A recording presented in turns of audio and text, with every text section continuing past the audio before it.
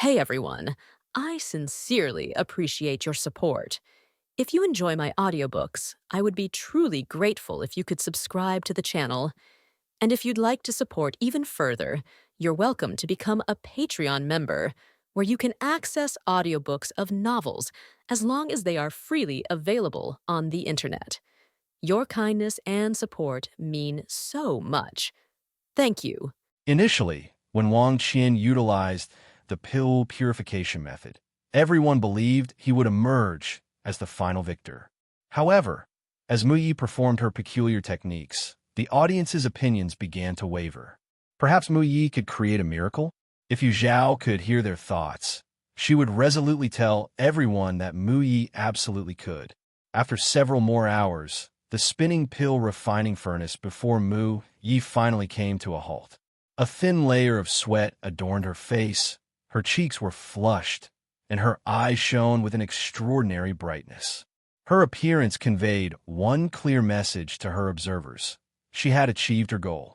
The Greenwood sect elders felt like their hearts were being clawed at, desperate to uncover the assessment results immediately. Suddenly, bang! One of the Pill Hall disciples' pill refining furnaces exploded without warning. The spectators barely gave it a glance before averting their eyes. With the assessment nearing its end, furnace explosions had become all too common. Out of the initial 400 participants, fewer than 200 remained standing at their stations. Amid the crowd's anticipation, Elder Luo once again ascended the platform at the sect square. The assessment time is up. All disciples, cease your pill refining, he announced. As his voice faded, Elder Luo waved his sleeve. An invisible force enveloped the square, extinguishing the spiritual flames in the hands of disciples whose refining processes had not yet concluded due to mistakes. Some sighed in disappointment, while others brimmed with confidence. Focused entirely on his own refinement, Wang Qian was unaware that Mu Yi had also employed a unique pill refining method during the assessment. He cast a lofty glance at her and sneered. Mu Yi, remember to perform a grand salute when you see me in the future and respectfully address me as the young sect master. Mu Yi rolled her eyes. Having spent an entire month refining pills without rest, she felt too drained to speak, let alone argue with a fool. Wang Qian gritted his teeth and growled, Mu Yi, I'll let you bask in this brief moment of pride. Soon, you won't even be able to smile. Mu Yi responded flatly, if you're sick, get treated. Don't come here to throw a tantrum. You. Elder Luo's sharp gaze swept over them. Silence.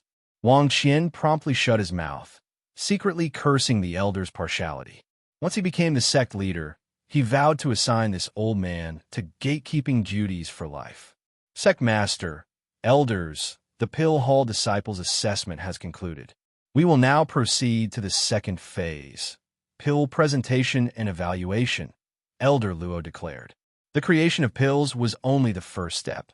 Successful refinement required further judgment of their color, fragrance, and medicinal potency. Even among successful pills, there were distinctions of superior, intermediate, and inferior grades.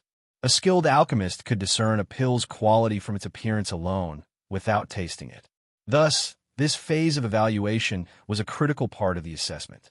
Participant number 3, Cheng Dao, step forward to present your pill. Numbers 1 and 2 had failed due to various issues, making Cheng Dao the first to present his work. Cheng Dao carefully placed his freshly refined pill onto a white jade tray and walked forward with measured steps, holding the tray slightly raised. Sect Master, Elders, please examine this third-grade blood replenishing pill that I have refined. His hands trembled slightly, causing the round pill to roll gently within the tray, producing faint clinking sounds. The elders seated on the high platform nodded subtly. Despite his nervousness, Cheng Dao's performance remained unaffected. The pill's smooth rolling in the tray indirectly testified to its quality, as it had no visible deformities or roughness. Cheng Dao, your assessment grade is intermediate superior, declared the Pill Hall elders after a brief telepathic discussion. Thank you, elders. Cheng Dao let out a deep, relieved breath, his excitement evident. He knew he couldn't compete with the prodigious talents of junior sister Mu Yi or junior brother Wang Qian. Thus, achieving an above-average evaluation left him completely satisfied. Senior brother Cheng actually got an above average this time. His spirit herb allowance for the next year is secured, someone exclaimed. Senior brother Cheng has always been skilled. He just underperformed in the past because of his nerves. Senior brother Cheng is amazing. Voices of admiration echoed around him. Disciples of the Pill Hall who failed the assessment gazed at Cheng Dao with envy. Their results directly affected their sect benefits. Those who didn't complete the assessment would face reduced spirit herb allowances and limited access to the alchemy rooms. Qi Miao Miao, below average. Bai Zhou, poor. Lin Lang, very poor. One by one, disciples presented their alchemy results, and the crowd around the pill furnace gradually thinned. The atmosphere shifted subtly. Elder Wang tried to maintain a calm demeanor, even forcing a smile, but his gaze kept darting toward Mu Yi, who stood beside Wang Qian. Anxiety gnawed at him. What was Mu Yi scheming? Could her tricks jeopardize Qianer's chances? The 438 participant, Wang Qian, stepped forward to present your pill. Finally, the moment everyone was waiting for arrived. Spirits lifted, and all eyes focused on Wang Qian. With a confident, mischievous smile, Wang Qian smacked the side of his pill refining furnace. A single pill, smooth and lustrous with a radiant glow, shot into the air before landing squarely on a tray in his left hand. The crowd gawked in shock.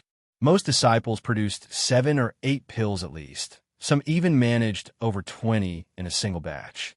Never had they seen a furnace yield only 1 pill. The elders on the high platform responded with far more excitement. While rare, producing a single pill wasn't unheard of. Such pills often concentrated the essence of the entire batch, their potency and value greatly enhanced. Wang Qian's departing fire pill, further refined through a second purification, exhibited extraordinary potency.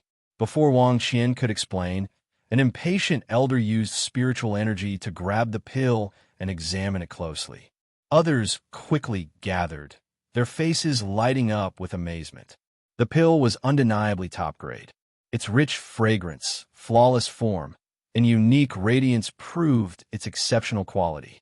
For the elders, creating a pill of this caliber wasn't particularly difficult.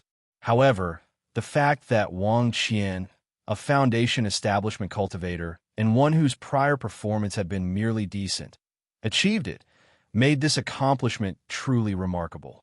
I believe Wang Qian's result deserves an outstanding grade, one elder declared. Agreed. I concur. Elder Wang's face twitched as he tried to suppress a grin.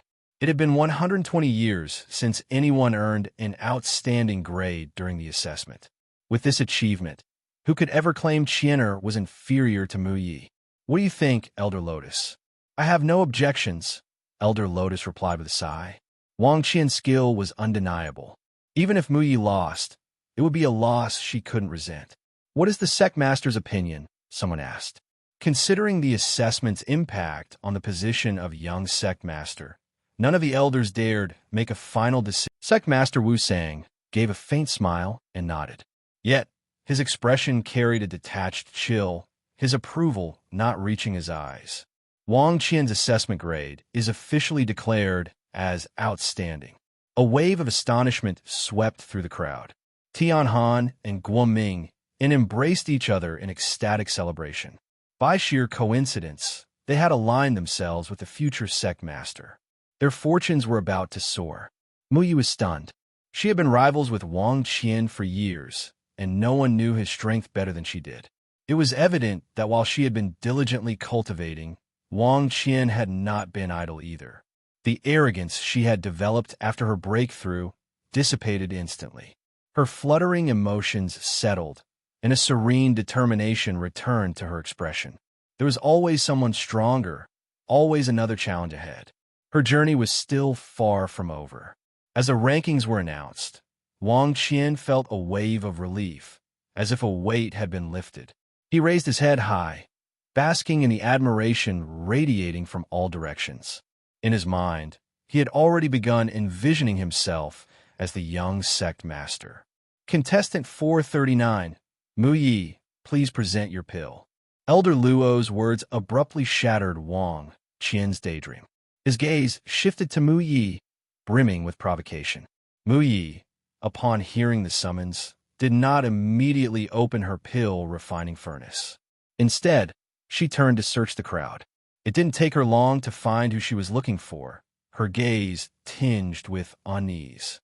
Standing among the disciples of the medicine hall, Zhao offered Mu Yi a reassuring smile and a firm nod. Believe in yourself. You can do it. Receiving the silent encouragement, Mu Ye's resolve solidified. She nodded back at Zhao before turning to open the furnace. From within, she carefully retrieved 2 pills, one black and one white, and placed them on a tray. As the pills were revealed, the vast plaza erupted into an uproar. That's strange. Why are Mu Ye's pills different colors? And there are 2 of them. Could she have messed up the refinement? They don't look like failures. Did she and senior brother Wang agree to only pull out their big moves during the assessment? The elders of the Greenwood sect, who had been speculating about Mu Ye's unusual refinement technique, now stared at her pills with heightened curiosity. Could this technique produce pills with extraordinary effects? When they saw the result, 2 pills of different colors refined in the same furnace. It was a first even for them. Wang Qian and Elder Wang's initial smugness evaporated. Their expressions darkened as unease crept into their hearts. They had assumed defeating Mu Yi would be a breeze, but her unique approach to pill refining had instantly leveled the playing field. Mu Yi calmly carried the tray to the high platform, her demeanor poised as she addressed the elders. Disciple Mu Yi presents the 3-grade pill, the 5 poisons pill. Before she could say more, Elder Lotus and another elder acted swiftly, each snatching one of the pills from the tray. Elder Lotus held the white 5 poisons pill. Its luster and texture were exquisite, comparable to Wang Qian's departing fire pill. She rubbed a small amount of powder from the pill with her spiritual energy and tasted it at the tip of her tongue. Yes, it had the taste of poison. The other elder compared the black 5 poisons pill, noting that aside from the color, it was identical to the white one. The elders were astounded. If the pills were the same, why were their colors different? They looked collectively at Elder Lotus, signaling her to ask the question on everyone's mind. Elder Lotus, equally curious, asked, Mu Yi, your 2 5 poisons pills have different colors. Is there a specific reason for this? If it was merely a difference in appearance, Mu Ye's assessment would not score too highly, certainly not enough to surpass Wang Qian. In other words, Wang Qian could still claim victory in this round. The most nervous person at that moment wasn't Mu Yi, it was Wang Qian. His fists clenched, and his heartbeat thundered in his ears. Please don't let there be a reason. Please don't. There is. Mu Yi held up 2 small pills, her calm voice breaking the silence around her. Both of these pills are 5 poisons pills. Consuming either one will lead to poisoning. However, if the second pill is taken within a certain period, it neutralizes the poison. Separately, they are toxic, but together, they cancel each other out. This is what I call the yin-yang 5 poisons pills. The crowd froze, stunned into silence. Yin-yang 5 poisons pills, creating both a poison pill and its antidote simultaneously with the same set of ingredients? Was such a feat even possible? Impossible. You couldn't have achieved this. Wang Qian snarled, his face twisted in disbelief. As an alchemist himself, Wang Qian understood the magnitude of this concept. If true, it meant that while he was still perfecting borrowed techniques, Mu Yi, his peer, had created an entirely new school of alchemy. Such an accomplishment would make Mu Ye's name echo throughout the alchemy world. Mu Yi met his gaze calmly. Just because you can't doesn't mean I can't. This was her achievement, and she wasn't going to shy away from it. No, I refuse to believe it. Wang Qian roared, his voice hoarse. He tried to charge at Mu Yi, but Elder Luo stopped him in his tracks with a mere thought, freezing him in place. Elder Wang rose from his seat, wanting to intervene. But seeing Wang Qian's frenzied state, he hesitated, his sorrow and helplessness evident. Releasing him would only worsen the situation. The disciples of the Greenwood sect exchanged uncertain glances. Many of them had never heard of such alchemical techniques before and were naturally skeptical. Their doubts mirrored those of several elders present. Could a Foundation establishment disciple like Mu Yi truly pioneer a revolutionary alchemical method with just her own insight? Elder Lotus voiced the question that lingered on everyone's minds. Mu Yi, do you have a way to prove the miraculous properties of your yin-yang 5 poisons pills? I do, Mu Yi replied confidently. Master, please hand me the 2 pills. With a gentle smile, Elder Lotus placed the black and white pills back onto Mu Ye's tray. Without hesitation, Mu Yi picked up the black pill and swallowed. Her complexion turned an alarming shade of green, her lips darkened, and her body stiffened as she collapsed backward. Sect Master Wu sang.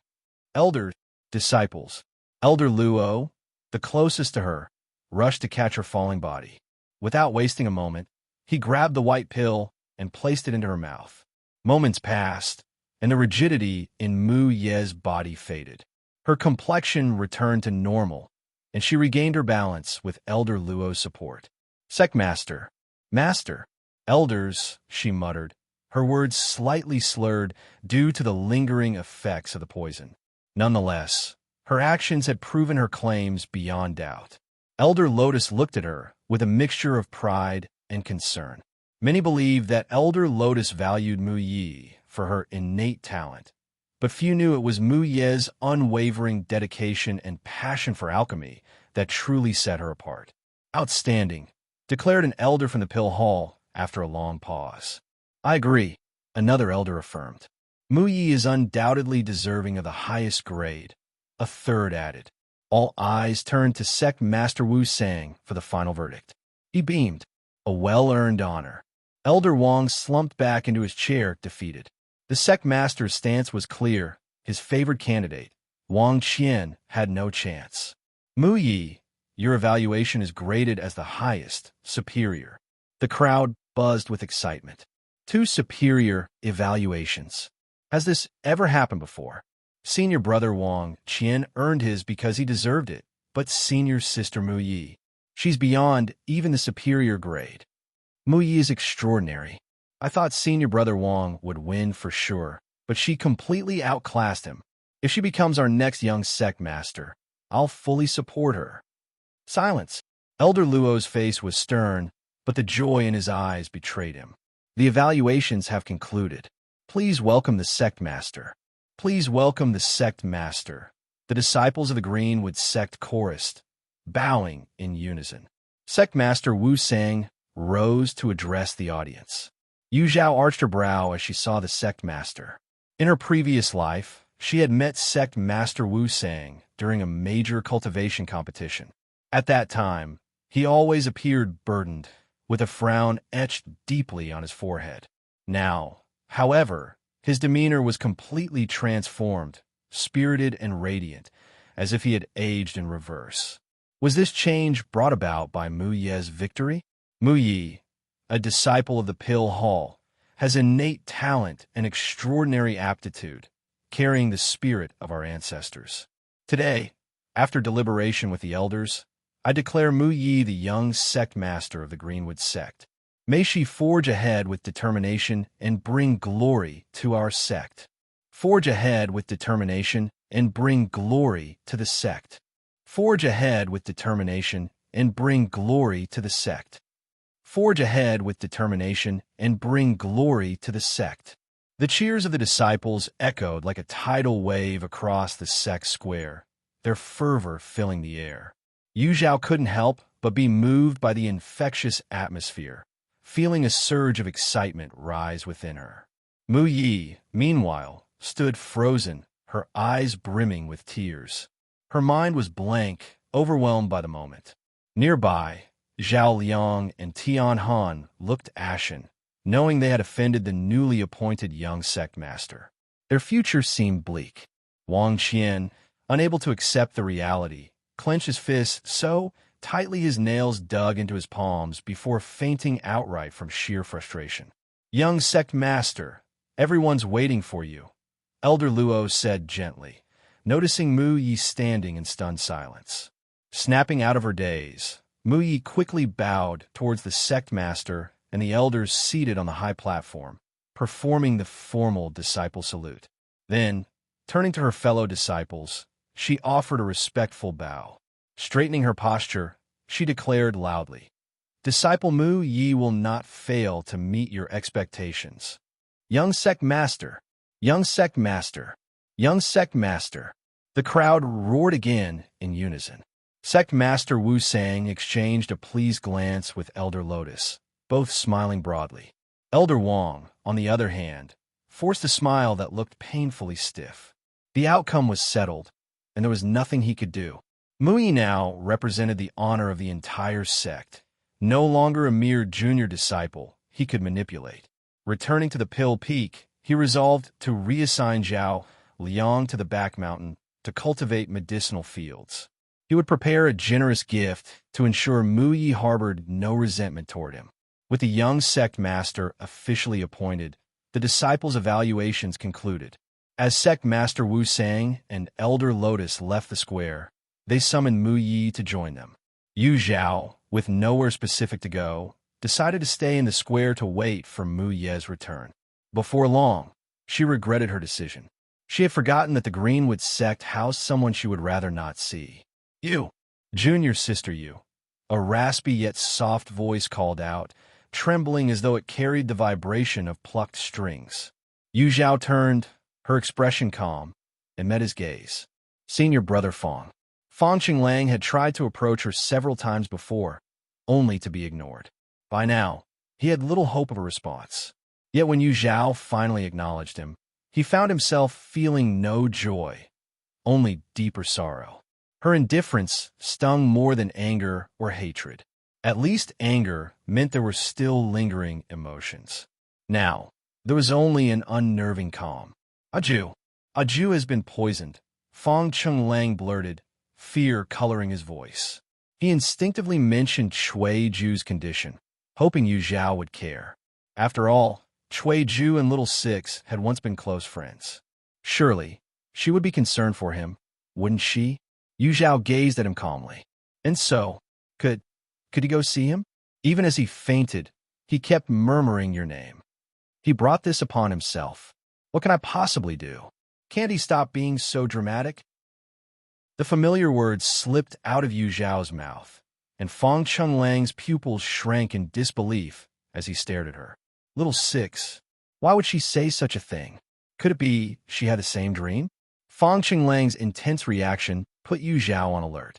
The words she just said were not her own, but had once been spoken by Chui Ju to her. That time, her fifth senior brother, Quan Yi, had been manipulated by Ye Cong Xin. Using a sparring match as an excuse, he deliberately broke her right hand and clavicle. He then mocked her for having schemes, but lacking real skill. Filled with grief and pain, she had sought Chui Ju to confide in, only for him to shut her out and have Fong Qinglang deliver this very line. From that day forward, Yu Zhao never again complained about her hardships. She realized no one on Lone Moon Peak would feel sorry for her.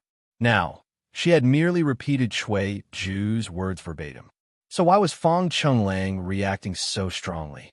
Suspicion stirred within Yu Zhao's heart. She hesitated, debating whether to ask him about it, when an enthusiastic male voice interrupted her thoughts. "Fong Daoyu, I am Yu Fei, a disciple of the Greenwood Sect's Martial Hall. I've heard you're known as the Sword Gentleman. May I have the honor of sparring with you?" A defiant young man led several Martial Hall disciples and blocked the path behind Fong Qinglang.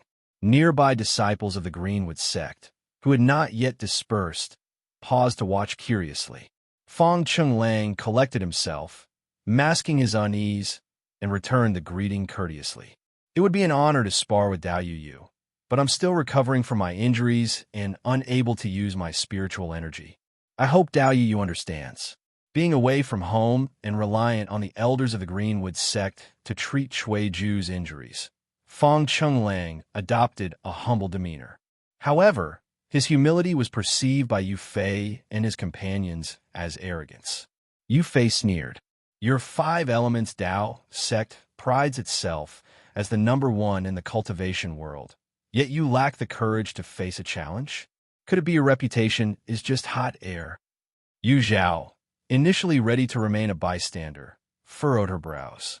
It was one thing for Yu Fei to challenge Fong Chenglang, but dragging the entire five elements Dao sect into this was unacceptable. Fong Chenglan's expression hardened. Dao Yu, this is a personal matter and unrelated to my sect. Please choose your words carefully. Yu Fei was unaware that besides Fong Chenglang, another disciple of the five elements Dao sect was present. All he saw was an opportunity to defeat a sect member in front of witnesses, which would greatly enhance his own reputation. Whether Fong Chenglang was injured or his words too sharp, these were concerns far from his mind. Careful words? Don't you think that's laughable? Either face me honorably and defeat me, or admit that your sect's reputation is undeserved. Don't think using your sect's name will scare me. I, Yu Fei, am not so easily intimidated. Fight! Fight! Fight! The disciples behind Yu Fei began to chant loudly. Others nearby, unaware of the details, joined in the uproar. Fong Chenglang was suddenly thrust into the spotlight. His face grew somber, and turmoil churned in his heart. He wasn't making excuses. His detoxification treatment had drained his vitality. His spiritual energy had yet to recover, and his meridians were as fragile as cicada wings. At best, he could perform at 1/10 of his usual ability. Forcing a fight would only guarantee defeat, but the entire five elements Dao sect reputation was on the line. Refusing the challenge would disgrace the sect. No matter what choice he made, the outcome seemed disastrous. He found himself trapped in a dilemma. Fong Chenglang, are all disciples of the five elements Dao sect as timid and cautious as you? If so, what right does your sect have to claim the top rank? From now on, you should stay beneath our Greenwood sect. Ha ha. Ha ha ha. The mocking laughter echoed in Fong Chenglan's ears, making his hesitant gaze suddenly firm. The honor of the five elements Dao sect was not something anyone could trample upon. Even if it meant risking his life, he would uphold the sect's dignity. Just as he was about to grit his teeth and accept the challenge, Yu Zhao clicked her tongue, drawing everyone's attention. Yu Fei, if you want to make a name for yourself by stepping on Fong Chenglang, I have no objection. But dragging the reputation of the five elements Dao sect into this, do you really think we have no one to stand up for us? In truth, Yu Zhao felt little attachment to the five elements Dao sect. However, it was a place senior sister Zhao Jin you had been willing to lay down her life to protect. Moreover, before Yu Zhao embarked on her journey, Sect Master Ji Yuan had generously provided her with a large number of spirit stones, saving her a lot of trouble. Even if just for these two people, she couldn't allow the sect to be maliciously slandered. Oh, are you also from the five elements Dao sect? Yu Fei and his companions froze in surprise. Wasn't it said that only 2 disciples from the five elements Dao sect were recovering in the sect? Or had this third person suddenly appeared? And a woman, no less. Yu Fei scrutinized Yu Zhao from head to toe, his eyes gleaming. Could it be that you're Zhao Jinyu of the five elements Dao sect? As the sect master's first disciple, Zhao Jinyu's reputation in the cultivation world rivaled that of Fong Chenglang. Yu Zhao chuckled lightly. I'm not senior sister Zhao. My name is Yu Zhao, an inner disciple of the five elements Dao sect. A look of disdain flashed in Yu Fei's eyes. He dragged out his words. Oh, so you're just an inner disciple. Just as the Greenwood sect had divisions between their Pill Hall, Medicine Hall, and Martial Hall, the disciples of the five elements Dao sect also had hierarchical distinctions. Naturally, the title of an inner disciple couldn't compare to that of a personal disciple. Yu Fei's challenge was aimed at Fong Chenglang, who bore the title of a personal disciple. What? I don't mind you being from the Martial Hall, yet you, a Martial Hall disciple, look down on us inner disciples. Yu Zhao feigned astonishment. Arrogant. Yu Zhao's words struck a nerve with Yu Fei and his fellow Martial Hall disciples. They were already frustrated by the lower prestige of Martial Hall disciples compared to those of the Five Elements Dao sect. Now, for a mere Golden Core beginner inner disciple, to provoke them was akin to a slap in the face. Yu Zhao, if you don't apologize, don't blame me for being rude, Yu Fei snarled. Yu Zhao raised a hand and beckoned with her finger. Bring it on. Little six. Fong Qinglang was shocked. Setting aside the others, Yu Fei's cultivation at the late stage of the Golden Core realm alone made him an overwhelming opponent for Yu Zhao. Her provocative words had now ignited the fury of the entire group, ensuring she'd face severe consequences. Fellow cultivators, my junior sister spoke rashly just now. I hope you can. Fong Qinglang tried to mediate, hoping to quell the anger of the Greenwood sect disciples. However, his words met a pair of disappointed eyes. Fong Qinglang. He froze mid-sentence. Not again. What? Not again. Yu Zhao stared at him, her expression unreadable yet complex. Fong Qinglang. In your eyes, my words have always been insignificant. Even after I proved myself in the marsh forest, you still refuse to acknowledge my abilities. Wake up. I'm no longer the same Yu Zhao I used to be. Now, I don't need to depend on anyone, and my words are never without reason. Fong Qinglang stood as if struck by lightning. Had he made another mistake? Yu Zhao took slow, deliberate steps past him and stopped directly in front of Yu Fei, standing face to face. Though her figure wasn't towering, she radiated an intangible strength that compelled respect. Yu Fei, if you lose, remember to apologize to the Five Elements Dao sect. Yu Fei responded with a sneer. I won't lose. Their gazes clashed like sparks, and in the next instant, both figures vanished from sight. They're fighting. Quick, move aside. Back up, back up. Go on, don't block the way. Fong Qinglang, dazed and confused, felt someone drag him to the side. Yu Zhao's words kept echoing in his mind. Despite his mocking words about the Five Elements Dao sect, Yu Fei was deeply cautious. He stepped back, holding a defensive artifact in one hand while forming a defensive incantation with the other. His divine sense scanned the surroundings over and over. Once, twice. Huh, where is she? The disciples of the Greenwood sect widened their eyes in disbelief. In the blink of an eye, Yu Zhao had disappeared from the vast plaza. The elders, who had dispersed earlier, hurried back upon hearing the commotion. They weren't there to intervene, but rather to observe and learn. The Five Elements Dao sect had dominated the sect competitions for several years, and word had it their current disciples were even more exceptional than before. The elders were eager for this rare glimpse of their prowess, and saw no reason to interfere. However, when they arrived at the plaza, they were greeted by an eerily quiet scene. There were no sounds of fierce battle. Gathering together, they swept the area with their divine senses, and their initial excitement turned into disappointment. This match had no suspense. Why? Because Yu Fei's opponent was nearly on top of him, yet he remained oblivious, still scanning the field for any sign of her. When did the Five Elements Dao sect gain a disciple skilled in illusion techniques? How can anyone fight against that? An elder sighed. Strange. Her cultivation is only at the early Golden Core stage, yet her illusions seem flawless, enough to deceive even Yu Fei, who is at the late Golden Core stage, another observed. Illusions don't rely solely on spiritual energy, but on the strength of the soul. Clearly, her soul's strength far surpasses that of others at her level. Another prodigy, one muttered in awe. Even the weakest of the Greenwood sect elders were in the early, nascent soul stage.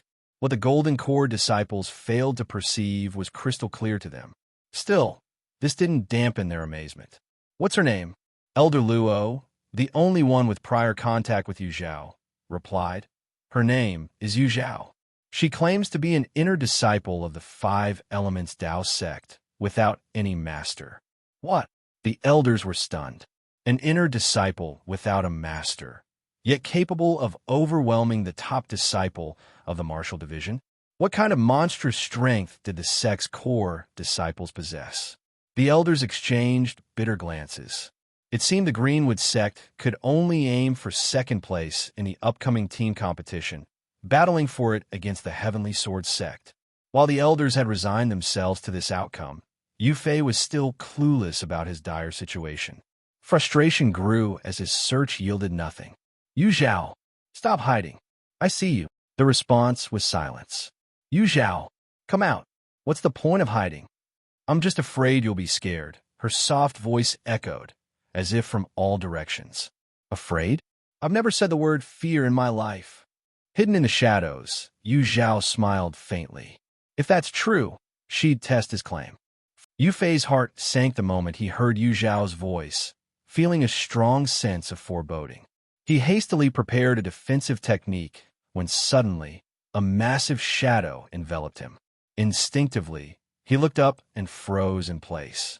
A giant, nearly 10 zhang tall, loomed over him, its massive, cold eyes piercing into his soul. Upon closer inspection, the giant looked exactly like Yu Zhao. A chill ran down Yu Fei's spine. Gritting his teeth, he bit down on his tongue and, without hesitation, took flight to escape. Whoosh! The deafening sound of wind howled around him. A gigantic footprint descended from above, threatening to crush him. Yu Fei pushed his speed to its utmost limit, narrowly evading the attack. Just as he thought he had escaped, an enormous hand reached for him. From his perspective, it was as though a mountain was crashing down on him, its sheer size and force overwhelming his senses. Realizing that merely dodging was futile, Yu Fei clenched his jaw, infused spiritual energy into his defensive artifact, and launched himself like a meteor towards the giant Yu Zhao. Yet, the anticipated collision never occurred. Instead, two massive fingers pinched him mid-flight, immobilizing him completely. No matter how he struggled, the only sound was the creaking of his bones under immense pressure. A fear he had never felt before spread through him like wildfire. Is this it? Yu Fei thought, despair welling up. Is the reputation of the Five Elements Dao sect so terrifying that I can't even survive a single exchange? Before he could dwell on his humiliation, the giant Yu Zhao transferred him to her palm. Trapped within her grasp, Yu Fei's head was the only part visible, his face awash with shame and bitterness. Yu Fei attempted another desperate struggle, but it was utterly useless. Worse yet, the force binding him continued to grow, and he felt as though he was about to be crushed alive. This is just a sparring match. Is Yu Zhao really trying to kill me? Terror consumed him. Pride abandoned, he tried to surrender, only to find he couldn't utter a single word. Despair filled his eyes as tears began streaming down uncontrollably. No, I don't want to die, he screamed internally. Sect Master, Elders, someone save me. Yu Zhao, enough. Yu Fei has lost. Stop toying with him and give him some dignity. Elder Luo interjected, unable to bear the scene any longer. Losing is one thing, but this level of humiliation, Elder Luo thought, shaking his head. He feared that if this continued, Yu Fei might wake from the illusion unable to cope, leading to a shattered Dao heart. Truthfully, Yu Fei was talented and insightful, but his arrogance held him back. This battle, though harsh, might teach him a valuable lesson. Yu Zhao had no intention of pushing things too far. With Elder Luo's intervention, she withdrew her soul power, dissipating the illusion. The towering figure and her virtual presence vanished into the wind. Back in the sect's main square, silence reigned. No one dared to speak. It took Yu Fei a long time to recover from his shock. Staring blankly at his unharmed body, he could still feel the lingering sensation of death. Slowly, his gaze shifted to Yu Zhao, whose calm expression betrayed no emotion, and then to his fellow disciples, their eyes filled with sympathy. It was all an illusion. The disciples of the Greenwood sect watched Yu Fei's dazed expression, wanting to offer comfort, but unsure how. They hadn't witnessed what he experienced, only that after casting a defensive spell, he seemed to attack aimlessly, as if in a trance. Then, frozen in place, his face twisted with pain and terror. It wasn't until Elder Luo spoke, and Yu Zhao revealed herself that they understood what had happened. This little-known inner disciple of the five elements Dao sect managed to deceive everyone with her mastery of illusion techniques, ensnaring even Yu Fei in a spellbound state, unable to break free. Yu Fei was utterly defeated, so much so that it could only be described as a humiliating loss. It wasn't just Yu Fei who found this hard to accept. Even the disciples of the Greenwood sect were stunned. Fang Qinglang, too, felt as if he were dreaming. Even in his prime, Fang Qinglang would not have dared to claim victory against Yu Fei with the ease and elegance displayed by Yu Zhao.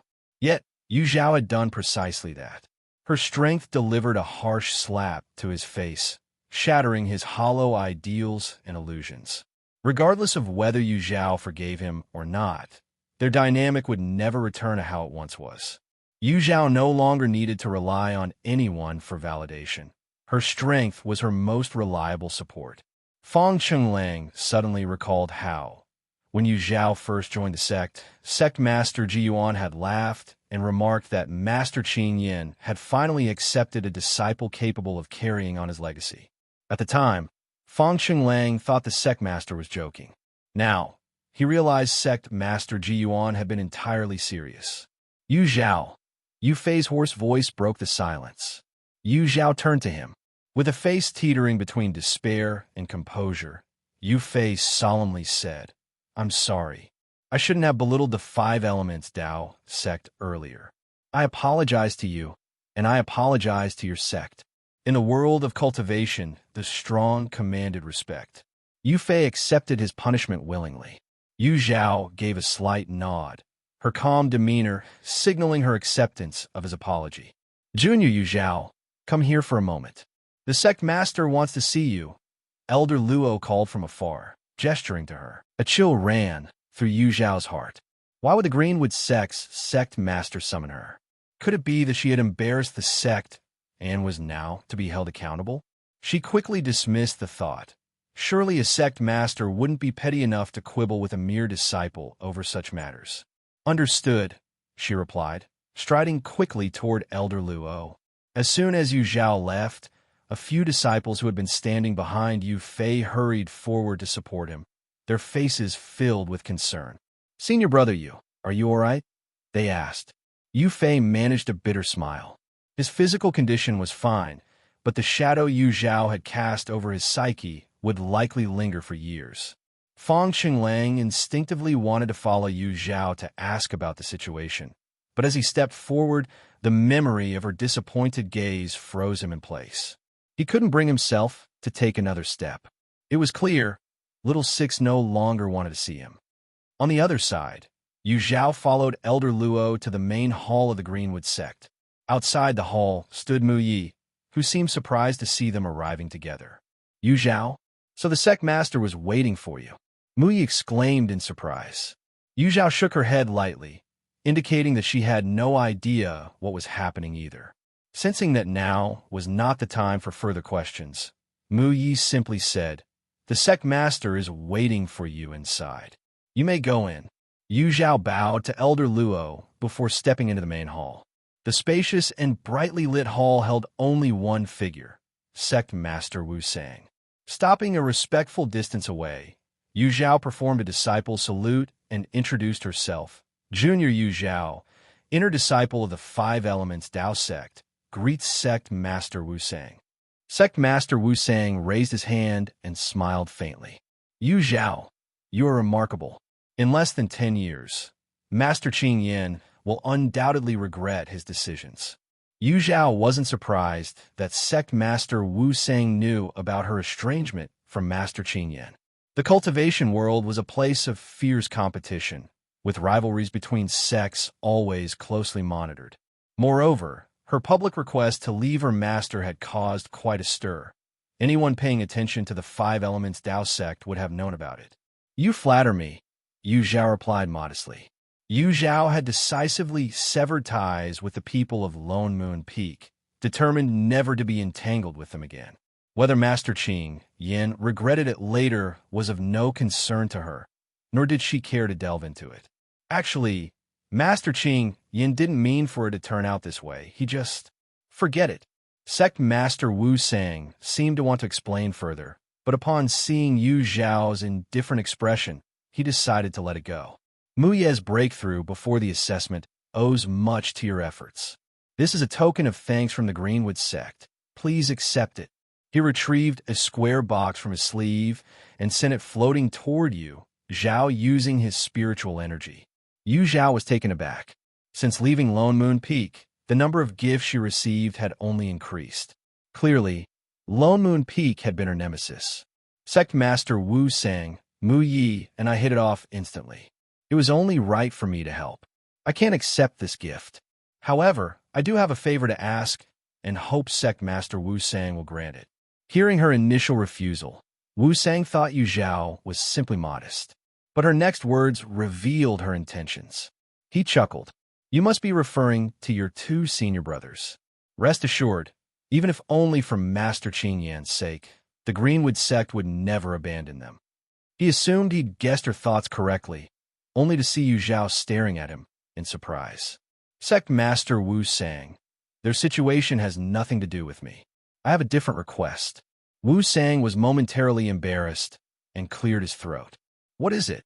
I would like to borrow your sect's alchemy room. Without hesitation, Wu Sang agreed. But moments later, he realized Yu Zhao was of the water spiritual root. Startled, he asked, You can refine pills? Now it was Yu Zhao's turn to feel awkward. No. Then why borrow the alchemy room? Yu Zhao forced a sheepish smile. To be honest, Sect Master Wu Sang, I want to use the alchemy room's fire vein to craft my life-bound artifact. I promise it's a one-time thing. It won't happen again. Sect Master Wu Sang was dumbfounded. In all his years as a sect leader, no one had ever dared to make such a bold request. Sect Master, I have no choice. Could you grant me this favor for Mu Ye's sake? Initially hesitant to make the request, Yu Zhao had observed Wu Sang's satisfaction with Mu Yi, the young sect master. She feared involving Mu Yi might tarnish her reputation within the sect. Hence, she decided to approach Wu Sang directly, ensuring Mu Yi wouldn't be implicated. You're audacious beyond measure, Sect Master Wu Sang finally said with a laugh, shaking his head. The heavy weight in Yu Zhao's heart lifted instantly. Fine, just this once, for Mu Ye's sake. Wu Sang flicked a stone token from his sleeve. This is the pass to Alchemy Room 39. Remember, this is the only exception. Yu Zhao caught the token with both hands, bowing deeply. Thank you, Sect Master Wu Sang. Take the gift box as well. I, as the Sect Master, am not petty enough to take back a gift once given. Wu Sang's words left no room for further refusal. Accepting the box, Yu Zhao thanked him once more before retreating respectfully. Watching her careful demeanor, Wu Sang couldn't help but shake his head with a smile, recalling her audacious request. What an interesting disciple. A pity she has a water, spiritual root. But at least she had helped preserve his cherished young sect master, leaving him with little regret. Wu Sang was confident that Mu Ye's future achievements would not disappoint. Yu Zhao, you're out. What did the sect master say to you? Mu Yi eagerly approached Yu Zhao the moment she emerged, curiosity sparkling in her eyes. Yu Zhao glanced around and saw that it was just the two of them nearby. With an air of seriousness, she clasped her hands and performed a formal salute toward Mu Yi. Greetings, young sect master. Mu Yi froze for a moment before bursting into laughter. Ahem, you may rise, she replied, trying to match the tone of playfulness. The two locked eyes and then laughed together. Mu Yi flung herself into Yu Zhao's arms, hugging her tightly. Yu Zhao, thank you. Truly, thank you for being here. Thank you for showing up when I needed you the most. Thank you for helping me without holding back. You're welcome. This is what you deserve, Yu Zhao said gently, patting Mu Ye's back. Though Yu Zhao didn't know what had occurred during the Pill Hall disciple assessment in her previous life, nor why Wang Qian had taken the position of young sect master, she had seen Mu Ye's hard work and dedication firsthand in this life. Mu Yi had earned her title. After calming her emotions, Mu Yi invited Yu Zhao to a celebratory banquet hosted by the sect disciples. However, Yu Zhao politely declined, explaining that she planned to refine her life-bound artifact in the artifact refining chamber. Mu Yi was initially surprised by Yu Zhao's choice, finding it hard to believe. But since Yu Zhao trusted her, she decided to reciprocate that trust wholeheartedly. She escorted Yu Zhao to the 39th artifact refining chamber and watched as the doors slowly closed. For some reason, she felt an inexplicable excitement. Even during the banquet, her thoughts frequently wandered to Yu Zhao, hard at work in the chamber. Young sect master. As the banquet was nearing its end, an unexpected figure appeared before Mu Yi. She raised an eyebrow. Senior brother Fong. Fong Chenglang hesitated briefly before voicing his question. Why isn't junior sister Yu with you? Fong Chenglang had met Mu Yi before in Dragon Roar Valley and knew that Yu Zhao had come to the Greenwood sect because of Mu Yi. Seeing Mu Yi at the banquet without Yu Zhao made him uneasy. She's occupied with something, Mu Yi replied, deciding to conceal Yu Zhao's artifact refinement. Mu Yi had noticed back in Dragon Roar Valley that Yu Zhao didn't seem particularly close to her so-called senior brother. Since Yu Zhao didn't want to interact with him, there was no reason for Mu Yi to divulge her plans. Fong Qinglang sensed Mu Ye's guarded and dismissive attitude. He forced a bitter smile and said, I mean no harm. I just want to know if she's safe. Mu Yi frowned. Senior brother Fong, what are you implying? Why would Yu Zhao be in danger within the Greenwood sect's territory? I'm not saying, and besides, with her strength, the only ones who could threaten her are the nascent soul elders. Are you suggesting that our sect elders might harm her? No, I didn't mean... Oh, I get it now. You think her time at the Five Elements Dao sect wasn't great, so you're worried she's constantly in danger. Senior brother Fong, maybe you should reflect on yourself. Have you shown Yu Zhao enough care? Have you reined in the behavior of your fellow disciples? Poor Yu Zhao. No wonder she doesn't want to return. Mu Ye's cutting words landed like daggers, leaving Fong Chenglang pale and trembling. Did she really say that she doesn't want to go back? He asked, his voice shaky. Would she really prefer staying in a foreign sect over returning to the one that raised her? Does she truly hate them that much? Hate them enough to sever ties with her own sect? Hey, don't jump to conclusions. She didn't say anything. That's just my guess. Mu Yi quickly added. Mu Yi glanced at Fong Chonglang's expression and instantly guessed that he had imagined something outrageous. She quickly denied it. Fong Chonglang forced a faint smile, clearly unconvinced by Mu Ye's explanation. Mu Yi felt a headache coming on.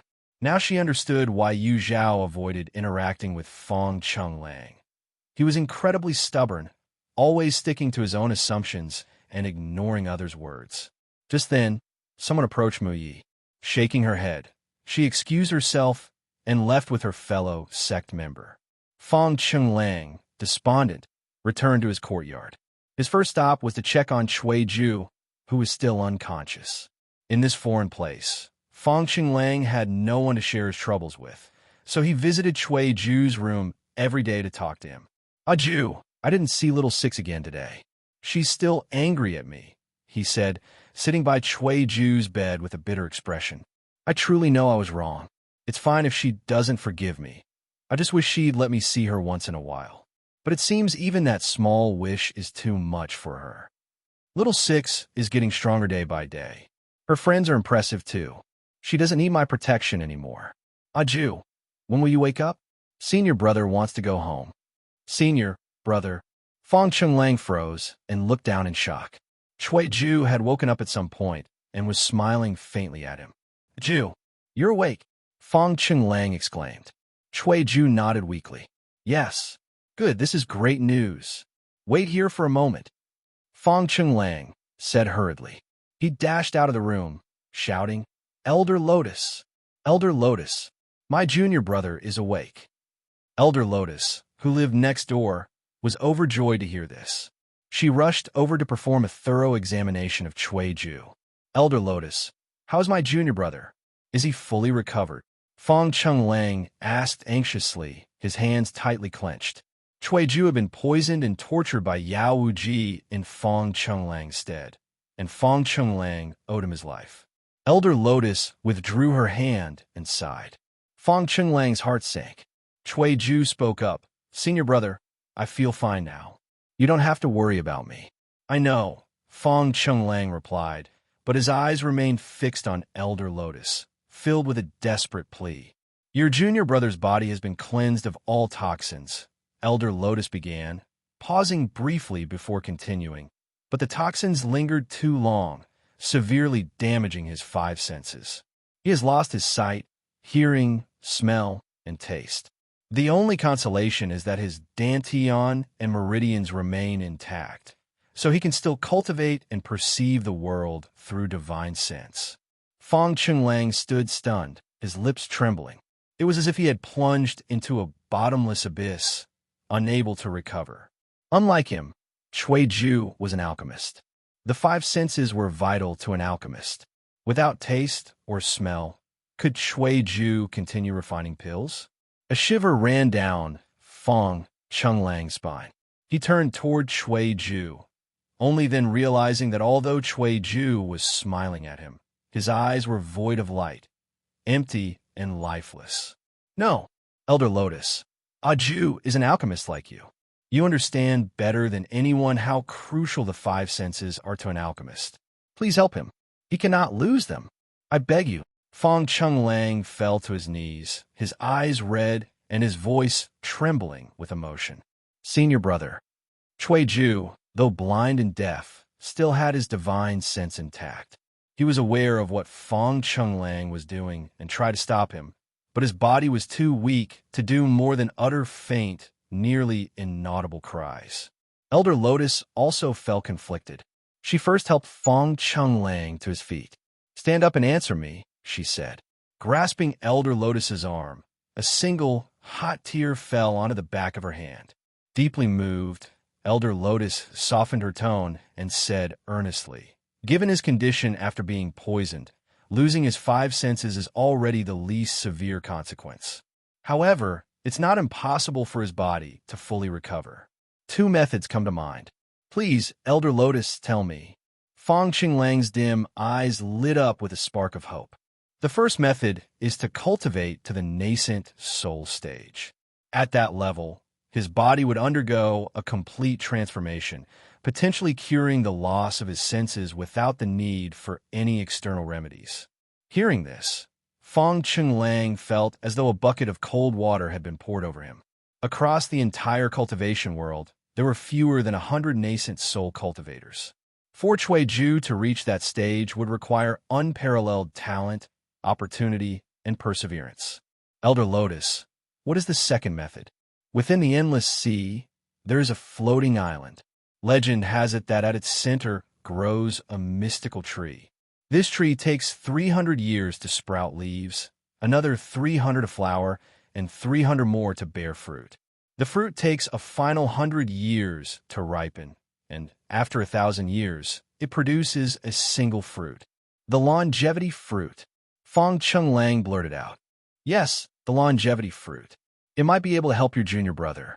However, the existence of this fruit is unconfirmed, and no one has ever seen it. It could just be a myth, Elder Lotus said hesitantly.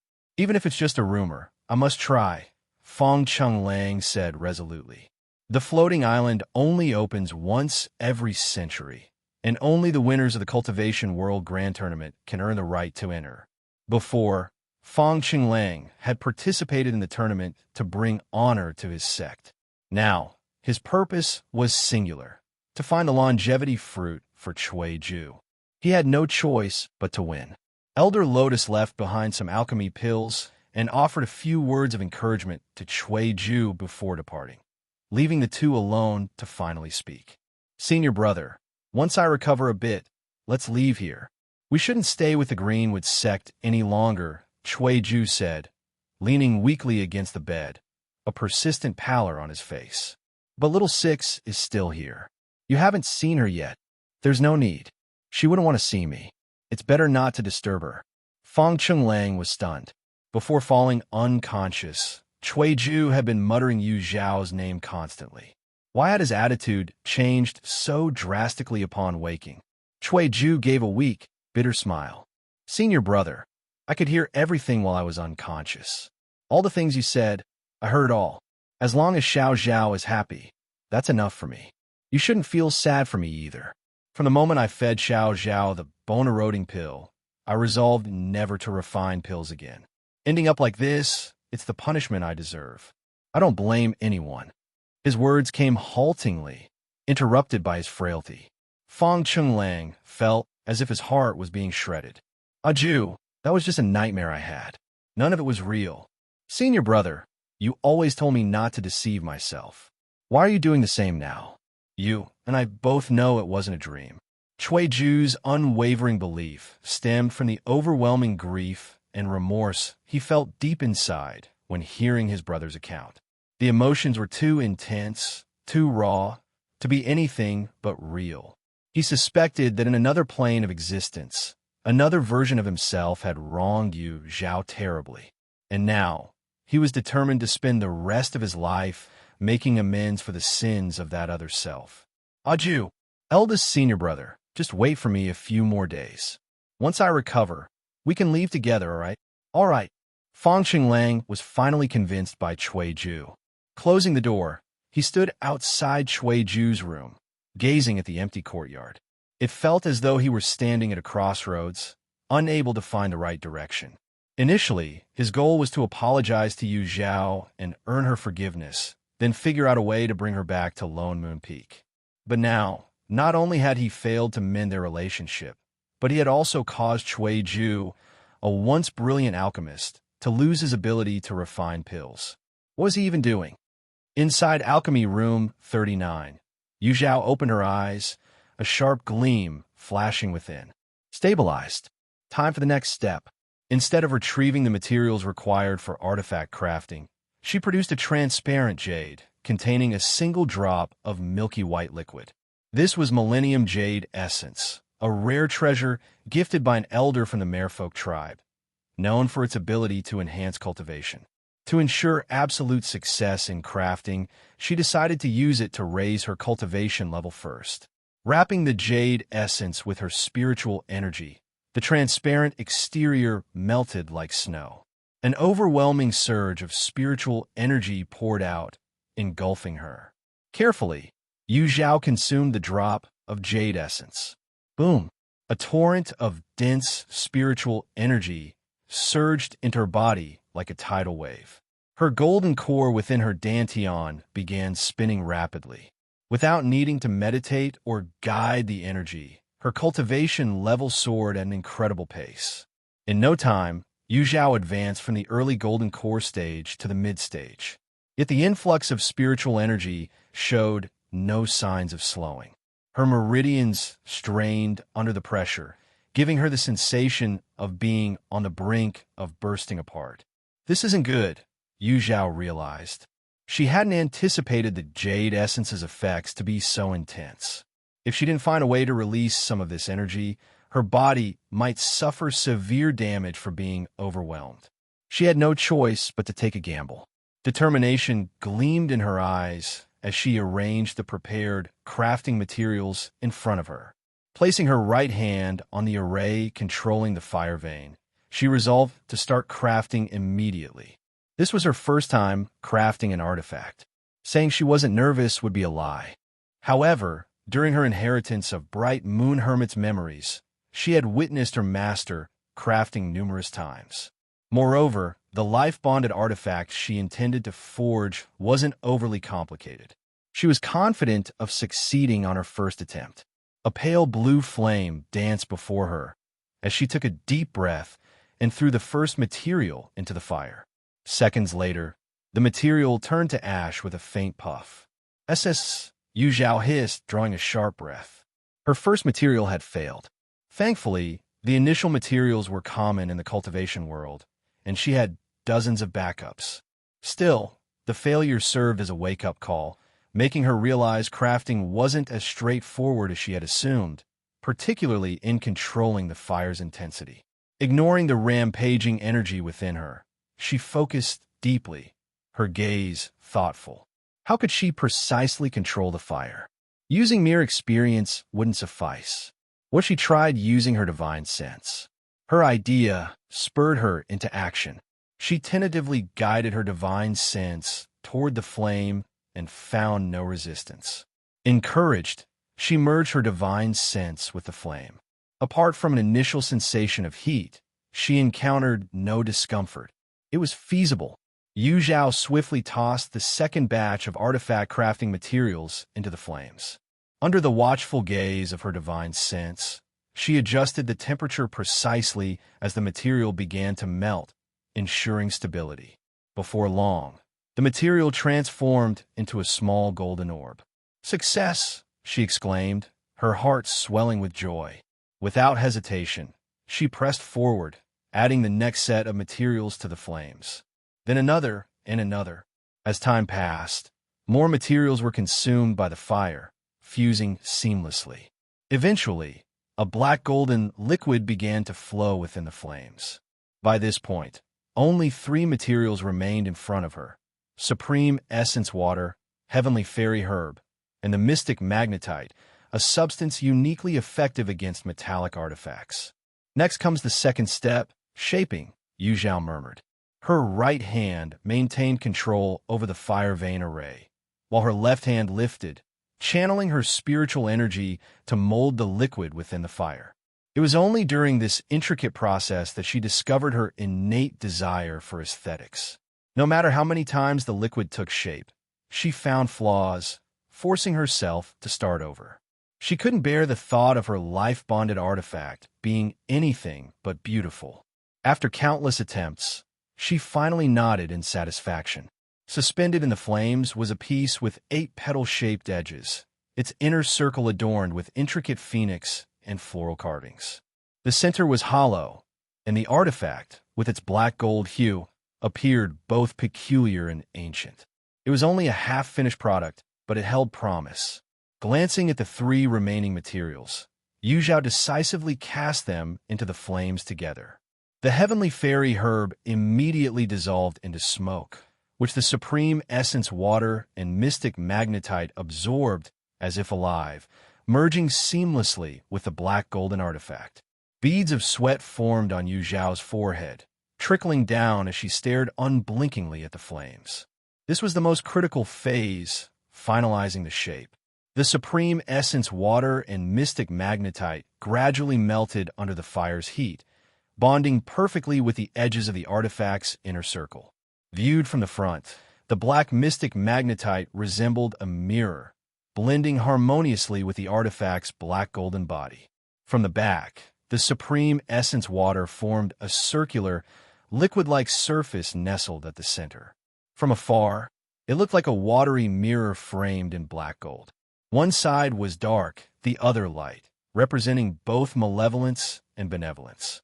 As the black golden water mirror solidified, Yu Zhao felt a faint yet profound connection with it. She smiled softly. "From now on, your name is Fleeting Life Mirror." The Fleeting Life Mirror trembled gently, emanating an aura of joy as if responding to its name. Yu Zhao lifted her right hand, extinguishing the flames. The mirror floated effortlessly into her palm. She traced its edge with her fingertips, her expression a mix of wonder and satisfaction. After years of planning and effort, she finally had a life-bonded artifact crafted by her own hands. She left her divine sense imprint on the mirror, her reluctance to part with it evident. Only after admiring it for a long moment did she remember to check her cultivation state. What she saw left her stunned. During the crafting process, she had unknowingly broken through another stage, reaching the late golden core stage. In less than 3 years, she had advanced from foundation establishment late stage through 3 realms. The news would undoubtedly shock many. But Yu Zhao knew the truth. Her progress had not come easily. Her swift advancements were partly due to fortunate opportunities in this life, and largely due to the foundation she had built in her previous one. In her past life, limited by her physical condition, she had struggled for results no matter how hard she worked. Now, those years of preparation bore fruit.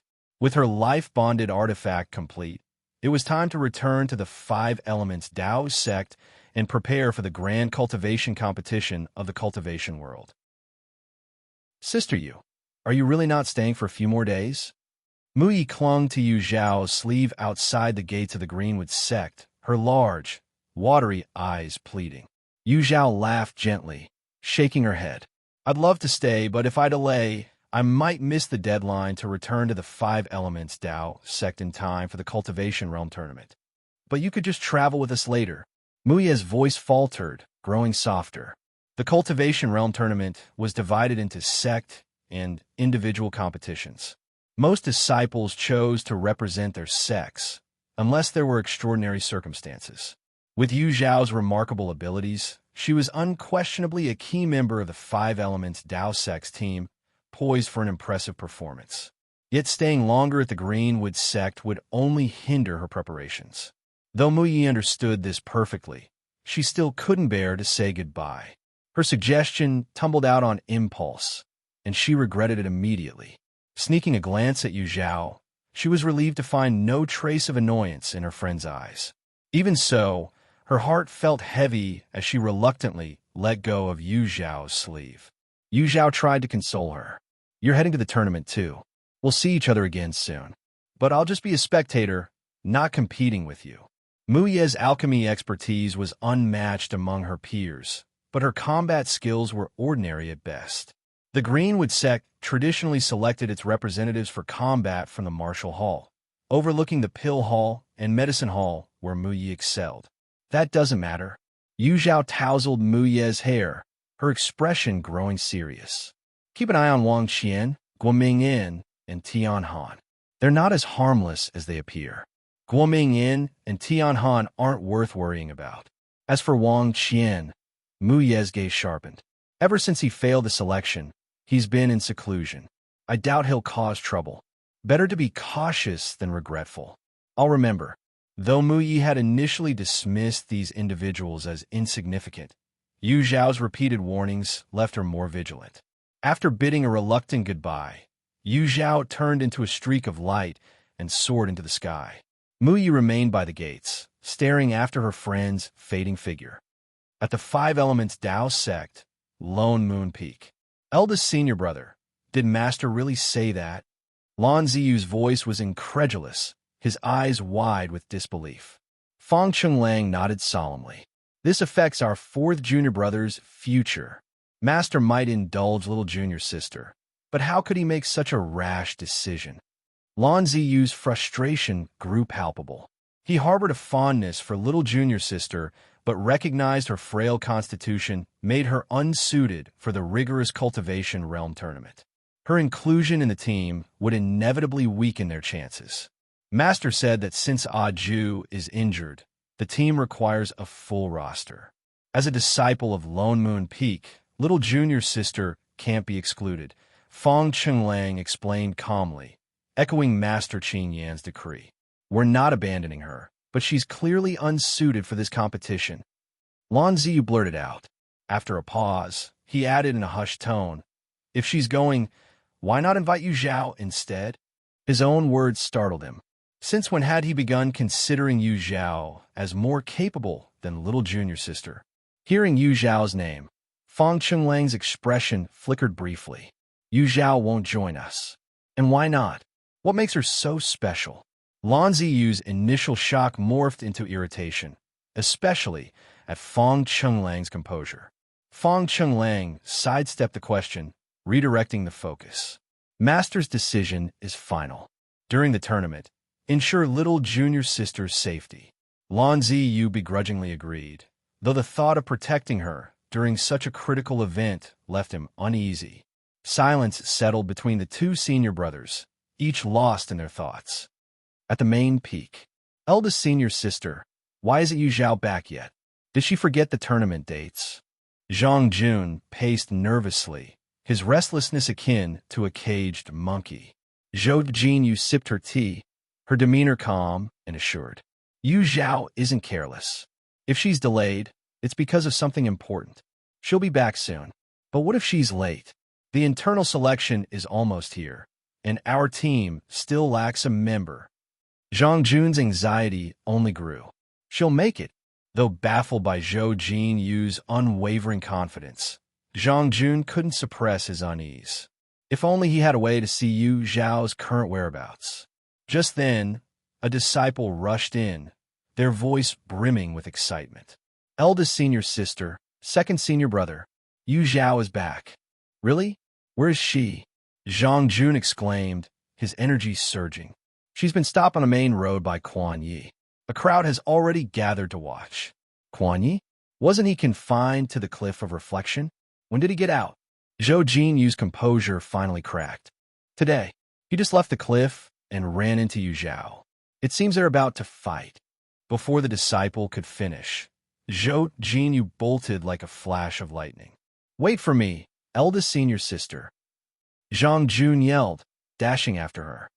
Outside the cliff of reflection, a throng of disciples encircled Yu Zhao, Quan Yi, and Ye Cong Xin, their faces filled with curiosity. Is that Yu Zhao? She reached Golden Core in just 2 years. Not just Golden Core, she's at least mid-stage. I heard Quan Yi was punished for damaging her spiritual foundation, but judging by her cultivation, that rumor seems false. It was common knowledge that a shattered spiritual foundation was almost impossible to mend, let alone swiftly. Yu Zhao's remarkable progress left many astonished, though her presence enraged Quan Yi and Ye Cong Xin. Ye Cong Xin, who had come to greet Quan Yi after his confinement, was seething. She had assumed Yu Zhao left to avoid embarrassment, fabricating reasons to regain favor within the sect. Yet here she stood, stronger, bolder, and more intimidating than ever. Seeing Yu Zhao return with such power only fanned Ye Cong Xin's resentment. The other person who struggled to endure this situation was Quan Yi. After 5 long years of reflection at the Cliff of Reflection, Quan Yi spent most of his time cultivating. Yet, no matter how disciplined he tried to be, his thoughts would invariably drift back to the same person. Yu Zhao, the woman whose foundation establishment he shattered with a single punch. He had regretted that reckless act every single day. The punch had left her gravely injured, and the guilt consumed him. He vowed that once his punishment was over, he would find her, apologize sincerely, and accept whatever retribution she demanded. But what greeted him upon his return?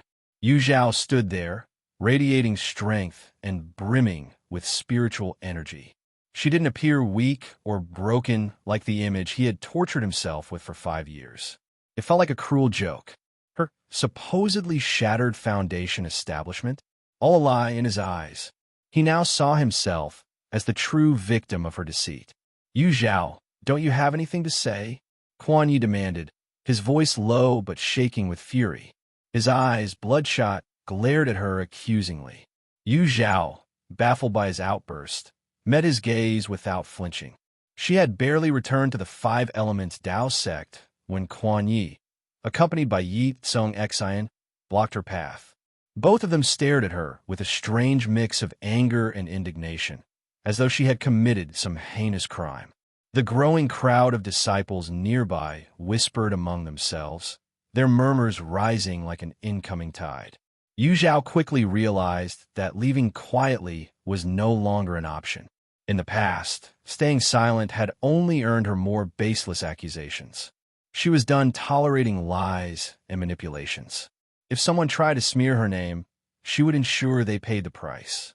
With a faint smile playing on her lips, she raised an eyebrow and asked calmly, "What do you want me to say? Forgive you? Sorry, I can't." You dare talk about forgiveness? Quan Yi roared. Your foundation establishment was perfectly intact, but you lied to me. Because of you, I suffered 5 years of punishment at the Cliff of Reflection. You're vile. Among the 5 senior disciples, Quan Yi was the most physically imposing. His path of body refinement made his voice naturally commanding. Even without shouting, his words carried far and wide, ensuring everyone present could hear. Ye Cong Xin, snapping out of her own brewing resentment, furrowed her brows as she chimed in. Senior sister Yu, since you weren't actually injured, why did you deceive everyone? Because of you, 5th senior brother was punished. Don't you think that was excessive? Their words painted Yu Zhao as a schemer, someone who manipulated others for her own gain. The murmurs among the surrounding disciples grew louder. So it was all fake. Yu Zhao is too much. Isn't she a golden core cultivator now? Shouldn't we call her senior sister Yu? Senior sister Yu? She has no integrity. I thought she had changed, but she's still the same. She doesn't deserve that title. Yu Zhao had always had a poor reputation within the Five Elements Dao sect. Even though Zhou Jinyu and others had defended her, most disciples trusted what they could see over any rumors. And with Quan Yi and Ye Cong Xin reinforcing the narrative, disdainful and mocking gazes fell on Yu Zhao like a storm. Ye Cong Xin's lips curled into a barely perceptible smile. She knew that no matter how talented Yu Zhao was, she could never regain her footing within the sect with Ye Cong Xin undermining her at every turn. Quan Yi, Yu Zhao said, her voice now icy. Did your years at the Cliff of Reflection fry your brain? Do I need to remind you of what happened 5 years ago? Her sneer cut through the tension like a blade. That day, it was your punch that shattered my foundation establishment and reduced my cultivation to the qi refinement stage. Fang Chenglang and others were there. They saw everything. And if I remember correctly, Ye Cong Xin, you were there too. All eyes turned to Ye Cong Xin, whose face stiffened for a moment before she composed herself.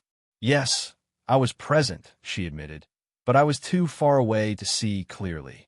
Yu Zhao smirked. Fine. Let's say you didn't see it. Quan Yi, did you also miss it? You, of all people, should remember the sound of a foundation establishment breaking. Quan Yi opened his mouth, but couldn't muster a response. How could he forget? That heart-wrenching sound still haunted his dreams, echoing in his mind countless nights. It was why his guilt consumed him, why he could never sleep peacefully. But Yu Zhao standing before him, unbroken and confident, it didn't align with his guilt-ridden narrative. It wasn't the Yu Zhao he knew. His voice faltered, trembling with desperation. Why don't you call me fifth senior brother anymore? The question caught Yu Zhao off guard, but before she could answer, one of the onlookers interjected. Senior brother Quan, Yu Zhao is no longer part of Lone Moon Peak. Quan Ye's eyes widened in disbelief. What do you mean? What do you mean you're not part of Lone Moon Peak? Where did you go? Yu Zhao stared at him, her expression unreadable. Was he panicking over losing her as a sparring partner? Say something. Quan Ye's voice cracked, and the veins on his forehead throbbed with intensity. His towering figure radiated such fury that several disciples instinctively stepped back in fear. Sensing the shifting mood, Ye Cong Xin spoke gently. Fifth senior brother, calm down. Don't scare senior sister Yu. But Quan Yi didn't even glance at her, his wild eyes fixed solely on Yu Zhao. There was something feral in his gaze, a bloodlust that only worsened with every passing moment. Yu Zhao immediately recognized the signs.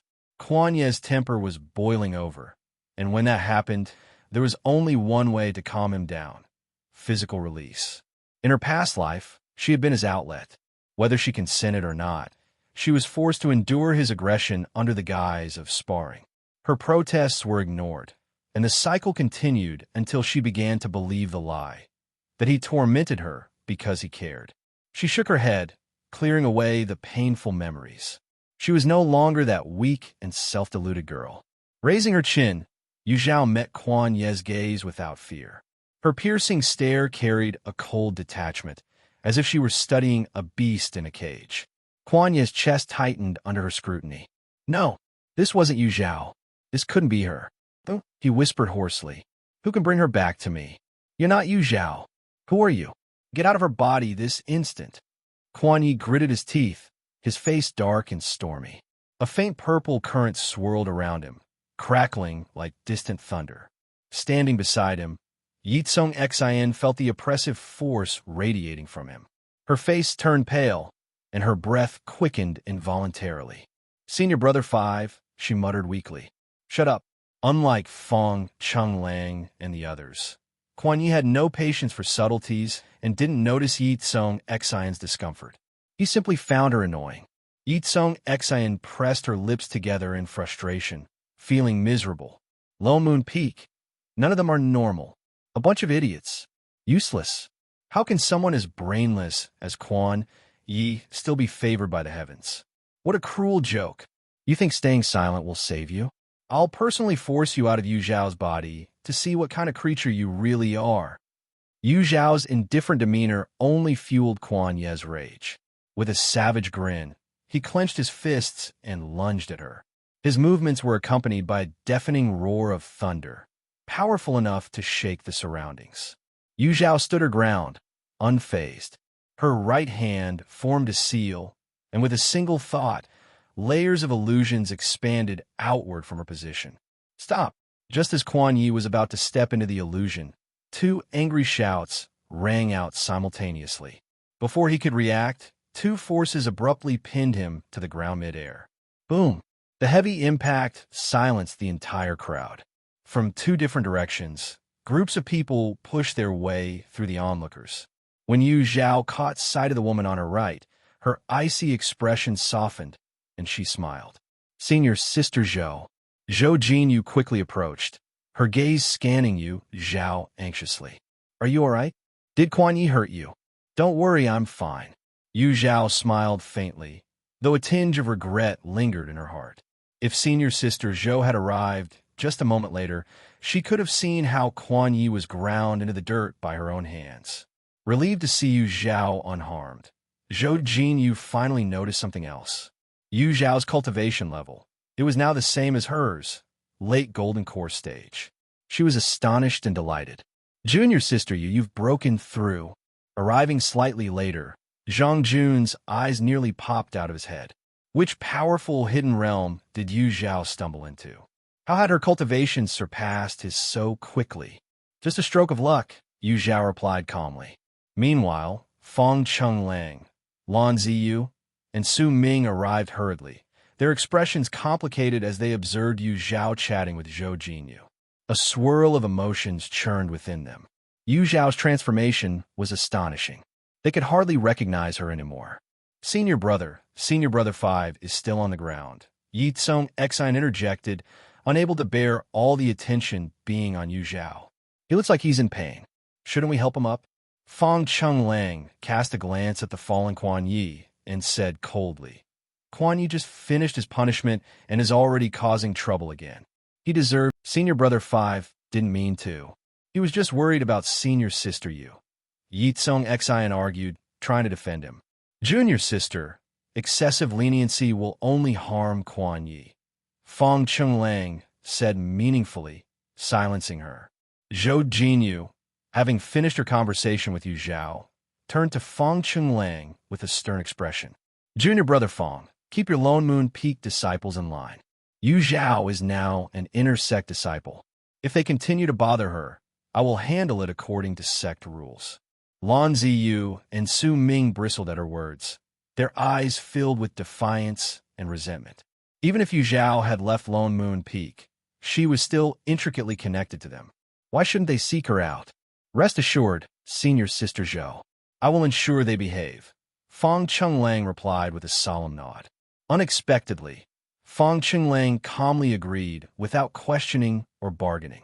Zhou Jinyu cast a suspicious glance at him before heading back to the main peak with Yu Zhao and Zhang Jun.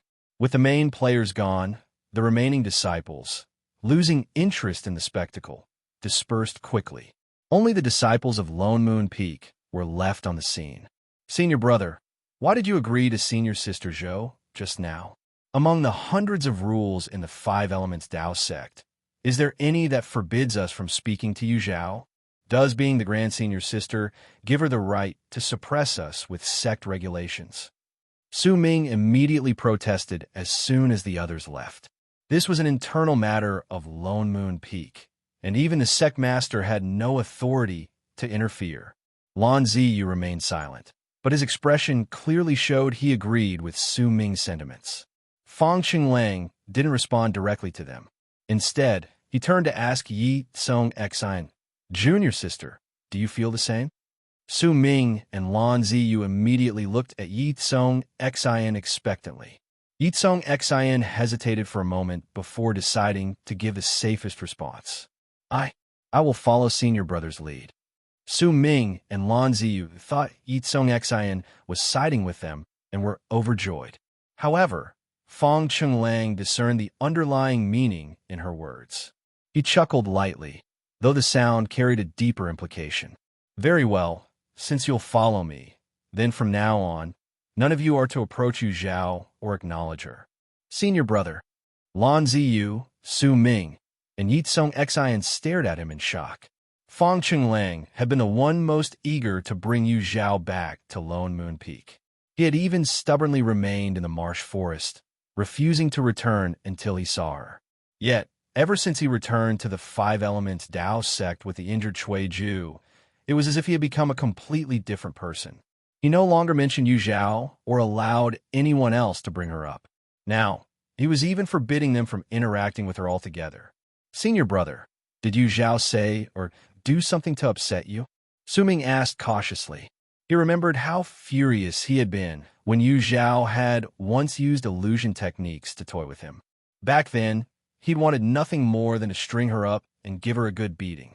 But after cooling down, he'd joined his senior brothers in searching for her. He suspected Fong Chenglang might have experienced something similar and was still angry.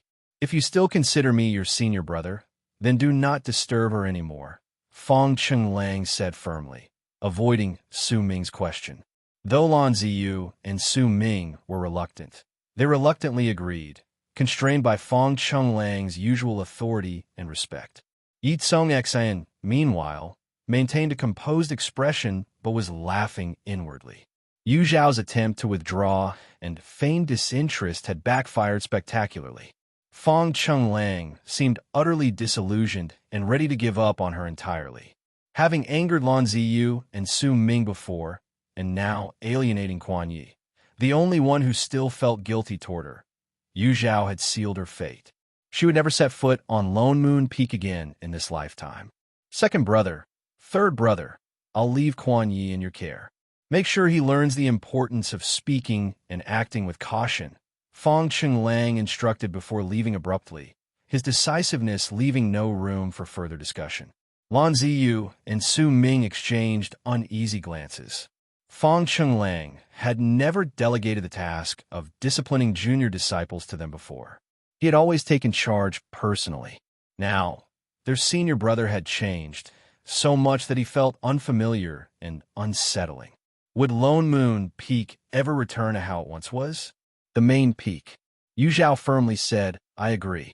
Zhou Jinyu's face lit up like a blossoming flower. Junior sister Yu, I knew you'd accept. Zhang Jun punched the air with excitement. With you on board, our team is guaranteed first place. Seeing Zhou Jinyu and Zhang Jun genuinely thrilled brought a warm sense of relief to Yu Zhao, dispelling the negative mood caused by Quan Yi. Before returning to the Five Elements Dao sect, she hadn't been sure whether senior sister Zhou would reserve a spot for her on the team. After all, each team competing in the grand tournament was limited to just 5 members, and each sect could only send 2 teams. Every position was extremely precious. She had set her expectations as low as possible before returning. Fortunately, the reality exceeded her hopes. Senior sister Zhou had indeed kept a spot for her, and Yu Zhao had no reason to refuse. In addition to me and Zhang Jun, the team includes Lu Li and Pu Xinghe. You'll meet them during tomorrow's sect selection process, Zhou Jinyu explained. Yu Zhao wasn't unfamiliar with the names of the other 2 teammates. Lu Li and Pu Xinghe were esteemed disciples under other peak masters, well known within the Five Elements Dao sect. However, a shadow of doubt flickered through her eyes. Senior sister Lu Li had a gentle temperament and was easy to get along with. However, Pu Xinghe had targeted her multiple times in her previous life because of Ye Cong Xin. Would history repeat itself? Despite her concerns, Yu Zhao maintained her composure, unwilling to dampen senior sister Zhou's spirits. After agreeing on the meeting time for the next day, Yu Zhao gifted her prepared presents to senior sister Zhou before taking her leave to visit the archive pavilion. At the entrance, Elder Gu sat engrossed in an ancient text. Yu Zhao hesitated between stepping forward to greet him or waiting silently when Elder Gu suddenly looked up. Since you've returned, why haven't you come to greet this old man? Elder Gu frowned, his white whiskers curling upward in dissatisfaction.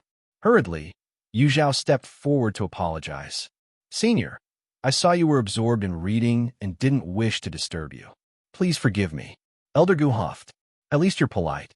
Next time, just approach directly. Formalities are unnecessary." With that, he scanned Yu Zhao from head to toe, finally cracking a faint smile. "Not bad. You've made progress and haven't let this old man down." Yu Zhao bowed solemnly. "My growth is entirely thanks to your generous guidance, Elder Gu. I'm deeply grateful. Be it the illusory tides technique or the materials for crafting the fleeting life mirror, Elder Gu had played a crucial role. Though not formally her master, he was a teacher in every sense of the word." Elder Gu accepted her bow with a composed expression, his tone softening. "Your diligence is what bore these fruits." Yu Zhao smiled as she retrieved several food containers from her storage space and placed them on Elder Gu's desk. Elder Gu's eyes widened in surprise. "What's this?" "Take it back. I don't want anything from you. These are regional specialties I picked up during my travels," Yu Zhao explained gently. "They aren't expensive, just a small token of my appreciation. You'll see for yourself." Elder Gu, half convinced, opened one container. A golden aroma wafted out as he revealed a box of glistening fried fish balls. The elder swallowed audibly. He opened the second container, uncovering a bowl of thin, translucent sashimi that shimmered like crystal. Snapping the lid back on, Elder Gu's face crinkled into a smile, deepening the lines etched by age. "You're thoughtful, child." Yu Zhao chuckled softly and took out several coarse ceramic jars from her storage space. "This is some rice wine I bought in a small town. It's light, but has a unique flavor." This time, Elder Gu didn't refuse and accepted them all. The atmosphere grew even more harmonious after that. When Elder Gu learned that Yu Zhao had obtained another part of the illusory tides technique inheritance, he sighed in admiration at the workings of fate. He had only acted out of pity back then, wanting to help Yu Zhao so her talent wouldn't be wasted. Unexpectedly, his small intervention ended up helping her discover a cultivation method even more suited to her. "Will you participate in tomorrow's sex selection?" Elder Gu asked. "Yes, I've already teamed up with senior sister Zhao from the main peak," Yu Zhao replied. Elder Gu was overjoyed. "With the two of you, the Five Elements Dao sect is certain to claim first place in this tournament again." Yu Zhao merely smiled without speaking. Seeing her confidence, Elder Gu grew even more pleased. Yu Zhao chatted with Elder Gu in the archive pavilion for 2 hours before the elder finally sent her away, reminding her to perform well in tomorrow's selection. Yu Zhao readily agreed. After leaving the pavilion, she prepared to head back and adjust her state of mind for the selection. However, as she approached the base of Lone Moon Peak, she suddenly remembered she no longer lived there. Her current residence was in the inner courtyard, reserved for inner disciples. She immediately changed direction toward the inner courtyard. Reflecting on it, she realized she had only stayed in the small courtyard she won after defeating Xiao Luo for less than a month. No wonder she had forgotten she'd moved. When Yu Zhao reached the inner courtyard, her steps faltered. She remembered how the place used to brim with an intense and competitive atmosphere. Now, upon her return, it felt entirely different. Was it her perception that had changed, or was something else different? "Yu Zhao, you're finally back." The door of the central house at the foot of the mountain swung open, and Xiao Luo appeared, her eyes sparkling. "Yes, I'm back," Yu Zhao nodded. You form a golden core? I can't even discern your cultivation level anymore. Have you already reached the mid-stage of the golden core realm?" Xiao Luo, who had been eager to reclaim her honor, immediately deflated when she realized Yu Zhao's strength was now unfathomable. Her once bright eyes dimmed. "Is it just you here in the inner courtyard? Where is everyone else?" Yu Zhao asked curiously. "They're here," Xiao Luo replied, her tone lackluster. "Probably cultivating in their rooms." Yu Zhao raised a surprised eyebrow. If they were cultivating, why wasn't the intense atmosphere she remembered present? Perhaps her confusion was too apparent, for Xiao Luo added with a touch of disdain, "They've long been corrupted by their desires. Naturally, They don't cultivate as fervently as before. Only a few, like Fong Chenglang and his group, still manage to maintain some semblance of diligence. Yu Zhao wanted to ask more, but Xiao Luo beat her to it. Tomorrow is the internal selection for the team representing the sect in the Cultivation World Tournament. You must have come back to participate, right? Indeed, Yu Zhao confirmed. Are you teaming up with senior brother Fong and his group from Lone Moon Peak? Xiao Luo's gaze was fixed intently on Yu Zhao, her hands subconsciously clutching the hem of her robe. No, I'll be teaming up with senior sister Zhao from the main peak. So, the person senior sister Zhao has been waiting for is you. Xiao Luo looked pleased, but her mood shifted upon hearing the latter part. Disheartened once more, she thought about how she didn't even qualify to form a team, while Yu Zhao was partnering with the sect's senior-most disciple, a gap she could only dream of closing. Suddenly, her eyes widened as a thought struck her. But if you're not teaming up with senior brother Fong, doesn't that leave their team short a member? Yu Zhao smiled faintly, already guessing her intentions. How could they be short? Have you forgotten Lone Moon Peak still has a junior sister? Xiao Luo's eyes widened in disbelief. Her cultivation is weaker than mine. Why does she qualify for the competition? Yu Zhao replied calmly. Her master is Master Qingyan. She's frail, often sick, and stays indoors most of the time. She'll drag the team down. Yu Zhao's answer remained the same. Her master is Master Qingyan. She? All right, you don't need to repeat it. I get it. Her master is Master Qingyan. Xiao Luo lowered her head, feeling a wave of helpless frustration. Losing to Yu Zhao was something she could accept. Yu Zhao was undeniably skilled.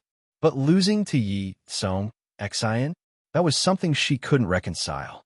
Compared to her, Ye Cong Xin had nothing but the title of Master Qing Yan's disciple. Xiao Luo didn't see any other aspect where Ye Cong Xin could outshine her. The sect competition wasn't just a simple test. It was a matter of honor for the sect. Yet, Master Qing Yan and his disciple were willing to risk failure by including the less capable Ye Cong Xin. Xiao Luo couldn't hide her disappointment. In that moment, her admiration for Master Qing Yan diminished significantly. I warned you before. What? Xiao Luo froze, racking her memory until she recalled Yu Zhao's advice. She had suggested Xiao Luo seek apprenticeship under another peak master or elder instead of fixating on Master Qing Yan. Back then, Xiao Luo had even been angry about it. Her face flushed with embarrassment, and she was left speechless. Are you free tomorrow? Come cheer for me, Yu Zhao invited. Xiao Luo blinked, then quickly nodded. Yes, I'll be there. Yu Zhao smiled warmly at her and turned to walk up the mountain path. Watching her retreating figure, Xiao Luo clenched her fist silently. Yu Zhao, you must defeat them. The next day, the weather was clear and bright. The normally serene and solemn Five Elements Tao sect was bustling with excitement. Sect Master Ji Yuan sat at the grand stage, overlooking the spirited disciples gathered at the training grounds. His heart swelled with pride, and his face glowed with satisfaction. To his right sat Master Qing Yan, his pristine white Taoist robes untouched by dust. His cold and sharp features stood out against the lively atmosphere. The peak master of Dragonhua Peak, Master Guanyin, suddenly asked, Sect Master, how many teams are participating in this selection? Sect Master Ji Yuan laughed heartily. 2 more than last time. A total of 8 teams are competing. Only the most confident and daring disciples would form teams to participate in the internal selection. These individuals often became the pillars of the sect in the future, much like the peak masters and elders present today. The larger the number of participating teams, the more it signified the flourishing talent within the sect. Hearing this, Master Guanyin and the others smiled in satisfaction. One elder quipped, I heard that Master Guanyun's disciple, Lu Li, has teamed up with senior nephew Zhao this time. It seems one of the teams representing the sect in the competition is already set. Master Guanyin and Sect Master Ji Yuan exchanged humble glances, both shaking their heads modestly, insisting that it was too early to draw conclusions. However, Their smiles betrayed their pride. The other peak masters and elders couldn't help but feel a tinge of jealousy. All the participating disciples were their direct disciples, and they had high hopes for them. Yet they knew that if their teams faced Zhao, Jinyu, and Lu Li's team, their chances of winning were slim. Moreover, one of the 8 teams came from Lone Moon Peak, adding another formidable contender. The elders could already foresee the outcome. Junior sister Yu, let me introduce you. This is senior sister Lu Li, and this is senior brother Pu Xinghe. Lu Li and Pu Xing, he joined the sect before Yu Zhao. And although the 3 of them had comparable cultivation levels, she still needed to address them as senior sister and brother. Senior sister Lu. Senior brother Pu. Lu Li responded with a gentle smile, returning the greeting to Yu Zhao. Junior sister Yu. In contrast, Pu Xing he maintained a cold demeanor, giving a brief nod as a response. A slight furrow appeared on Zhao Jinyu's brow. Although she refrained from saying anything at the moment, mindful of the occasion, she resolved to have a private word with Pu Xinghe later. The teams participating in the selection were gathered in a separate area. Yu Zhao stood near the disciples of Lone Moon Peak, which allowed her to spot Ye Cong Xin in the middle of Fong Chunglang's group. Today, Ye Cong Xin appeared deliberately dressed for the occasion, wearing an outfit starkly different from her usual style. Her sleek ponytail diminished her delicate aura, presenting a refreshing and striking look. Third senior brother, you must protect me during the selection. As Yu Zhao wondered whether Ye Cong Xin had changed her personality, that overly sweet, affected tone reached her ears. She let out a small scoff. Changing appearances is easy, but true nature is hard to alter. While Yu Zhao observed Ye Cong Xin, the disciples from Lone Moon Peak were also sneaking glances at her. Quan Yi, in particular, alternated between frowning and scowling, his fists repeatedly clenching and relaxing as if unable to decide on a course of action. After enduring an hour-long lecture from Lan Ziyu and Su Ming the previous day, Quan Yi still couldn't accept that the current Yu Zhao was the same junior sister who used to cry and throw tantrums. He silently vowed to expose the impostor during the selection. Sect Master, the time has come, and most of the disciples have arrived, Elder Sun from the Hall of Merit informed. Announced the start of the selection. Yes. Elder Sun stepped forward, sweeping his sharp gaze over the training grounds, instantly silencing the crowd. The century-held grand competition of the cultivation world is approaching.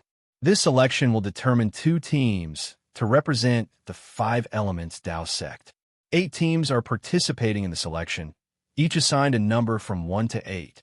Elder Sun wasted no time, laying out the rules of the selection. At first, Yu Zhao listened intently, but her expression soon shifted to surprise. The selection process was far simpler than she anticipated. All 8 teams would enter the arena simultaneously for a free-for-all battle.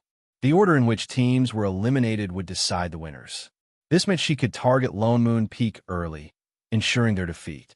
If Ye Cong Xin couldn't join the grand competition, she'd lose the chance to meet the prodigies from other sects and siphon their fortune.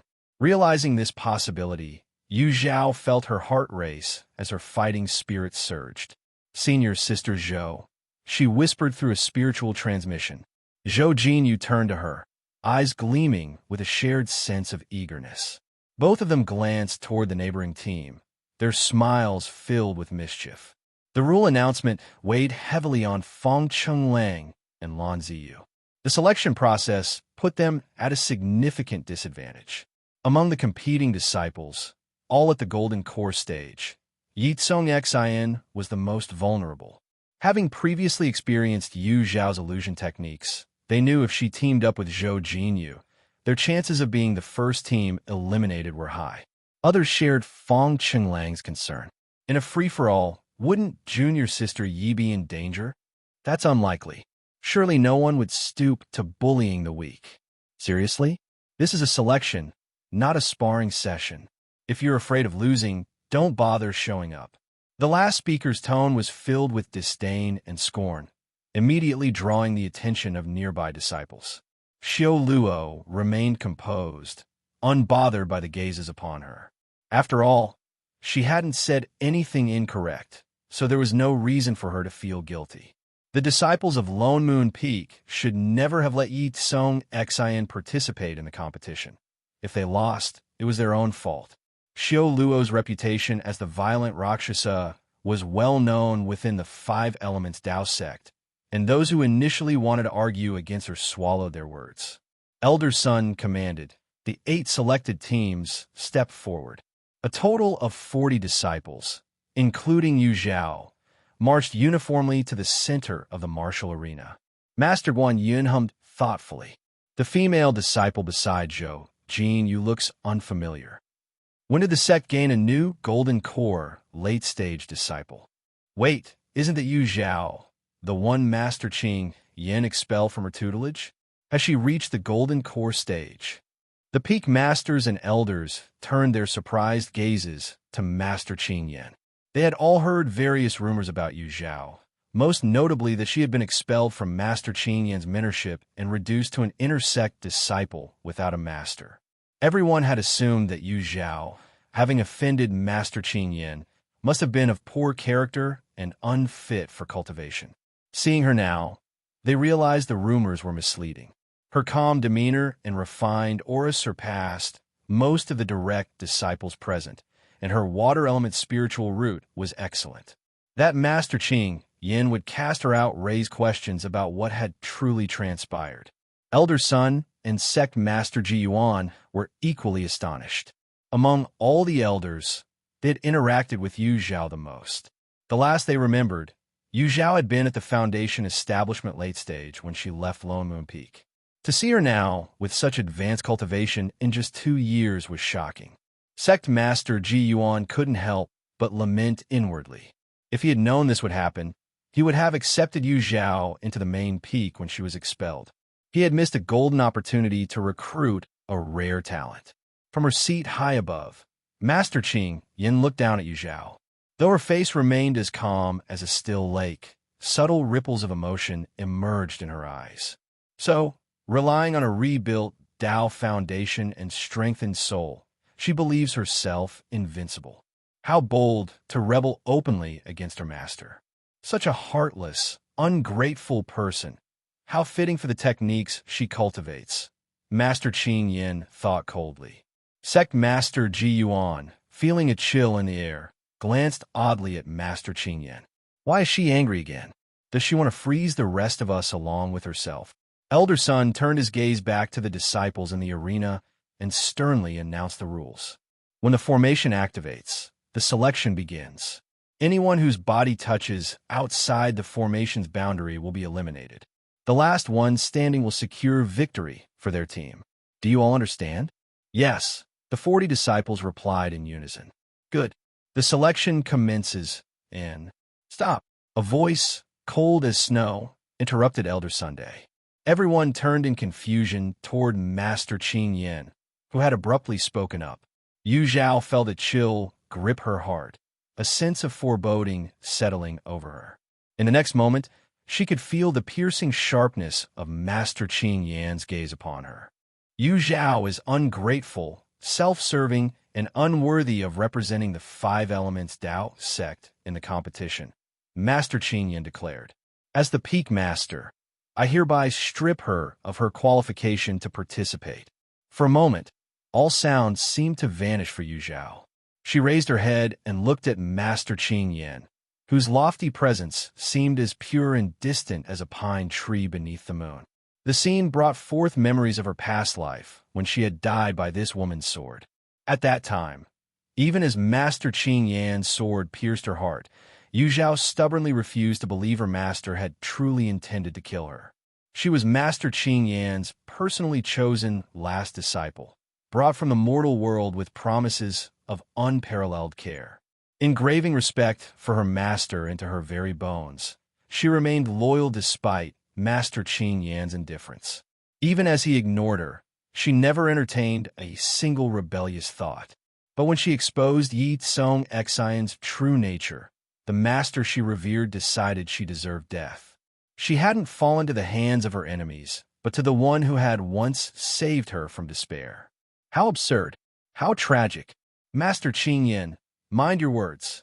Sect Master Ji Yuan's thunderous shout yanked Yu Zhao's mind back to the present. A sudden warmth flowed from her palm, spreading through her limbs. Yu Zhao glanced down to find Zhou Jin Yu gripping her hand firmly. On the platform, Sect Master Ji Yuan continued advocating for her. I was present when Yu Zhao severed ties with her sect. It is nothing like what Master Qing Yin claims. There's no need for such harshness toward a disciple. His voice trembled with suppressed rage, his tiger-like eyes glaring fiercely. She was my disciple. I am better qualified to judge her, Master Qing Yin responded, his tone steady, yet carrying an oppressive aura. The elders seated on the high platform felt an unbearable pressure as though submerged deep underwater. Around them, the disciples whispered freely, unhindered by the elders' reservations. With Master Qing Yan's personal condemnation, the rumors about Yu Zhao seemed validated. No wonder Master Qing Yan expelled her. She's even worse than the gossip suggested. Talent means nothing if her character is flawed. She's unworthy to walk among us. I think the sect should have driven her out altogether instead of keeping someone so disgraceful.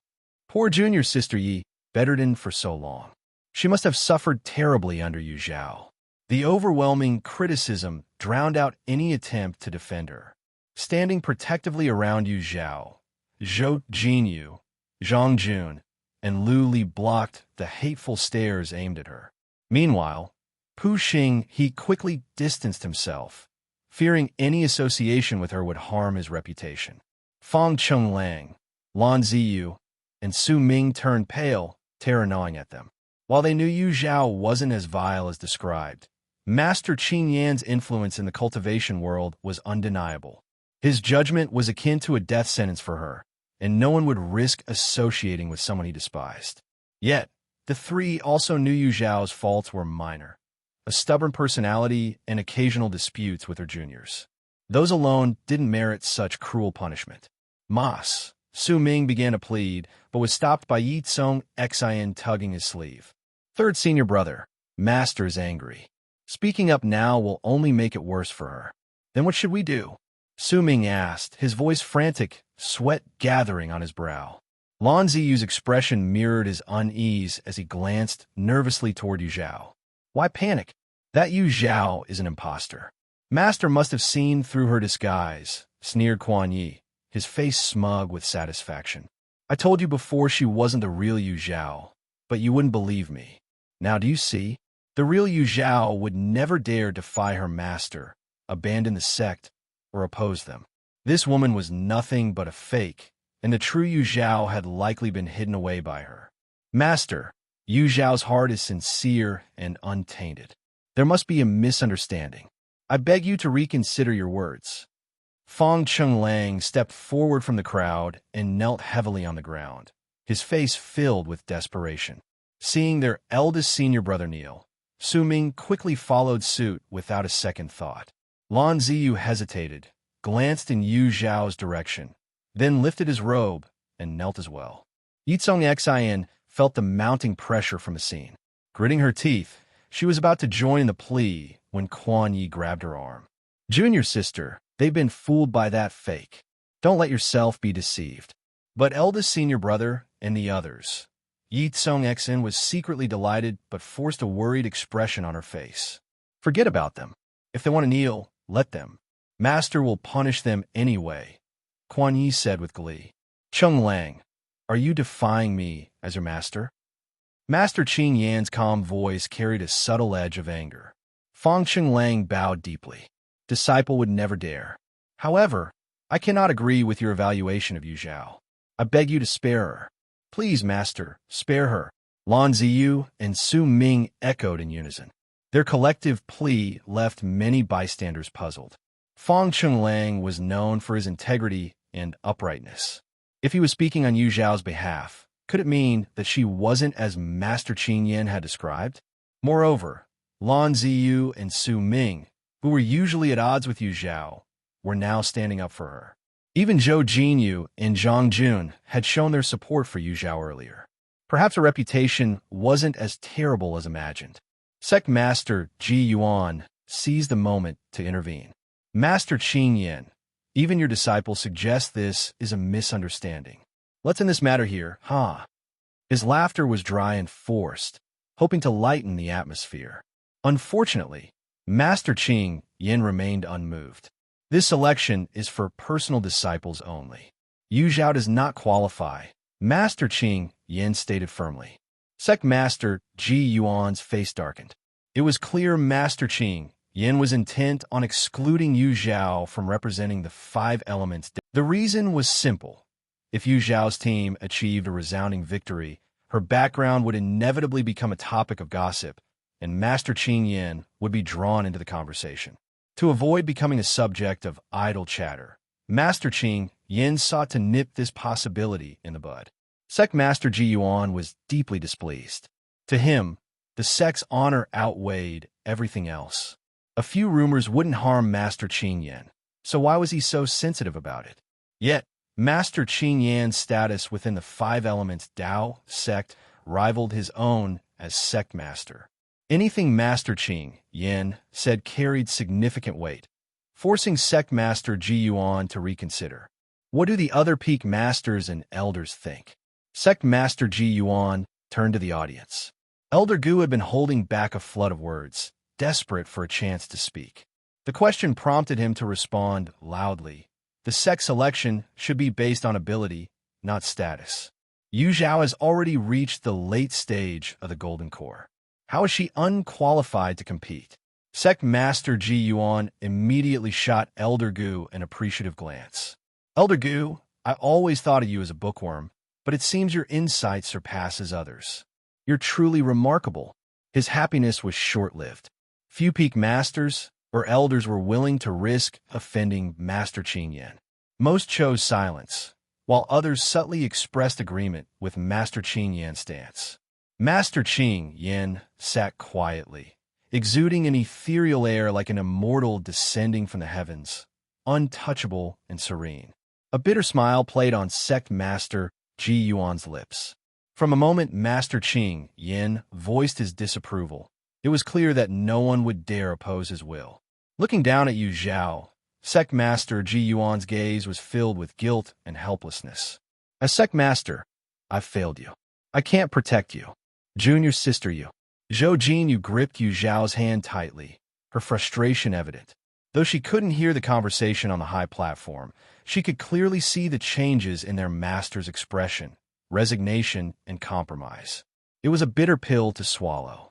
Junior sister Yu was not only barred from participating in the grand competition of the cultivation world, but was also stripped of her qualifications for the selection trials. Master Qing Yan's failure to fulfill his responsibilities as a master in the past was bad enough, but now he was leveraging his authority as a peak master to oppress a former disciple. It was outrageous. The more Zhou Jinyu thought about it, the angrier she became. She released Yu Zhao's hand, ready to charge forward and demand an explanation. But Yu Zhao was quick, pulling her back. Senior sister Zhou, Yu Zhao said calmly, her expression serene. Let me handle this. Under Zhou Jinyu's worried gaze, Yu Zhao stepped forward, placing herself in full view of everyone present. Master Qing Yin, she declared, her voice steady and firm. I can accept being excluded from the sect selection, but I will not acknowledge a single word of your judgment on me. My character is mine to determine, not yours. Not anyone's. Her words sent shockwaves through the crowd. Fong Chenglang and the others were so stunned, they nearly lost their composure. Yu Zhao's boldness was unprecedented. Master Qing Yan's eyes darkened. Sect Master Ji Yuan, is this the misunderstanding you mentioned? Sect Master Ji Yuan felt an overwhelming headache coming on. Yu Zhao's words weren't wrong, but airing such grievances in front of so many people, she could have left Master Qing Yin some dignity. It was youth and impetuousness at its peak. Master Qing Yin, she's young and hot-headed. Please try to understand, Sect Master Ji Yuan interjected, trying to mediate. He kept casting looks at Master Guan Yun, signaling for assistance. Master Guan Yun felt equally uneasy. Considering his disciple's partnership with Zhou Jinyu, he reluctantly stepped in to offer some persuasion. Meanwhile, in the audience below, Su Ming and Lan Zi, you were also whispering urgent pleas for Yu Zhao to apologize. Yu Zhao, Lan Zi, you hissed. Do you think our master is as lenient as the rest of us? Kneel and apologize now. Don't be stubborn. Yu Zhao, are you insane? Hurry and ask for forgiveness. Su Ming added. You still have a chance to salvage this. Yu Zhao, stop pretending you can't hear us. Apologize now while there's still time. Fong Chenglang opened his mouth to persuade her as well, but memories of their last conversation silenced him. All his words of advice remained stuck in his throat. Yu Zhao didn't even glance at them. Her back was straight, and her resolve unshakable. She had already considered the consequences before stepping forward. The worst outcome would be the same as her past life, expulsion from the Five Elements Tao sect. But this time she was ready. Unlike before, she would not endure the humiliation of her previous life as a rogue cultivator. The sun shone brilliantly above, yet the radiance in Yu Zhao's eyes outshone it, dazzling and impossible to ignore.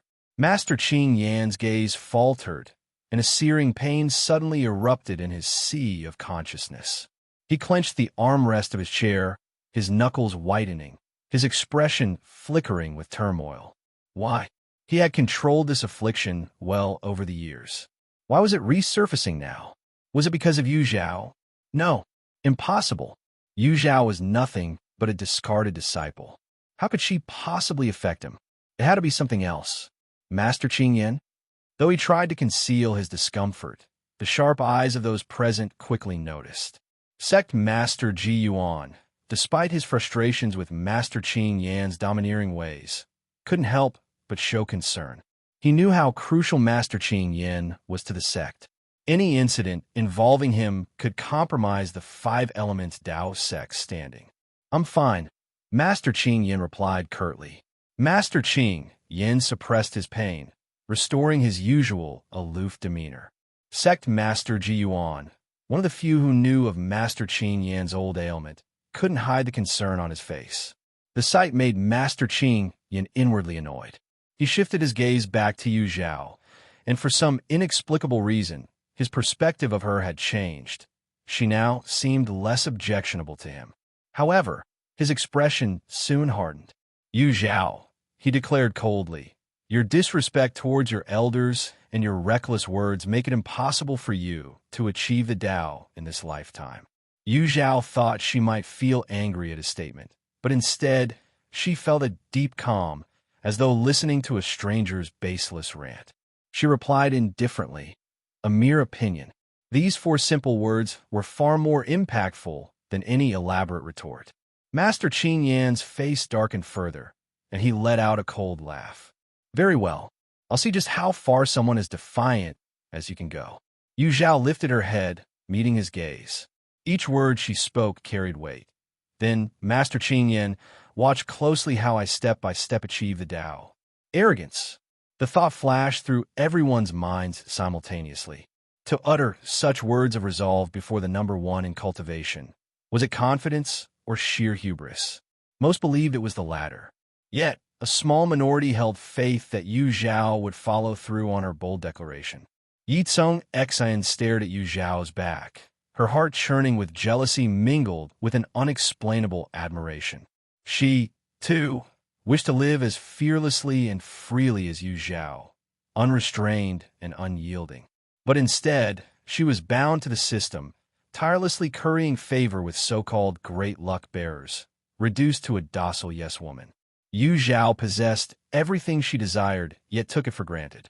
It was only fitting, then, for her to take it all away. Master Qing Yan staggered, a sharp pang in his mind intensifying. His brows furrowed deeply, and Sect Master Ji Yuan could no longer sit still. Master Qing Yan's worsening condition was apparent. If he endured much more agitation and something irreparable happened, it would spell disaster.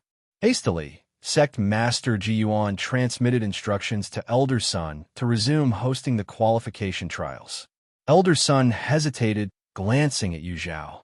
Master Qing Yan had decreed her expulsion from the trials, which would leave Zhou Jin Yu's team short member. Replacing her on such short notice seemed uncertain. Yu Zhao, elder son began. Yu Zhao bowed respectfully. I am willing to withdraw from the selection, but I asked for some time to find a replacement.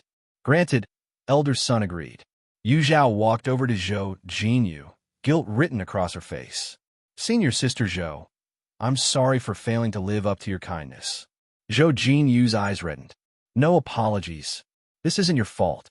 Sigh, you were just caught in an unjust mess. Zhang Jun let out a heavy sigh, his expression sympathetic. Luli showed no blame toward Yu Zhao either, her voice soft and comforting. Stop consoling her. Pu Xing, he interjected irritably. We should focus on finding a replacement instead. He had been against Yu Zhao's inclusion from the beginning, only agreeing because Zhou Jinyu vouched for her. Now his earlier misgivings felt vindicated, and he couldn't hide his frustration. What's the difficulty in that? Zhou Jinyu shot Pu Xing a sharp look before turning to the surrounding disciples. Who is willing to join us? Me. Senior sister Zhou, pick me. I'm tall, fast, and strong. The perfect candidate. Senior sister. Grand senior sister. Let me join instead. They're no match for such a crucial role. Everyone could see how strong Zhou Jinyu's team was, undoubtedly a top contender for the grand prize in the cultivation tournament. The chance to join such a formidable team was a rare opportunity, and no one wanted to miss it. Even disciples who had already formed teams couldn't help but show interest. If not for the risk of turning against their teammates, many might have volunteered on the spot. Zhou Jinyu, well aware of her fellow disciples' capabilities, quickly selected a replacement for Yu Zhao in less than half the time it takes for an incense stick to burn. The chosen candidate, Luo, cheerfully ran up and grabbed Yu Zhao's hands, repeatedly expressing gratitude. Yu Zhao gave a helpless smile, shared a brief hug with Zhou Jinyu, and then exited the training field. Wherever she passed, disciples avoided her, as if she were untouchable, leaving a wide gap around her. Cowards! Xiao Luo, annoyed, pushed through the crowd and decisively stood beside Yu Zhao. Yu Zhao, you were right. I should never have held on to false hopes about Master Qing Yan. After today's selection is over, I'll find another elder to take as my teacher. Inner disciples could choose an elder or peak master to apprentice under after advancing to the Golden Course stage. Elder Sun had hinted more than once that Xiao Luo could become his disciple, but her fixation on Master Qing Yan had kept her from accepting. Now, with her illusions shattered, it was time to move on and plan for her future. Yu Zhao's lips curved slightly. Congratulations for seeing the truth. Xiao Luo was about to respond when she abruptly changed the subject. Why are you all here? Feng Qiyun, Wang Chun, and several other inner disciples approached, surrounding Yu Zhao and Xiao Luo in the middle. Feng Qiyun casually tossed his hair. Senior sister Yu Zhao is an inner disciple, one of us. If we don't stand up now, the personal disciples and outer disciples will mock us later. Exactly. They keep saying we inner disciples lack unity. Today, we'll show them what being united really means. Together, we're a blazing fire. Apart, just little sparks. Maybe some people who can't talk properly should just stay quiet, huh? Their chatter quickly shifted the once somber atmosphere to a lively buzz. Xiao Luo sniffled and whispered to Yu Zhao. Yu Zhao, I think we're just as good as the personal disciples now. You're all amazing, Yu Zhao replied softly. I think so too. After this lively interlude, the selection resumed. Perhaps the earlier commotion had dampened everyone's mood, as the spectators now watched with far less excitement and enthusiasm. As expected, the team led by Zhou Jinyu and Feng Chenglang prevailed, earning victory. They would represent the Five Elements Dao sect in the upcoming Inter-Sect tournament, competing for spots on the floating island. Notably, Ye Cong Xin's performance stood out during the competition. Though she didn't last until the end, she delayed her opponents long enough to give Feng Chenglang's team critical opportunities to eliminate more contenders. Ye Cong Xin is stronger than I imagined, Xiao Luo remarked, stroking her chin in surprise. When Yu Zhao didn't reply, Xiao Luo turned to find her wearing a serious expression. What's on your mind? She asked curiously. Yu Zhao snapped out her thoughts. Nothing. I was just thinking Ye Cong Xin's health seems much improved. Xiao Luo pondered this. You're right. Even after such intense fighting, she didn't show any obvious signs of discomfort. Could her illness be fully cured? Ye Cong Xin had been frail and sickly since birth. Her mother died during childbirth, so her father, Elder Yi, brought her back to the sect and raised her personally. However, when she was 10, Elder Yi tragically passed away, leaving her in an awkward position within the Five Elements Dao sect. Fortunately, her endearing personality and tragic background garnered sympathy, sparing her from much mistreatment. Later, during a public match, she was gravely injured and vomited blood after battling Yu Zhao. To quell the whispers among the sect, Master Qing Yin took her as a disciple. Even though Xiao Luo had never paid much attention to Ye Cong Xin, she could recite her life story by heart. Xiao Luo hadn't thought much of it before, but Yu Zhao's recent reminder made her realize something peculiar. Strange. Why didn't I think of that? Xiao Luo muttered, a puzzled look in her eyes. Yu Zhao remained silent. This was the second clue. Knowing Ye Cong Xin's secret, Yu Zhao had kept a close eye on her during the chaotic skirmishes between the 8 teams. That's when she noticed something unusual. Ye Cong Xin's prolonged presence on the battlefield wasn't due to any significant improvement in her skills. Rather, the disciples fighting around her seemed to bypass her as if they couldn't perceive her existence. Even Yu Zhao found that when she became distracted, Ye Cong Xin's figure would disappear from view. It wasn't until she deliberately searched and locked her focus on her again that she could pinpoint her location. This couldn't be a coincidence. Yu Zhao suspected Ye Cong Xin had made another deal with malevolent forces, exchanging something for a strange technique that concealed her aura. A sense of urgency swelled within Yu Zhao. While she was pushing herself forward, Ye Cong Xin hadn't stopped her plundering. In fact, her pace of fortune plundering was even faster than in Yu Zhao's previous life. Yu Zhao glanced at Zhao Jinyu, who was currently receiving praise ahead of her. A plan began to form in her mind. As the selection tournament ended, many disciples came forward to congratulate the winners, including Zhao Jinyu, Feng Chenglang, and others. Yet, aside from Pu Xinghe, Quan Yi, and the unexpected victor He Luo, the rest of the winners showed little joy. Their expressions were heavy with worry, leaving the onlookers baffled. Zhao Jinyu expressed brief thanks to her fellow disciples before excusing herself and heading out. Feng Chenglang and Lan Ziyu exchanged glances, fully aware that Zhao Jinyu was likely going to find Yu Zhao.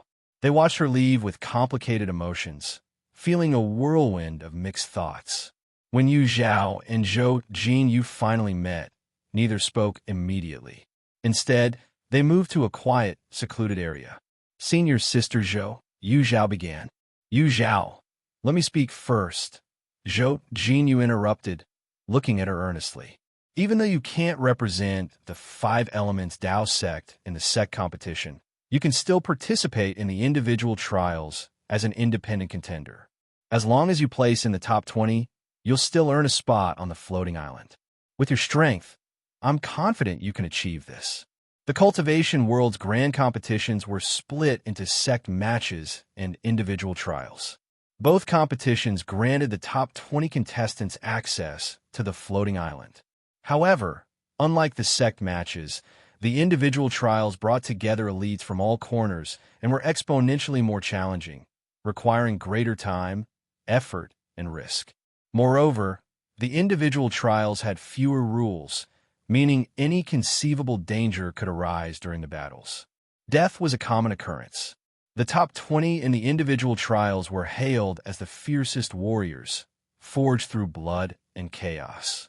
Because of these risks, most sect disciples avoided the individual trials unless absolutely necessary, as the rewards often didn't justify the dangers. But Zhao Jinyu, understanding Yu Zhao's character, believed she wasn't someone to retreat in the face of hardship. Senior Sister Zhao, I was thinking the same, Yu Zhao replied with a faint smile. To her, The difference between sect matches and individual trials wasn't significant. From the depths of her heart, Yu Zhao leaned more toward participating in the individual competition, only by walking the fine line between life and death. After all, in her previous life, Wu Xiaojin managed to rise above a sea of exceptional talents. Yu Zhao believed that her current abilities were not inferior to his. In fact, she was confident she could surpass him. If you decided to join the individual competition, you should leave for Wending Pavilion as soon as possible. There's less than a month left before the registration deadline, Zhao Jinyu reminded her. The Cultivation World's Grand Tournament was hosted alternately by the 7 major sects, with this year's event falling under the domain of Wending Pavilion, renowned for its expertise in artifact crafting. Yu Zhao nodded. I'll set off as soon as I return. Zhao Jinyu gave a small nod, but then hesitated. Is there something you'd like to say to me? You know me well, senior sister Zhao, Yu Zhao said solemnly. There's something strange about Ye Cong Xin. Please be cautious around her. Anyone else might have doubted Yu Zhao's warning, but Zhao Jinyu, the perceptive senior sister, took her words to heart without hesitation. Understand. I'll keep a close watch, she replied. In truth, Zhao Jinyu was already monitoring Ye Cong Xin. Without solid evidence, saying more would be pointless. If Ye Cong Xin harbored ill intentions, her slip-ups would eventually come to light. See you at the Grand Tournament, senior sister Zhao. See you there. Yu Zhao stayed in the sect for less than a day before setting out again for Wending Pavilion in the eastern region. Meanwhile, Zhao Jinyu returned to the main peak, only to be summoned by the sect master Ji Yuan. Jinyu, what did Yu Zhao say? She's not upset with the sect, is she? I was forced into this decision. The sect master began, clearly troubled. Zhao Jinyu had initially harbored some resentment toward her master, but seeing his haggard appearance softened her heart. She sighed lightly. She's headed to Wending Pavilion to prepare for the individual competition. The individual competition? Sect Master Ji Yuan was momentarily stunned before bursting into hearty laughter. Excellent. The individual competition is perfect. Master. Zhao Jinyu's tone turned sharp with disapproval. Hurriedly, the sect master explained. Jinyu, I'm genuinely happy for Yu Zhao. If Master Qing Yin undervalues her, this competition will allow her to showcase her strength. But so many cultivators lose their lives in the individual competition. I'm worried. With Yu Zhao absent, Zhao Jinyu finally voiced her fears. You're underestimating Yu Zhao, the sect master said with a knowing smile. If you were to face her, the odds would be 50-50. Hearing this, Zhao Jinyu's tension eased. She didn't mind if Yu Zhao surpassed her. What she feared was Yu Zhao being too weak to achieve her dreams. Good child, the ones who should worry now are those on Lone Moon Peak. Once the competition starts, they'll realize how deeply they've erred, Sect Master Ji Yuan remarked. He could only wonder what their reactions would be when that moment came. Lone Moon Peak. Lan Ziyu, Su Ming, Quan Yi, and Ye Cong Xin stood outside Master Qing Yan's cave residence, stealing glances inside. Pacing back and forth anxiously, Su Ming muttered, Do you think the master will punish our eldest senior brother for speaking up for an outsider? Quan Yi crossed his arms and sneered. Of course. The master must be furious. Su Ming shot him a glare. Fifth senior brother, have you forgotten what we taught you yesterday? Do I need to call second senior brother to jog your memory? Lan Ziyu's icy stare fell on Quan Yi, silencing him instantly. Though he tilted his chin defiantly, he dared not speak further. Among his senior brothers, Lan Ziyu had the fiercest temper and showed no mercy when disciplining others, making him the one Quan Yi feared most. Senior brothers, stop arguing. Let's focus on worrying about our eldest senior brother. Ye Cong Xin interjected, her soft voice laced with concern. Ye Cong Xin was utterly frustrated with the trio, but worked hard to maintain the image of a thoughtful and considerate junior sister. With her mediation, Lan Ziyu and the other two finally quieted down. In the main hall, Fang Chenglang knelt with his gaze slightly lowered, his expression a mix of penitence and regret. Chenglang, I'm deeply disappointed in you, Master Qing Yin said with a stern tone. Fong Chunlang knocked his head against the floor in silent acknowledgement, not offering a single word in his defense. Master Qing Yan's dark eyes, as unfathomable as a deep pool, glanced at him. After a long silence, he spoke, his voice low and deliberate. "You must take first place in the upcoming sect competition." Fong Chunlang replied in a steady voice. "This disciple will give his utmost effort." "Dismissed." "Yes." Before leaving, Fong Chunlang, for reasons unknown, chose to close the hall doors behind him. The grand hall was immediately shrouded in dimness. The vast space, now eerily silent, seemed almost lifeless. Master Qing Yin sat in a chair crafted from the finest treasures of the cultivation world. A profound sense of solitude suddenly washed over him. He had always been someone who disliked noise and commotion. Years ago, an old acquaintance had entrusted him with Fong Chunlang's care, leaving him no choice but to accept his first direct disciple. Not long after, Lan Ziyu was sent to the sect by the old sect master, who didn't want his talents wasted. This led to Lan Ziyu joining Lone Moon Peak. Having accepted one disciple, then another, Master Qing Yin stopped resisting the idea of taking in students. However, his requirements were strict, and over the years, he had only accepted 5 disciples. The additions of Yu Zhao and Ye Cong Xin were unexpected exceptions. Yu Zhao. Master Qing Yin unconsciously thought of her name, and her determined expression surfaced in his mind. Ugh. Abruptly, he groaned in pain, veins throbbing on his forehead, his face flushed unnaturally. Why? Why does my head ail me every time I think of Yu Zhao? Could there be some unknown connection between us? Outside the hall, the group awaited Fong Chunlang's return. "Senior brother, Master didn't punish you, did he?" Lan Ziyu asked immediately, concern in his voice. "Master is magnanimous. He wouldn't bother with my trivial mistakes." The group fell silent. Not a single one believed his words. However, seeing no sign of discomfort on Fong Chunlang's face, they couldn't press further. As usual, Ye Cong Xin broke the awkwardness. She smiled brightly, her eyes curving into crescents. "Senior brother, we passed the preliminary round today. It's a joyous occasion. Why don't we all celebrate in the bamboo grove?" "I agree," Quan Yi exclaimed enthusiastically. Lan Ziyu and Su Ming were less enthusiastic but didn't want to spoil the mood, so they didn't oppose the suggestion. However, Fong Chunlang declined, shaking his head. "You all go ahead and celebrate. I need to visit Ju." "Senior brother." "Junior sister, enjoy yourselves," Fong Chunlang said, cutting her off with a gentle yet firm tone before turning to leave. Quan Yi muttered in dissatisfaction. "Senior brother is so inconsiderate." Ye Cong Xin forced a smile. "It's fine. Even if senior brother doesn't join, the 4 of us can still celebrate." "Junior sister," Su Ming interjected, "I think we should forget about it. With just a few of us, there's really nothing worth celebrating. Let's save it for another time." Su Ming's words resonated with Lan Ziyu, who added, "Su Ming is right. Let's wait until Chui Ju has recovered, and then we can celebrate together." "Hey, what's the meaning of this? Junior sister meant well, and now none of you want to go? How is that fair?" Quan Yi protested. In 5 years, many events had unfolded, yet Quan Yi knew none of them. He only saw that Fong Chunlang, Lan Ziyu, Su Ming, and even Chui Ju, who was recuperating in the cave, had started to distance themselves from Ye Cong Xin, whether intentionally or not.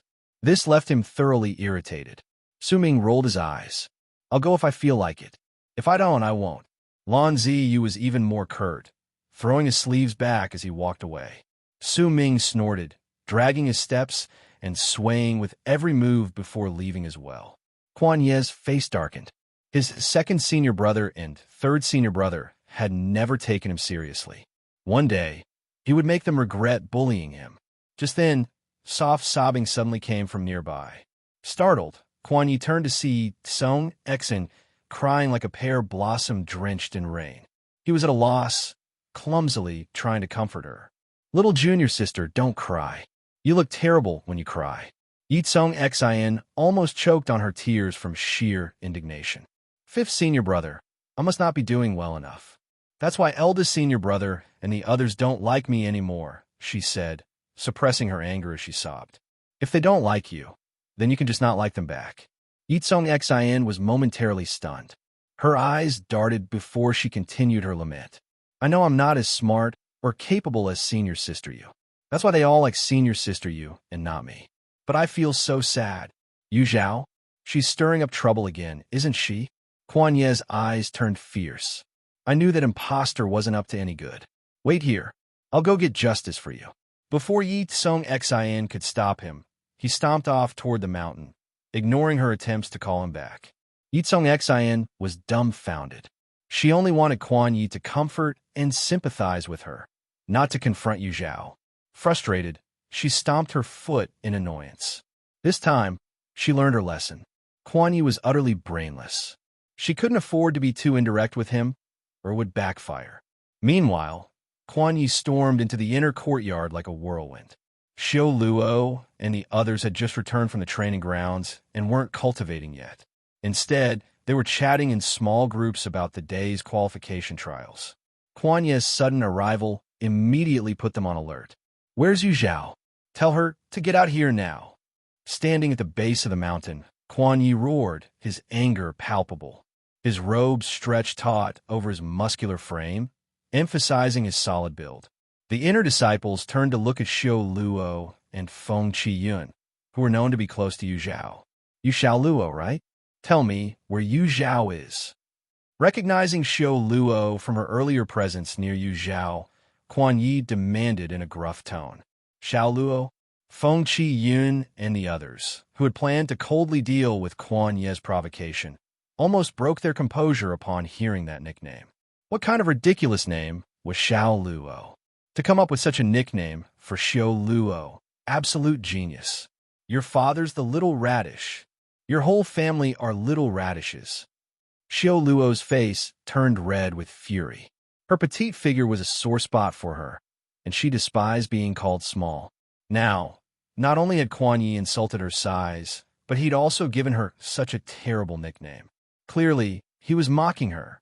Huh? Why are you insulting people? Kuan Yi was genuinely confused, but Xiao Luo had already clenched her fists and charged at him. You're asking for a fight.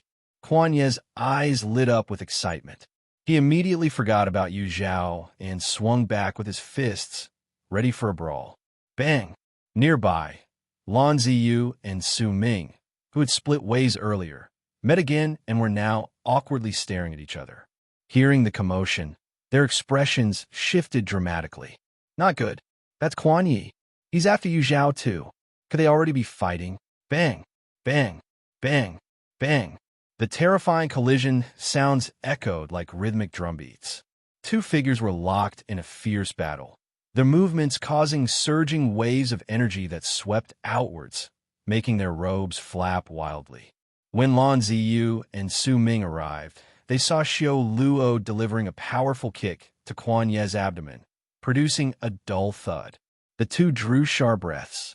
That was close, just 1 inch lower, and it would have been the legendary lineage-ending kick. Though Kuan Yi suffered from Xiao Luo's attack, he wasn't one to back down. He retaliated with a crushing blow to Xiao Luo's right shoulder, forcing her to sink slightly into the ground. Hiss! This time, it was Feng Qiyun and the others who winced. Kuan Ye's recklessness truly knew no bounds. By now, both Xiao Luo and Kuan Yi were consumed by their fight. They moved from ground to sky and back again, leaving marks of their clash all over the inner courtyard. Their combat style lacked the elegance of other cultivators. It was a pure clash of brute strength, igniting passion in onlookers and filling them with excitement. Senior Brother Lan, if they keep going, they might attract the elders, Feng Qiyun said anxiously. They no longer tried to stop Xiao Luo and Kuan Yi, as the inner courtyard's rooms were nearly reduced to rubble. Lan Ziyu also feared the consequences of this escalating. His cold voice rang out. Both of you stop immediately. However, Xiao Luo and Kuan Yi were so engrossed in their battle that they couldn't hear a word. Their only thought was to bring down their opponent. Seeing himself ignored, Lan Ziyu's expression darkened. Without hesitation, he flung a long flute from his sleeve. The flute, like an iron spear, shot out with a piercing whistle. With two crisp clangs, the movements of both fighters halted abruptly. Each clutched their reddened foreheads, their faces filled with confusion. The flute, having completed its trajectory, spun back and landed in Lan Ziyu's hand. Lan Ziyu sneered coldly. When words failed, force became necessary. Second senior brother, you hit me again, Quan Yi protested indignantly. Finally finding a worthy opponent, only for his senior brother to ruin it, left him fuming. Quan Yi, you've just come back from the Cliff of Reflection. Are you eager to return so soon? Lan Ziyu asked icily, fixing Quan Yi with a sharp glare. The mention of the Cliff of Reflection silenced Quan Yi immediately. Apologize to Shou Luo, Lan Ziyu commanded. Why should I? Quan Yi exclaimed, his eyes wide with resistance. Because you're the one who started this for no reason. Choose the Cliff of Reflection or an apology, Lan Ziyu retorted. Having been confined on the cliff for 5 years, Quan Yi had nearly gone mad from the solitude. He had no desire to go back. Reluctantly, he gritted his teeth and muttered to Shou Luo sorry. Shou Luo, however, didn't even spare him a glance. Her eyes remained fixed on Lan Ziyu as she said firmly, Senior Brother Lan, though the status of inner disciples may not compare to that of direct disciples, we are not ones to be trampled upon. If those from Lone Moon Peak come looking for trouble again, I will report it to the elders and sect leader for judgment. Lan Ziyu could clearly hear the disdain and displeasure in her tone. In the past, he would have responded with biting sarcasm, mocking the inner disciples from top to bottom. But times had changed. With their eldest senior brother no longer taking charge, he had to shoulder more responsibility. Grinding his teeth, he shot another glare at Quan Yi. Get out! Quan Yi stormed off, his fiery anger evident even in his retreating figure. Lan Ziyu turned back to Shou Luo, but seeing her cold expression, he hesitated and decided not to inquire about Yu Zhao. Unlike Lan Ziyu, Su Ming had no such reservations. He blurted out, Where's little Zhao? With all this commotion, why isn't she out to watch the fun? Everyone, why aren't you saying anything? Where did she go? Su Ming pressed, puzzled. We're not worms in Yu Zhao's stomach. How will we know where she went? Senior Brother Su? Maybe save such pointless questions for another time. Someone replied sharply. Shou Luo had finally figured it out. Everyone from Lone Moon Peak seemed to have something wrong with their heads. And it wasn't just a minor problem either. They barely cared about Yu Zhao when she was still on the peak, yet now that she had left, they were scrambling to pester her. Were they using Yu Zhao to entertain themselves? Disgusting. Aren't you close to Yu Zhao? How could you not know her whereabouts? Hey, I'm not done talking. Where are you going? Su Ming's frustrated question was answered by the loud slam of a door. Feng Qiyun and the others exchanged awkward glances before they dispersed. Meanwhile, a few inner disciples tried to cozy up to Su Ming and Lan Ziyu, hoping to gain information about Yu Zhao. But they were as clueless as anyone else, and their impatience grew. These inner disciples must be crazy. It was just a few questions. They didn't have to be so rude. Su Ming grumbled under his breath. For the first time, Lan Ziyu felt utterly drained. He ignored Su Ming, brushing past him to leave. But Su Ming trailed after him, prattling on endlessly. Lan Ziyu quickened his pace, and after considerable effort, he finally lost Su Ming. Looking up, he realized he had wandered into the purple bamboo forest atop Lone Moon Peak. His fingers brushed against the smooth stalks of the bamboo, and the faint sound of bamboo being carved echoed in his ears. He could almost hear Yu Zhao's delighted cheers when she received her gift. He lowered his hand, a deep sense of loss washing over him. There was no going back. The grand tournament of the cultivation world, held once every century, was a grand event no cultivator wanted to miss, whether they planned to compete or simply to watch. As a result, the paths leading to the Ascendant's Pavilion were teeming with cultivators. With so many people around, conflicts naturally arose. Opportunistic individuals also took advantage of the situation, ambushing and robbing travelers. Yu Zhao, during the first leg of her journey, made no effort to suppress her cultivation. With her golden core late-stage aura in full force, her journey was smooth and unimpeded. When she was 3 days away from the pavilion and sure she wouldn't miss the registration for the individual competition, she slowed her pace, masking her cultivation level to foundation establishment late stage. This change brought some much-needed excitement to her otherwise monotonous journey as her wealth grew rapidly. After bending down to retrieve a final storage pouch, Yu Zhao gazed into the distance. The outline of flame-blazing city came into view. Beyond the city, 10,000 miles away, lay the Ascendant's Pavilion. Just as she prepared to continue her journey, a faint, hurried sound of footsteps approached. Her eyes gleamed as she cast an illusion technique over the corpses scattered on the ground. Then, she flew forward at a leisurely pace, awaiting her unexpected guests. "Stop!" A sharp command broke the silence as 7 cultivators with sinister auras surrounded her, blocking all routes of escape. For a Foundation Establishment late-stage cultivator to make it this far, you must have some luck. But now that you've met us, it ends here, their leader sneered, a murderous aura emanating from him. "Are you here for wealth or lives?" Yu Zhao asked casually, a question that had become her signature phrase. Their answer would determine her response. "Ha ha ha." The group burst into laughter. "Both. We want your wealth and your life. It's been a while since we've had this much fun. Her blood will sharpen my blade.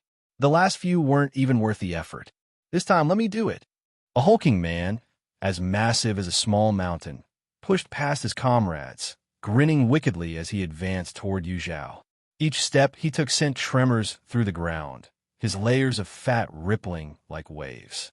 Just as he was about to reach her, a sharp, resonant sound pierced the air. Tap, tap. Where's that wooden fish sound coming from?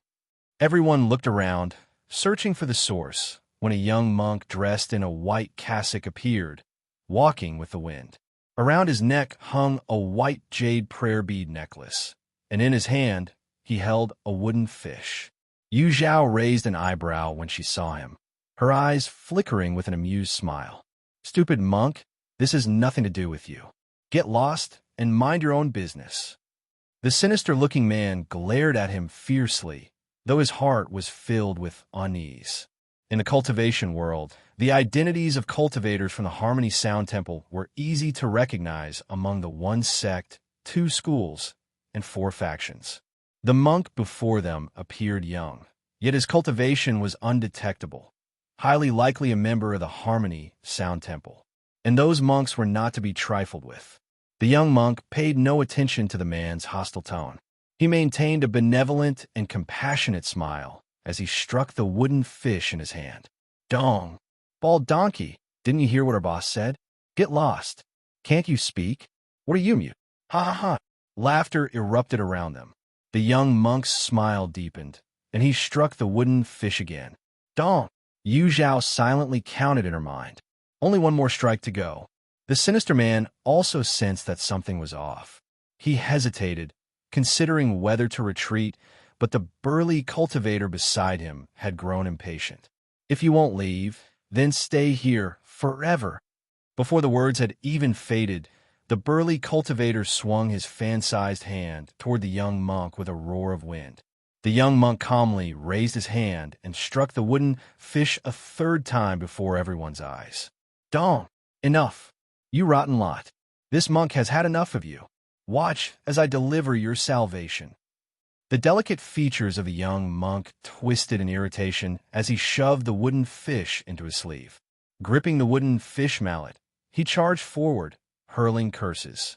With a flicker of spiritual light, the mallet, originally the length of a palm, expanded to the width of an arm in an instant.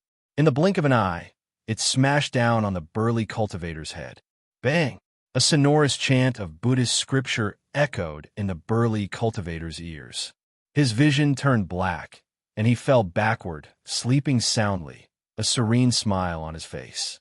The sinister man and his companions froze in shock, their eyes wide. This young monk wasn't just capable of cursing. He could fight too. Was he not a Harmony Sound Temple monk, but a rogue pretending to be one? Yet his overwhelming combat strength was undeniable. He had taken down their companion in a single blow. Retreat, the sinister man barked decisively.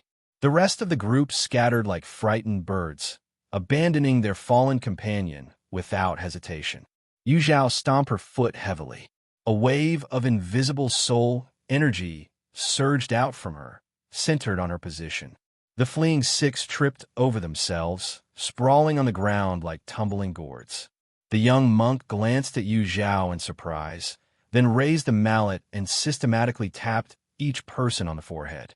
All seven collapsed in unison, their faces displaying identical serene smiles.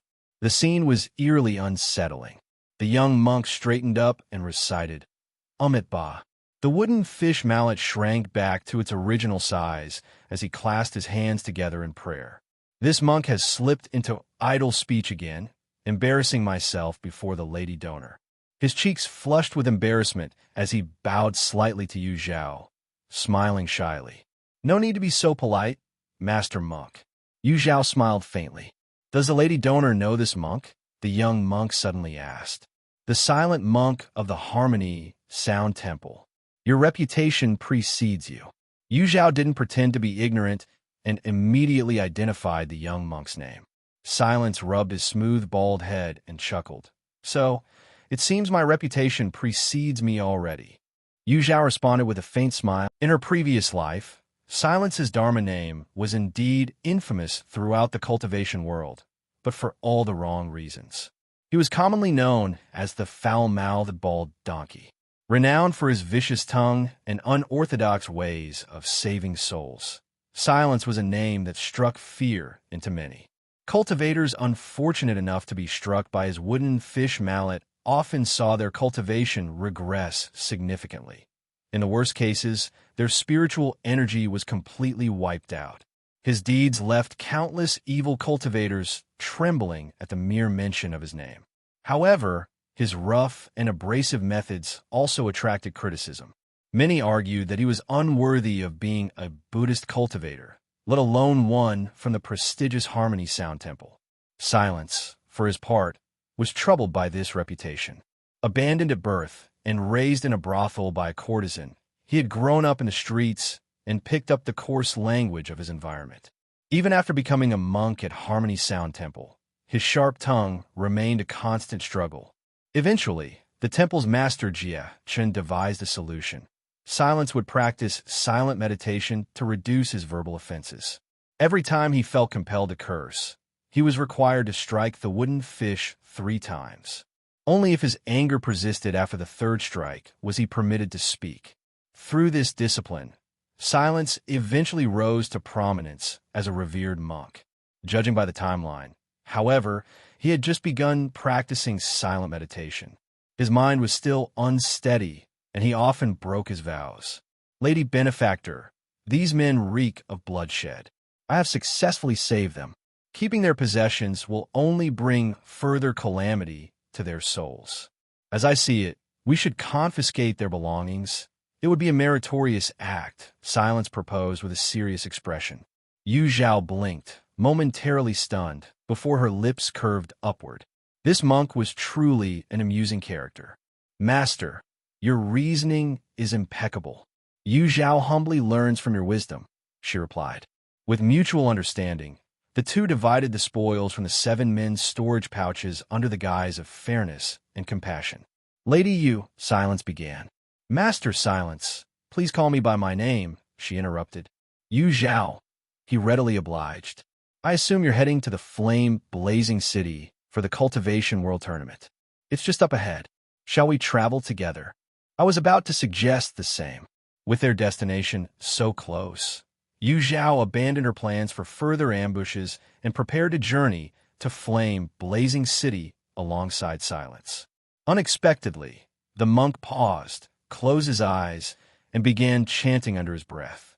Before Yu Zhao could ask what he was doing, the corpses she had concealed with illusion techniques began to shrivel and, within moments, disintegrated into fine powder carried away by the wind. Her eyes widened slightly. Clearly, Silence had seen through her illusion techniques from the start. "Let's go," he said quietly. With that, the two leapt into the sky, transforming into streaks of light heading toward flame-blazing city. Meanwhile, in the northern region, 1,000 miles away, at the Heavenly Sword sect, large snowflakes descended from the sky, blanketing the mountain range in thick, pristine snow. The peaks, covered in layers of white, resembled a chain of majestic snow-capped mountains. Suddenly, a sharp sword light pierced through the sky. The sheer force of the sword energy sent snowflakes spiraling upward. From the air, sect leader Chongyang, the sword's sovereign Jiuhua, and others materialized, their faces filled with awe. "Jiuhua, Jihan Zhou's speed in breaking through is truly remarkable. Admit it, do you have some secret teaching method you're hiding from us?" teased an elderly woman with silver hair. Despite looking the oldest among the group, she was actually younger than Jiuhua, and their long-standing friendship allowed her such casual remarks. Jiuhua spread his hands helplessly. "This has nothing to do with me. That kid went on a trip, came back deeply inspired, and has been training like a madman ever since. He's practically hanging from beams and stabbing himself with needles at this point. Ha ha! Good for Jihan Zhou. With his breakthrough just before the tournament, our Heavenly Sword sect stands a real chance of claiming the championship." Sect leader Chongyang was thrilled. He cared little about the reason behind Jihan Zhou's diligence and only valued the results. "Master, forgive my bluntness," said a disciple, "but our chances of winning the championship this year are slim. Competing for second place against the Greenwood sect might be more realistic." Sect leader Chongyang's face darkened. If Jihan Zhou weren't the son of the sword's sovereign Jiuhua, he would surely teach him a lesson. The tournament hadn't even started, yet he was boosting others' morale while diminishing their own, an attitude unbefitting a sword cultivator. The other elders exchanged puzzled glances. However, sword sovereign Jiuhua appeared intrigued. "Why do you say that?" Disciple encountered a senior sister from the Five Elements Dao sect during my recent training trip. She's at the early stage of golden core cultivation, but can dominate opponents of the same level. She's unbeatable. Jihan Zhou's words piqued everyone's curiosity. Those who had watched him grow knew his personality well. For someone to earn such high praise from him was unusual. A female disciple from the Five Elements Dao sect? Could she be Zhou Jinyu, the chief disciple of their sect master? The Five Elements Dao sect was brimming with talent, with Zhou Jinyu and Feng Chenglang being the most renowned among their disciples. Naturally, these are the first names the Heavenly Sword sect elders thought of. Jihan Zhou shook his head. "No, this senior sister's surname is Yu, and her name is Yu Zhao." Yu Zhao. The elders frowned slightly, unfamiliar with the name. Sect leader Chongyang pondered for a moment. Master Qing Yin once had a discarded disciple by that name. Jihan Zhou was startled. "I only know that senior sister Yu is an inner disciple of the Five Elements Dao sect and the most gifted cultivator I've ever met. With her presence, the Five Elements Dao sect will not lose." Sect leader Chongyang and the other elders dismissed his claim. If Yu Zhao were truly as exceptional as Jihan Zhou described, why would Master Qing Yin have abandoned her, leaving her as an inner disciple? Jihan Zhou was likely exaggerating, as this was his first venture far from home. No one knows a child better than their parent. However, Sword Sovereign Jiuhua took his son's words seriously. If Yu Zhao had impressed Jihan Zhou so much, she must have extraordinary qualities. Lately, Jihan Zhou had been exceptionally diligent in his cultivation, likely inspired by her. Sword Sovereign Jiuhua's eyes sparkled with anticipation. He couldn't wait to meet this senior sister Yu, whose talent had left such a deep impression on Jihan Zhou. In flame-blazing city, Yu Zhao and Silence strolled down the bustling streets. Their unusual pairing, a young woman and a monk in white robes, drew many curious glances. The two remained unbothered by the attention. "Huh, look at that. A monk walking openly with a woman in broad daylight. How shameless." While most cultivators' gazes carried curiosity or surprise, This loud comment was filled with malice. Silence paused, pulled out a wooden fish, and lightly tapped it with a wooden fish mallet. Thunk! He let out a slow breath, a faint smile curving his lips while silently reciting, "Do not get angry. Do not get angry. Anger harms the body, and no one else will bear the consequences."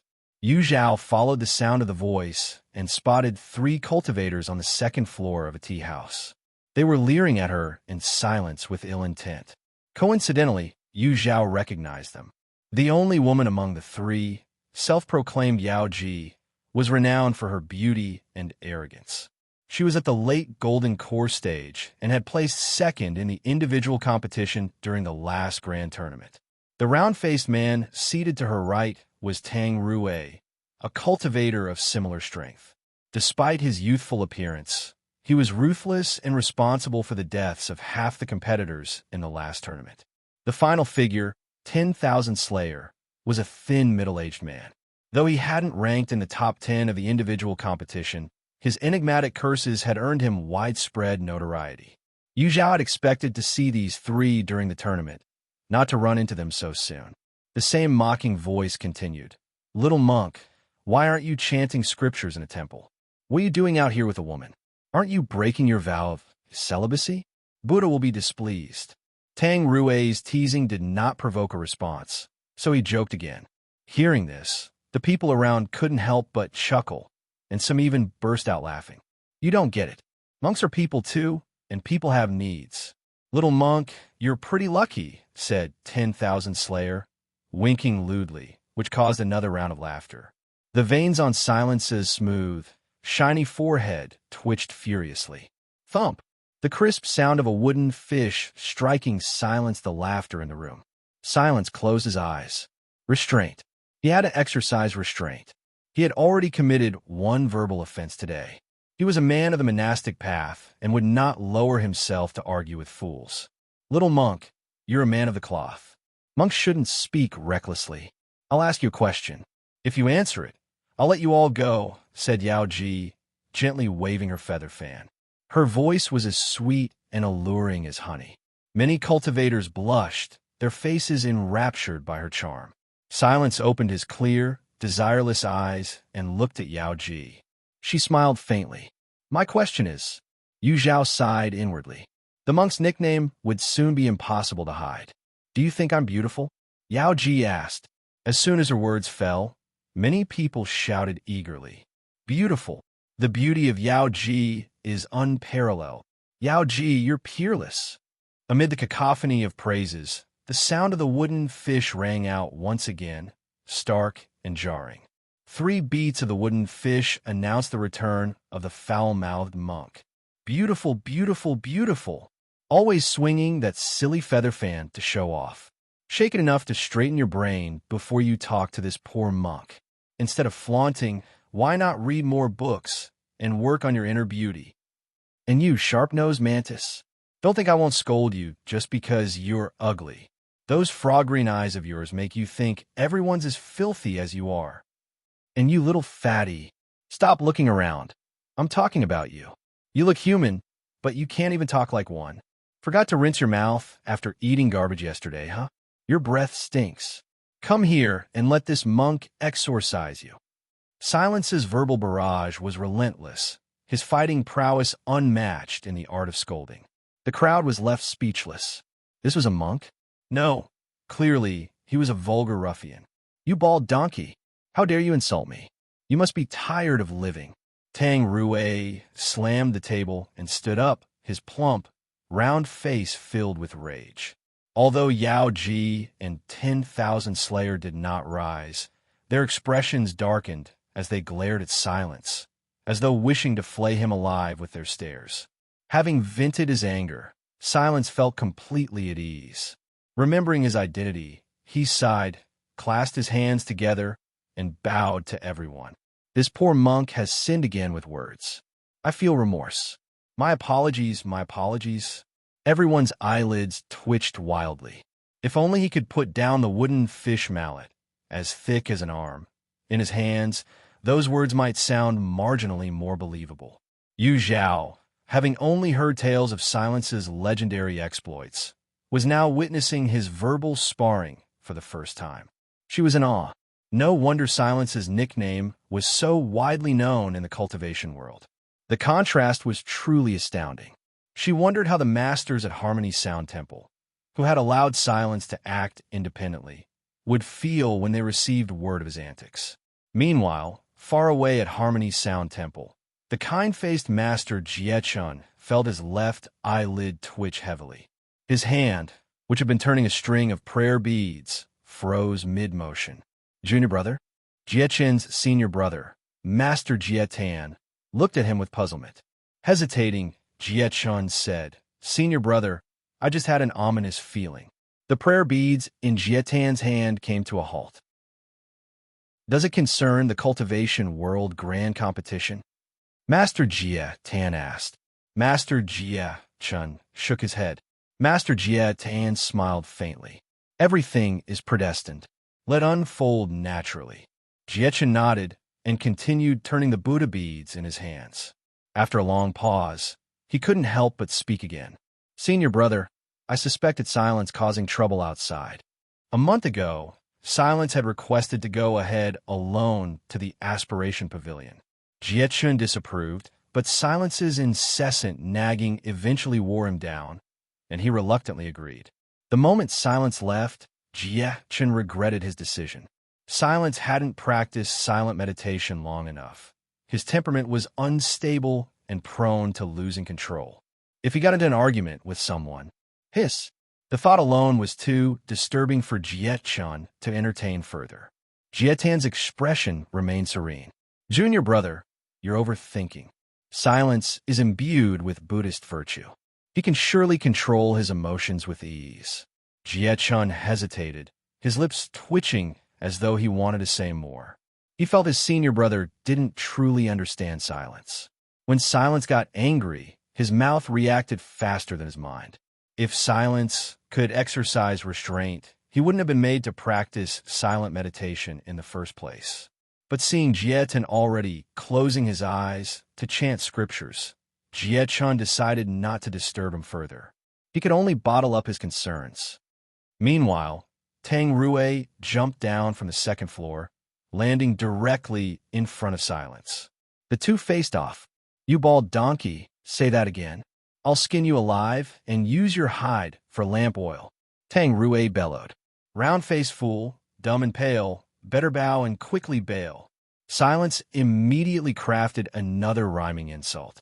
The rhyme was so catchy that the onlookers couldn't help but silently repeat it to themselves several times, stifling laughter as their faces flushed with effort.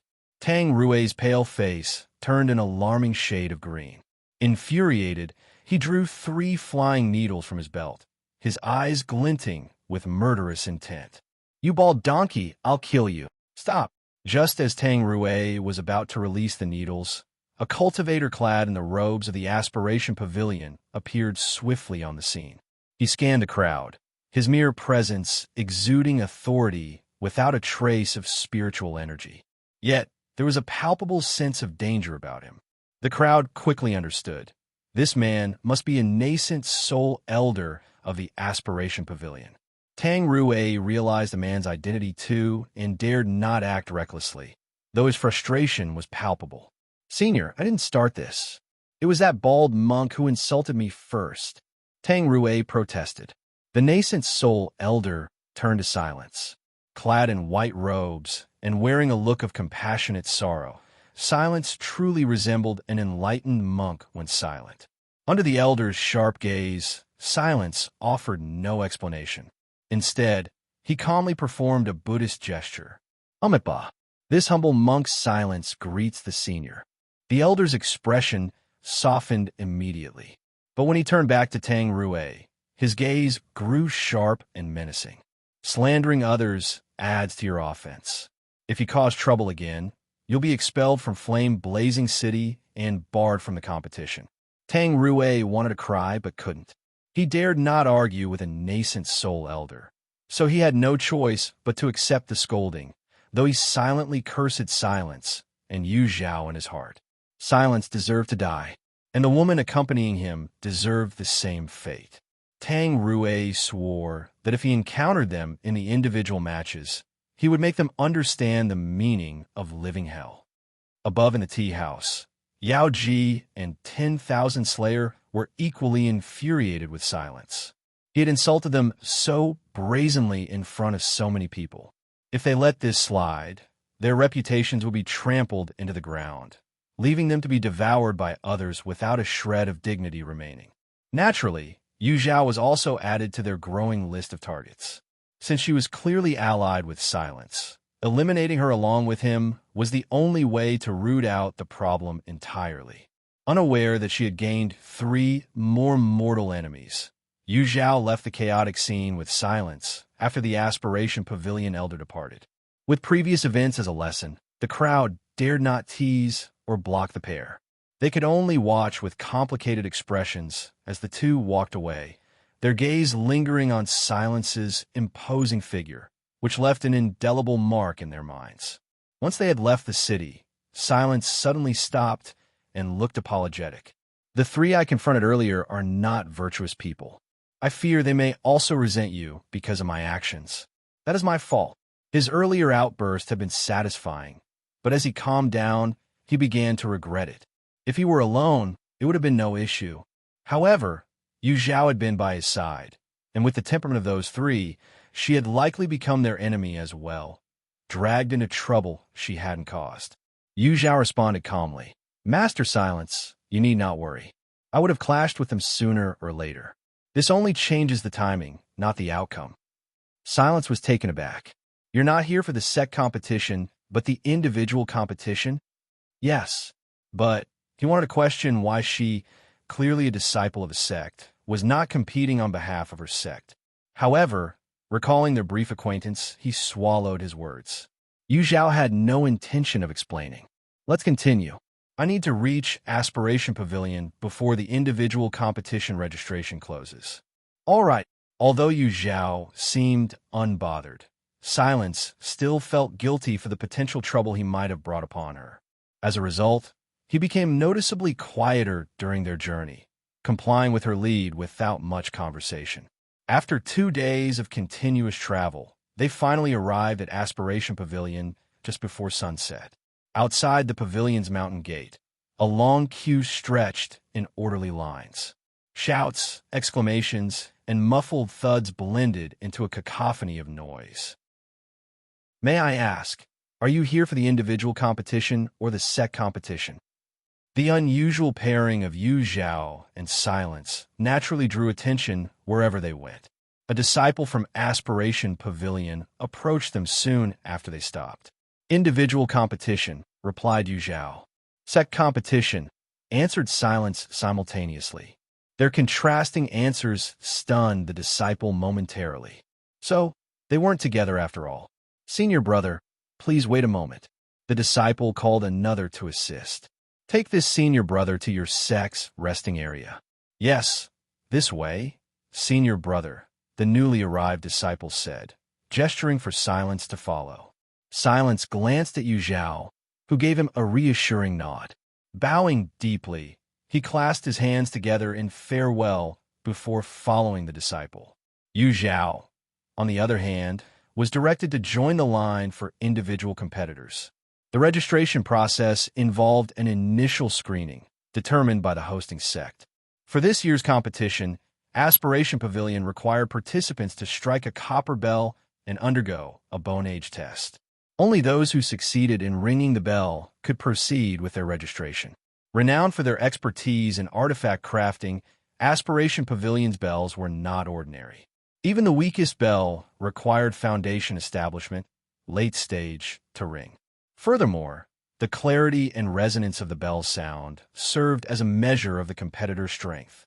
Only those capable of producing a long and clear sound would stand out. Standing at the end of the line, Yu Zhao used her divine sense to scan the process and understood it immediately. Striking the copper bell posed no challenge for her. Her concern now was how to make the sound resonate longer and travel farther. With each muffled clang, the line moved forward. Occasionally, disheartened cultivators left with sighs, their disappointment spreading unease among those still waiting. Some were so nervous that their palms sweated, dampening their robes. Finally, a resonant clang rang out. Suddenly, the clear and powerful sound of a bell silenced the bustling crowd. Instead of fading, the ringing grew louder, echoing through the area like a thunderclap. All eyes turned toward the source of the noise. A young man with a jade crown stood proudly in front of a large bronze bell, exuding an aura of nobility. His chin was slightly raised, and a proud expression graced his face. Isn't that the young master of the Situ family, Situ Xian? No wonder the bell rang so loudly. It's him. The Situ family is the strongest in the cultivation world. It's no surprise their young master is extraordinary. Yu Zhao, observing quietly, wasn't surprised. She remembered him well from her previous life. Back then, Situ Xian had placed third in the individual competition. As the crowd watched him with envy and admiration, a disciple from the Achievement Pavilion approached and handed Situ Xian a registration token. Young Master Situ, you must be tired. Young Master Situ, I have some tea here. Young Master Situ. Suddenly, a group of men dressed as bodyguards appeared, each carrying fans and teapots, fussing over Situ Xian with great care. A cultivator standing near Yu Zhao watched the scene with jealousy and muttered under his breath, "What a big show! It'd be embarrassing if he didn't take first place." Although he spoke quietly, his words were loud enough for Situ Xian to hear. Situ Xian turned sharply and walked directly toward the man. The man's face turned pale as he quickly tried to smile, looking humble and apologetic. "Why, young Master Situ?" Situ Xian's expression was unreadable. "Repeat what you just said." "Young Master, I was just talking nonsense. Please don't hold it against me." The man quickly knelt down, tears streaming down his face. "How dare you speak ill of our young master? Are you tired of living?" One of Situ Xian's bodyguards shouted angrily. "I was wrong. Please don't kill me. Don't kill me." The man's cries grew louder, drawing the attention of nearby disciples from the Achievement Pavilion. "What's going on here?" one of the disciples asked. The kneeling cultivator crawled over to the disciples, pleading, "Please help me, Senior. He's going to kill me." The disciples from the Achievement Pavilion exchanged wary looks before eyeing Situ Xian cautiously. This is the territory of the Achievement Pavilion. Fighting is strictly prohibited, one of the disciples declared firmly. "Our young master never said he was going to fight. This guy is just spouting nonsense," a bodyguard offended. "You've received your token. Please leave the area," the disciple said, his tone firm but not friendly. Situ Xian snorted coldly. "There's no rule that says I have to leave after registering. Today, I'm staying right here." Ada, understanding immediately, the bodyguard named Ada pulled out an intricately carved wooden chair, a matching table, and a large parasol that resembled a pavilion roof from his storage bag. Situ Xian sat down, casually pointing at the table with his chin. Another bodyguard quickly brought over tea and snacks. The smoothness of their actions left the onlookers speechless. The Achievement Pavilion disciple's face reddened with frustration. He wanted to argue more, but his companion quickly reminded him in a low voice, "That's the young master of the Situ family." "The Situ family? The one with a nascent soul stage ancestor?" The disciple regained his composure. The Situ family was the most powerful in the cultivation world. They had not only an ancestor at the nascent soul stage, but also the family head and 3 elders who were nascent soul cultivators and nearly 100 golden core cultivators. Offending Situ Xian could mean offending the entire Situ family, a risk no mere disciple could afford. But apologizing to Situ Xian in front of everyone was too humiliating. So, his companion stepped in to smooth things over. "There's no rule against staying after registering. If young Master Situ wishes to remain here, we won't stop you. Please feel free." With that, the Achievement Pavilion disciples left, taking the crying cultivator with them. "Young Master, should we—" Oda leaned down slightly, his eyes gleaming with malice. Situ Xian sneered. "Don't bother. He's just a clown." That guy better hope he doesn't run into me on the battlefield. If he does, I'll make sure he learns the consequences of running his mouth in front of me. Yu Zhao watched the whole scene quietly, her opinion of Situ Xian's arrogance growing. In her past life, she hadn't paid much attention to the individual competitions and only vaguely remembered the names and ranks of the competitors. Situ Xian was one of the few she recalled. As the young master of the powerful Situ family, many expected Situ Xian to take first place in the individual competition. Some even placed large bets on him. However, the final result surprised everyone. A relatively unknown cultivator named Wu Xiaozhan clinched first place, while Situ Xian ended up in third. Unable to accept his defeat, Situ Xian disappeared right after the competition, missing his chance to enter the prestigious floating island.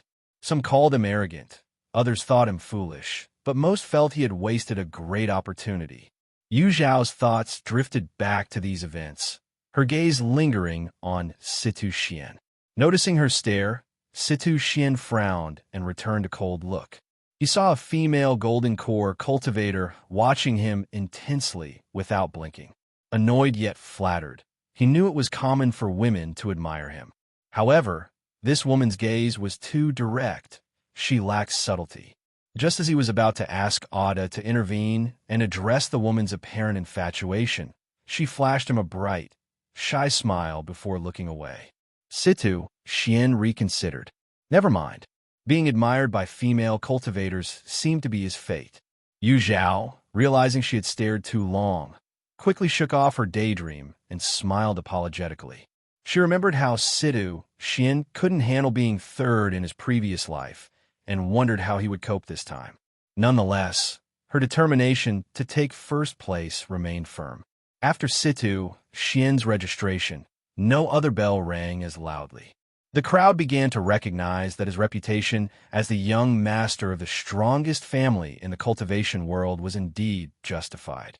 This novel is translated and hosted only on BCAT translation. Just when everyone thought Situ Xian would surely win the top spot, Yu Zhao walked up to the registration table. "Name?" the disciple asked. "Yu Zhao," she replied. "Age?" 19. The disciple, who had been busy writing, suddenly stopped and looked up in surprise.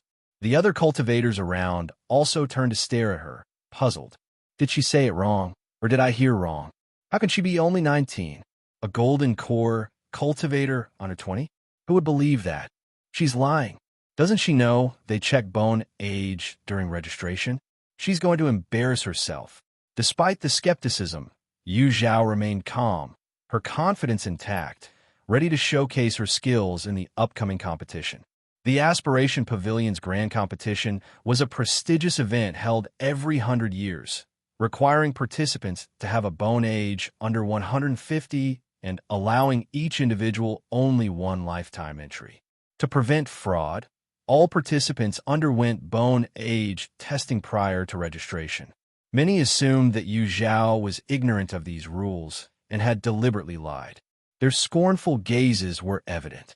The disciple overseeing registrations, Li Fei, frowned impatiently. "Place your hand on the disc," he instructed curtly. Yu Zhao complied without hesitation. As her palm touched the disc, a wave of heat coursed through her hand. Moments later, golden light burst forth, projecting two ancient golden characters onto the desk. Li Fei abruptly stood up, his eyes wide. 19. You're truly 19 years old. A collective gasp rippled through the crowd, leaving mouths agape. 19 years old. A golden core stage cultivator at 19? Where did this monster come from? Open your eyes and take a closer look. She isn't just at the golden core stage. She's already at the late golden core stage. What? Late golden core? Damn you heavens. I'm done treating you like a benevolent grandparent. Clearly, you don't see me as a beloved grandson. Yu Zhao's astounding display left the crowd reeling. Many cultivators were emotionally overwhelmed, laughing and crying simultaneously. Even the C2 family members were shaken. Their young master, C2 Xian, had been hailed as a prodigy for reaching the golden core stage near the age of 30, making him the family's most promising heir for nascent soul advancement. Yet Yu Zhao, a young woman under 20, had already reached the late golden core stage, merely a step away from the nascent soul. Such terrifying talent was almost unheard of in the cultivation world. With her in the competition, C2 Xian's chances of victory seemed to vanish. The C2 family's guards nervously glanced at C2 Xian, whose face alternated between pale and flushed. What thoughts brewed in his mind remained unclear. Meanwhile, Li Fei stood frozen like a statue, overwhelmed by the revelation of Yu Zhao's age. A faint knock on the table brought him back to reality. Yu Zhao had tapped her knuckles lightly, her expression calm. Li Fei quickly composed himself. The earlier disdain in his eyes was gone, replaced with respect. After steadying himself, he solemnly recorded 19 years old next to her name, then gestured toward the bronze bell behind him. Senior Sister Yu, please strike the bell to complete your registration. Yu Zhao nodded and approached the bronze bell. Standing nearly 3 meters tall, the bell exuded a dignified and solemn aura. Having already decided on her approach, Yu Zhao stood firm, channeling her spiritual power and divine soul energy into her palm. Her gaze sharpened as her hand struck the bell with blinding speed. Dong! A thunderous chime erupted, echoing like a sudden clap of thunder. Lower-level cultivators felt their ears ringing, their vision blurred. C2 Xian bolted upright. Yu Zhao's strike was louder than his own. He had lost. Before he could fully absorb the bitterness of defeat, the bronze bell rang out again. 2 chimes! C2 Xian was utterly stunned and leapt to his feet. He had clearly seen Yu Zhao strike the bell only once. How could there be 2 chimes? The second chime overlapped with the first, its resonance intensifying. Many cultivators began feeling unwell, abandoning their orderly queue to retreat farther back. Li Fei's face turned pale, his pupils trembling violently.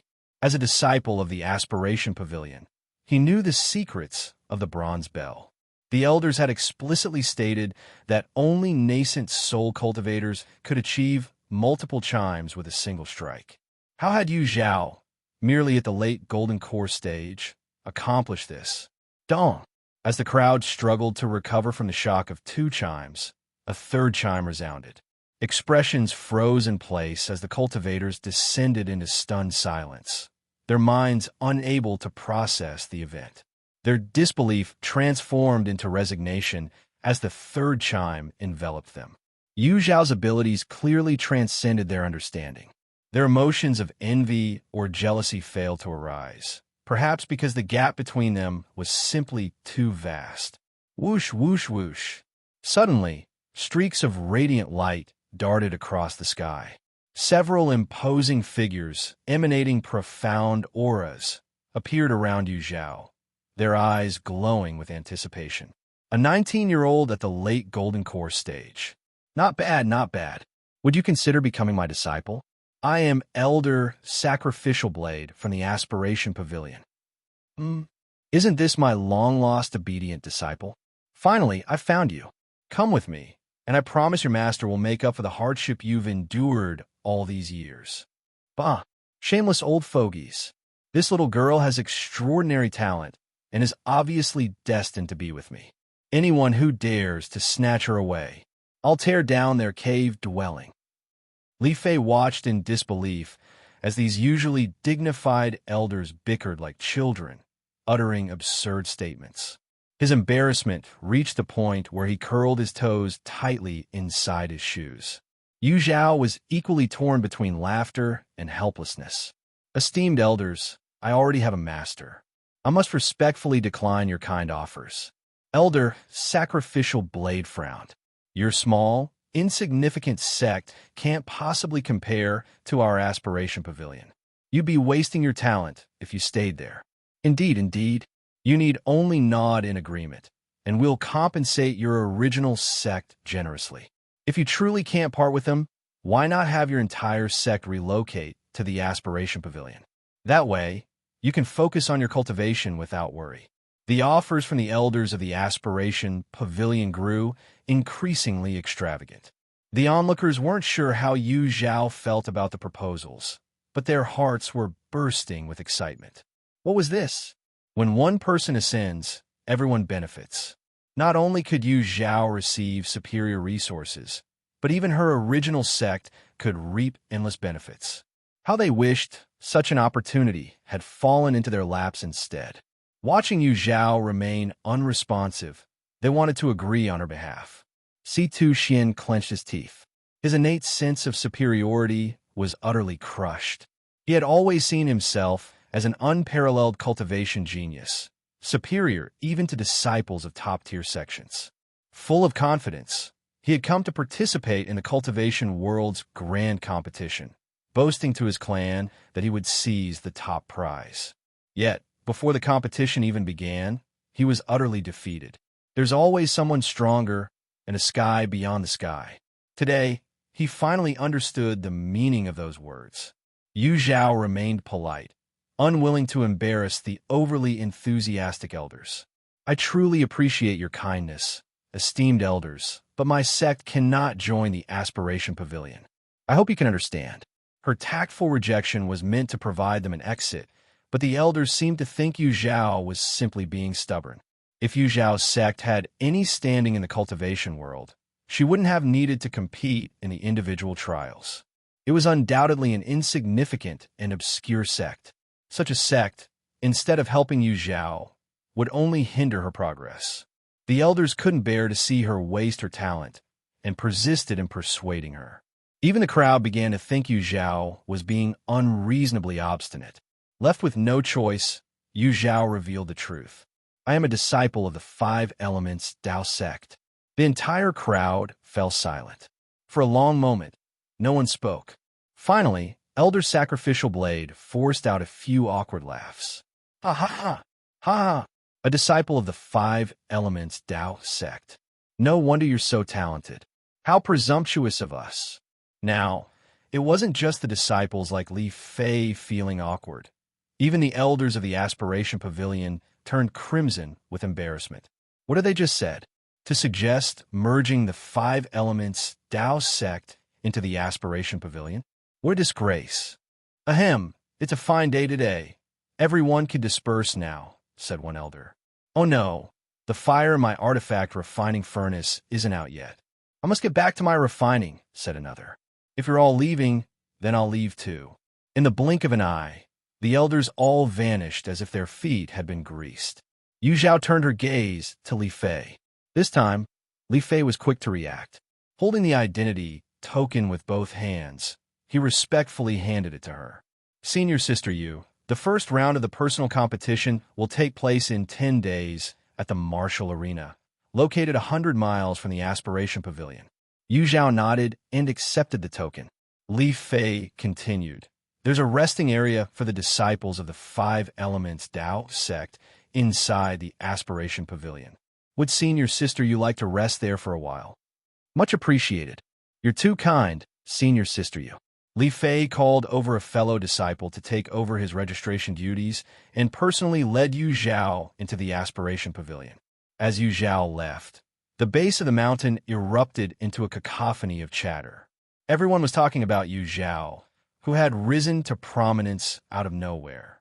Meanwhile, Ye Cong Xin, once the center of attention, was now thoroughly ignored. Ye Cong Xin narrowed his eyes, his expression shifting unpredictably. Golden Core, late stage, and under 20 years old. Very well, Yu Zhao. You've certainly piqued my interest. Let's see how strong you really are. Under Li Fei's guidance, Yu Zhao entered the rooms designated for the Five Elements Dao sect to rest and prepare for the upcoming competition in 10 days. Thousands of miles away, a flying boat was speeding toward the Aspiration Pavilion, towering as high as a 5-story building. The flying boat was inscribed with intricate, profound array patterns. It glided through the misty clouds, its luminous spiritual energy giving it a magnificent appearance. On the deck, Zhao Jinyu stood, her eyebrows perfectly shaped like a painting. Even the simple disciple robe she wore couldn't hide her captivating beauty. Hearing approaching footsteps, Zhao Jinyu paused for a moment before turning around. Daoist Zhou, came the greeting. She inclined her head slightly. Taoistly, Li Jingrang, the eldest senior brother of Tai by Academy, stepped forward and stood beside her. Zhou Jinyu's eyebrows knit briefly in displeasure. The Tai Bai Academy and the Five Elements Dao sect had crossed paths during their journey, prompting their elders to decide on traveling together. Zhou Jinyu had only exchanged a few words with Li Jingrang, their acquaintance being rather superficial. On the other hand, Ye Cong Xin, her fellow sect member, seemed to get along quite well with the Tai Bai disciples. Zhou Jinyu had often seen them gathered, chatting amiably. Why isn't Li Jingrang off discussing poetry with Ye Cong Xin today? Why come to her instead? She wondered. Her thoughts were interrupted when Li Jingrang spoke. Taoist Zhou, is there some misunderstanding between you and junior sister Yi from Lone Moon Peak? I believe it's better to clear up any differences to maintain harmony among sect members. Understanding flickered in Zhou Jinyu's eyes before her face darkened. None of your business. She had no intention of explaining anything to Li Jingrang.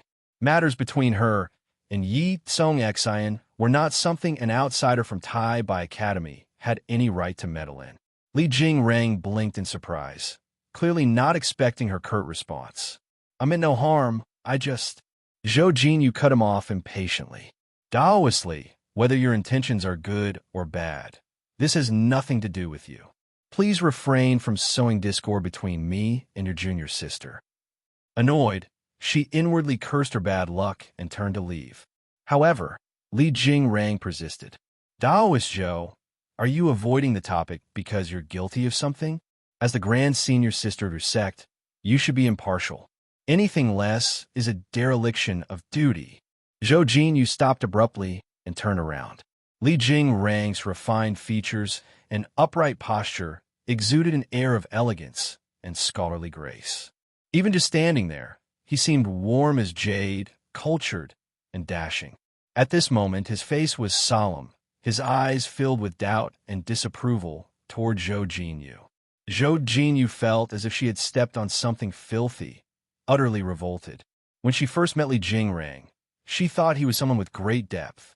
Now, she realized how completely wrong she had been. Li Jingrang, do you even understand Ye Cong Xin? What gives you the right to question me? Of course I do. Yi Junior's sister is as graceful as an orchid, her talent unparalleled, and despite her grave illness, she remains steadfast and resilient, earning admiration. When Li Jingrang spoke these words of high praise, his expression was resolute, and his gaze was full of tenderness. Zhou Jinyu couldn't detect even the slightest hint of unease on his face. She was stunned. As the head disciple of Tai Bai Academy, Li Jingrang so easily trusted others without even verifying the facts. He couldn't wait to stand up for someone else. Where was his brain? Did he leave it back at the academy? What's wrong? Speechless? Do you have anything else to say in your defense? Li Jingrang, seeing her silence, assumed he had torn away Zhou Jinyu's facade of hypocrisy. His smug expression made her feel even more nauseated. Zhou Jinyu smirked coldly. Li Jingrang, as far as I remember, aren't you engaged? Now you're standing up for Ye Cong Xin. Are you falling for her and planning to abandon your fiancé? So, you wanted to play dirty? She could too. Li Jingrang looked as if someone had grabbed him by the throat. His face turned visibly red. Zhou Jinyu, Yi Junior's sister and I are innocent. Don't spew baseless accusations. This is a reasonable suspicion. If you can question me, why can't I question you? The best way to counter rumors wasn't self-defense, but to sidestep the traps set by the opponent and kick them into it instead. Besides, Zhou Jinyu thought her accusation was far more convincing. Seeing Li Jingrang's flustered appearance, who would believe there was nothing between him and Ye Cong Xin?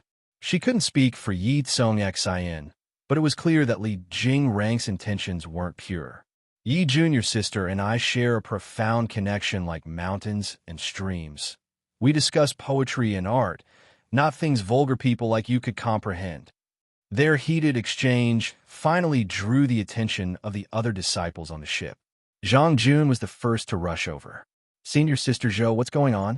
He questioned her while casting a wary and slightly hostile glance at Li Jingrang. Zhou Jinyu was about to reply when other disciples from Five Elements Dao sect, including Lu Li, Fang Chenglang, and Lan Ziyu, came over to stand behind her. They said nothing but silently showed their support. The disciples from Tai Bai Academy, noticing the commotion, hurried over to bolster their own eldest senior brother, even though they had no idea what had happened. Two distinct groups formed, the tension so palpable it seemed a single spark could ignite conflict. "What are you two doing?" A soft voice broke through the confrontation. As the focus of the dispute, Ye Cong Xin finally arrived, albeit slowly. Zhou Jinyu raised an eyebrow. Yi Junior sister, just in time. Tai Bai Academy's Li Daoist here suddenly came to me, said a lot of incomprehensible things, and even warned me not to bully you. Your senior sister is at a loss for words. Would you care to explain on my behalf? Ye Cong Xin forced a smile. Senior sister Zhou, there must be some misunderstanding. Another misunderstanding? Li Daoist just asked if there was a misunderstanding between you and me. Why don't you clarify? Who exactly has misunderstood whom? All eyes turned to Ye Cong Xin. Her fingers clenched the hem of her robe, and her face grew even paler. Enough. Fellow Daoist Zhou, stop pushing things too far. Li Jingrang couldn't hold back any longer. Junior sister Yi was so fragile and sensitive. She could never endure the pressure from Zhou Jinyu. He simply wanted to ensure junior sister Yi could have a better life, not to cause her hardship. For her sake, he was willing to compromise. This matter ends here, he said through gritted teeth, his expression filled with endurance. His humility and forbearance only served to amuse Zhou Jinyu, who let out a cold laugh. Li Jingrang, you rushed in just now to baselessly accuse me, and now you're trying to dismiss everything with a simple "it ends here." Are you looking down on me, Zhou Jinyu, or on the Five Elements Dao sect? You didn't suffer any loss, Li Jingrang muttered, recalling how Zhou Jinyu had responded to him earlier. Oh, so I should endure being wrong just because I didn't lose anything? Her voice dropped, laced with the authority of the grand senior sister. The pressure emanating from her presence silenced everyone. Even Zhang Jun, who was always joking and carefree around Zhou Jinyu, straightened up nervously, not daring to laugh. The ones in the most awkward position were undoubtedly Ye Cong Xin and Li Jingrang. Ye Cong Xin was seething internally. She had placed her sights on Li Jingrang because of his overwhelming fortune and his status as the top disciple of Tai Bai Academy. Who could have predicted that he would turn out to be all flash and no substance? Outwardly clever, but inwardly foolish, he had boarded the Five Elements Dao sect's flying boat and, under the noses of its sect master and elders, dared to provoke the sect's grand senior sister. Such foolishness. Yet, Li Jingrang himself didn't realize the gravity of his actions. He still believed Zhou Jinyu was acting arrogantly, bullying others, and suppressing junior sister Yi out of jealousy. Of course, it must be envy. Wasn't junior sister Ye's beauty? Well, maybe not beauty, but surely her talent? Yes, her talent. Zhou Jinyu was jealous of junior sister Ye's talent and was intentionally oppressing her. His sense of righteousness surged. However, as his gaze swept across the deck, crowded with disciples from both sects, totaling 300 or 400, his lips moved as though to speak but closed quickly. There were things he simply couldn't say in front of such an audience. Jin Yu, an elder from Tai Bai Academy, just came to me, asking for leniency. Let's split the compensation 50-50. What do you say? The sly voice of sect master Ji Yuan rang softly in Zhou Jinyu's ears. Her eyes lit up as her lips moved silently. 70-30, she mouthed. Deal. As everyone braced themselves for what seemed an inevitable clash, Zhou Jinyu's imposing aura suddenly dissipated. Since junior sister Yi said it was all a misunderstanding, I'll grant her the benefit of the doubt. Let's let the matter rest here. However, I urge you, fellow Daoist Li, to be more cautious in your words and actions in the future. The swift change in tone left everyone stunned. Before they could react, Zhou Jinyu turned and strode away briskly. Zhang Jun's eyes darted as he quickly followed, his voice dripping with exaggerated affection. Senior sister, my most revered, most beloved grand senior sister. Shut up. You'll get 10%. Thank you, grand senior sister, for your generosity. Zhang Jun followed her cheerfully, eager to join her in meeting their sect's most business-savvy elder to claim their reward. The remaining disciples from both sects exchanged bewildered glances, rendered speechless. Junior sister, come with me. Fong Chunglang's cold voice broke the silence, calling out to Ye Cong Xin. Her heart sank, though her face betrayed nothing. She agreed calmly, but inwardly she braced herself. Su Ming and Quan Yi moved to follow, but were stopped by Lan Ziyu. The narrative unfolds as Lan Ziyu prevents Su Ming from intervening when the eldest senior brother, Fong Chunglang, privately calls upon junior sister Ye Cong Xin. This is a change for Lan Ziyu, whose maturity has grown since Fong Chunglang stepped back from responsibilities. Instead of joining the drama, Lan Ziyu chooses to diffuse potential conflict, attributing blame to the Tai Bai Academy, whom he accuses of scheming to disrupt their sect's unity. Lan Ziyu cleverly diverts Quan Ye's anger toward the Tai Bai Academy, reinforcing the idea that their provocations aim to weaken the sect's performance in the upcoming competition. This manipulation works, as Quan Yi vows to teach them a lesson during the sect's grand competition. Meanwhile, Fong Chunglang surprises Ye Cong Xin by encouraging her to foster relationships with disciples from other sects, avoiding any harsh criticism. This gesture raises Ye Cong Xin's suspicions about his motives. Turning to her system, she confirms his favorability score has increased to 30, leaving her more uncertain about his intentions. Despite trusting the system's accuracy, Ye Cong Xin becomes increasingly cautious, recognizing Fong Chunglang's unpredictable behavior as potentially slipping out of her control. This compels her to remain vigilant in her interactions.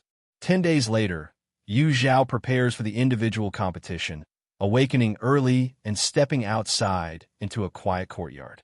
As a disciple of the Five Elements Dao sect, she notices the sect participants are still en route due to differing schedules. On her way to the competition grounds, Yu Zhao encounters Silence, a monk holding prayer beads. Silence has been waiting for her, acknowledging her growing reputation within the Aspiration Pavilion. His gesture of support reflects his earlier recognition of Yu Zhao's extraordinary abilities and his intent to aid her during the competition.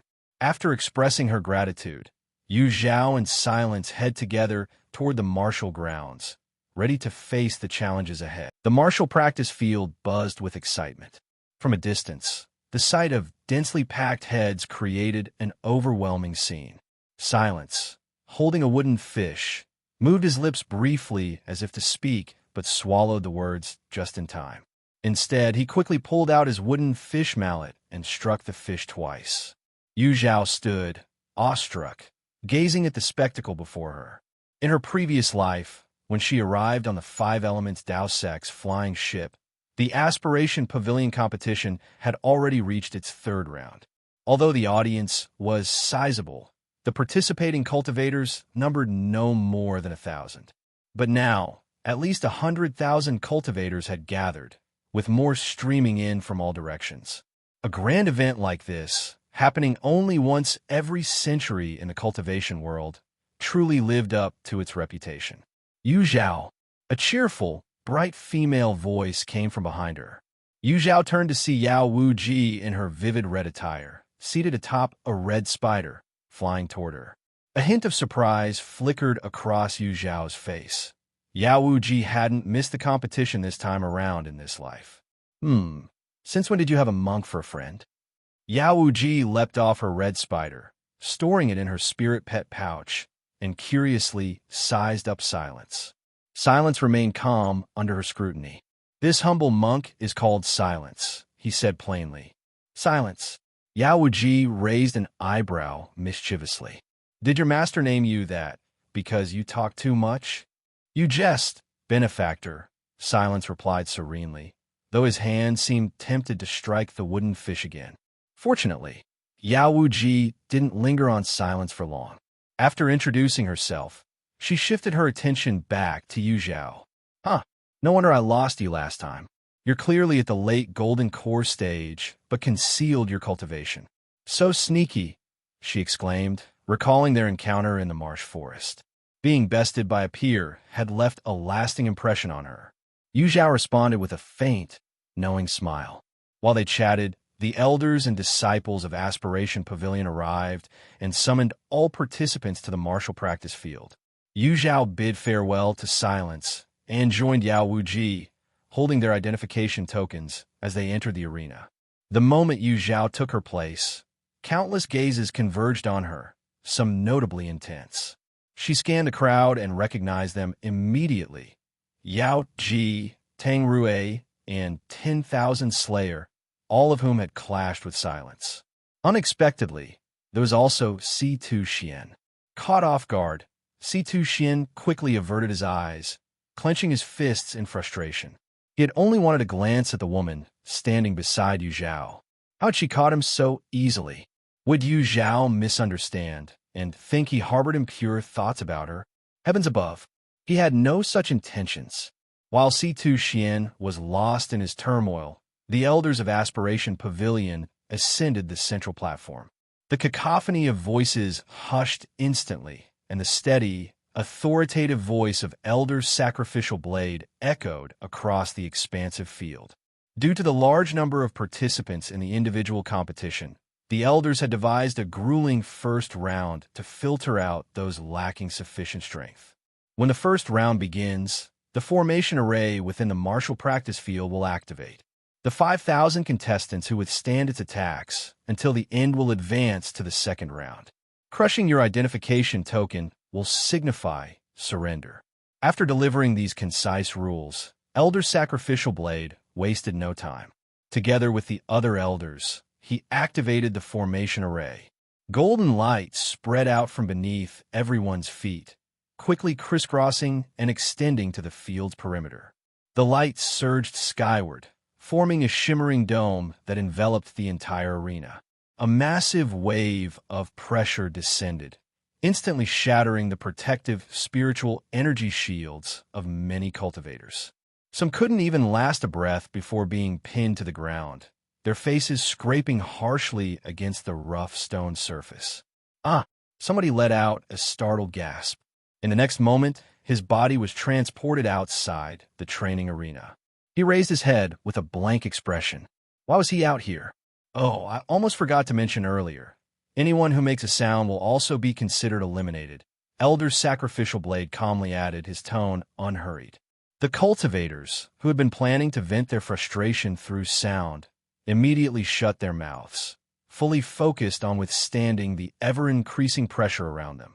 Up on the high platform, Elder Sacrificial Blade clicked his tongue in amazement as he spoke to the elder beside him. Look at you, Zhao, calm and composed. There's no doubt she'll claim first place in the individual competition this time. Another elder sighed with regret. The 5 elements Tao, sex ambitions are growing by the day. They're no longer content with just winning the sect competitions. Now, they even aim for the top in the individual contests. With countless rogue cultivators across the land, but few opportunities, the 5 elements Tao sect stooping to compete for these small benefits against them is unseemly, another elder remarked. Although the elders had varying opinions, they all subconsciously agreed on one thing. Zhao was undoubtedly the frontrunner. An hour passed, and nearly a quarter of the cultivators were eliminated, unable to withstand the steadily increasing pressure. By now, those still standing in the arena were all golden core cultivators. Drip, drip, beads of sweat the size of soybeans fell from their faces.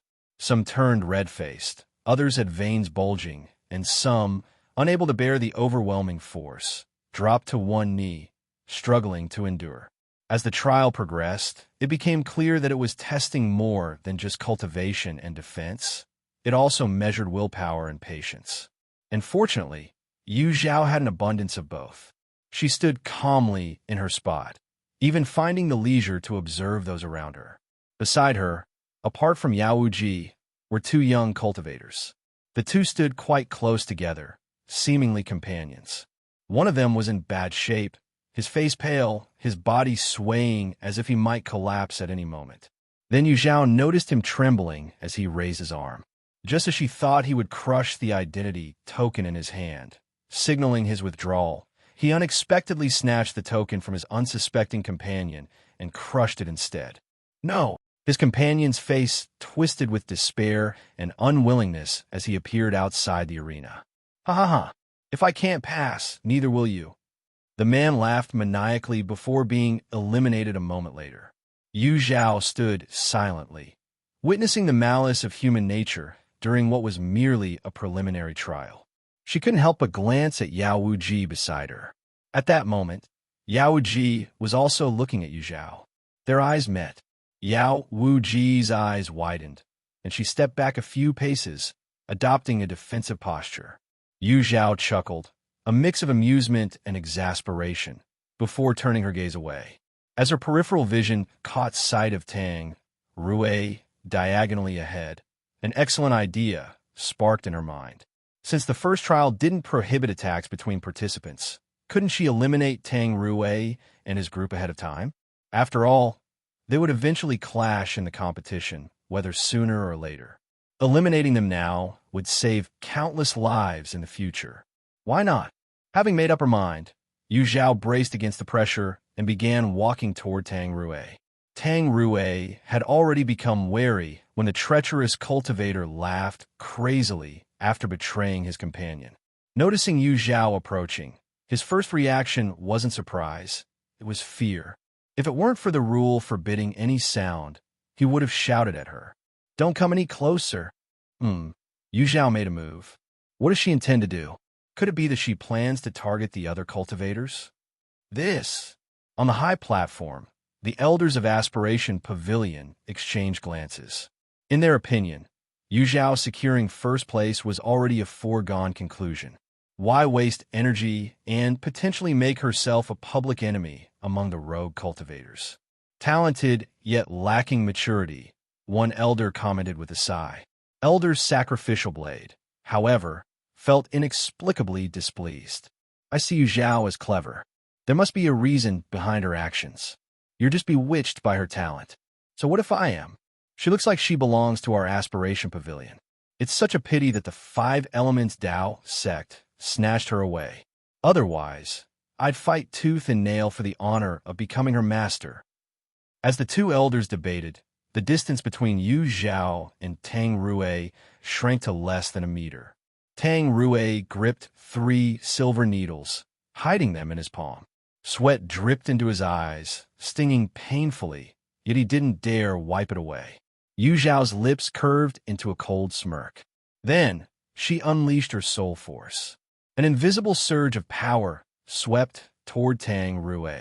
He felt a breeze brush his face, and instinctively he blinked. In that instant, he found himself standing in a sea of fire.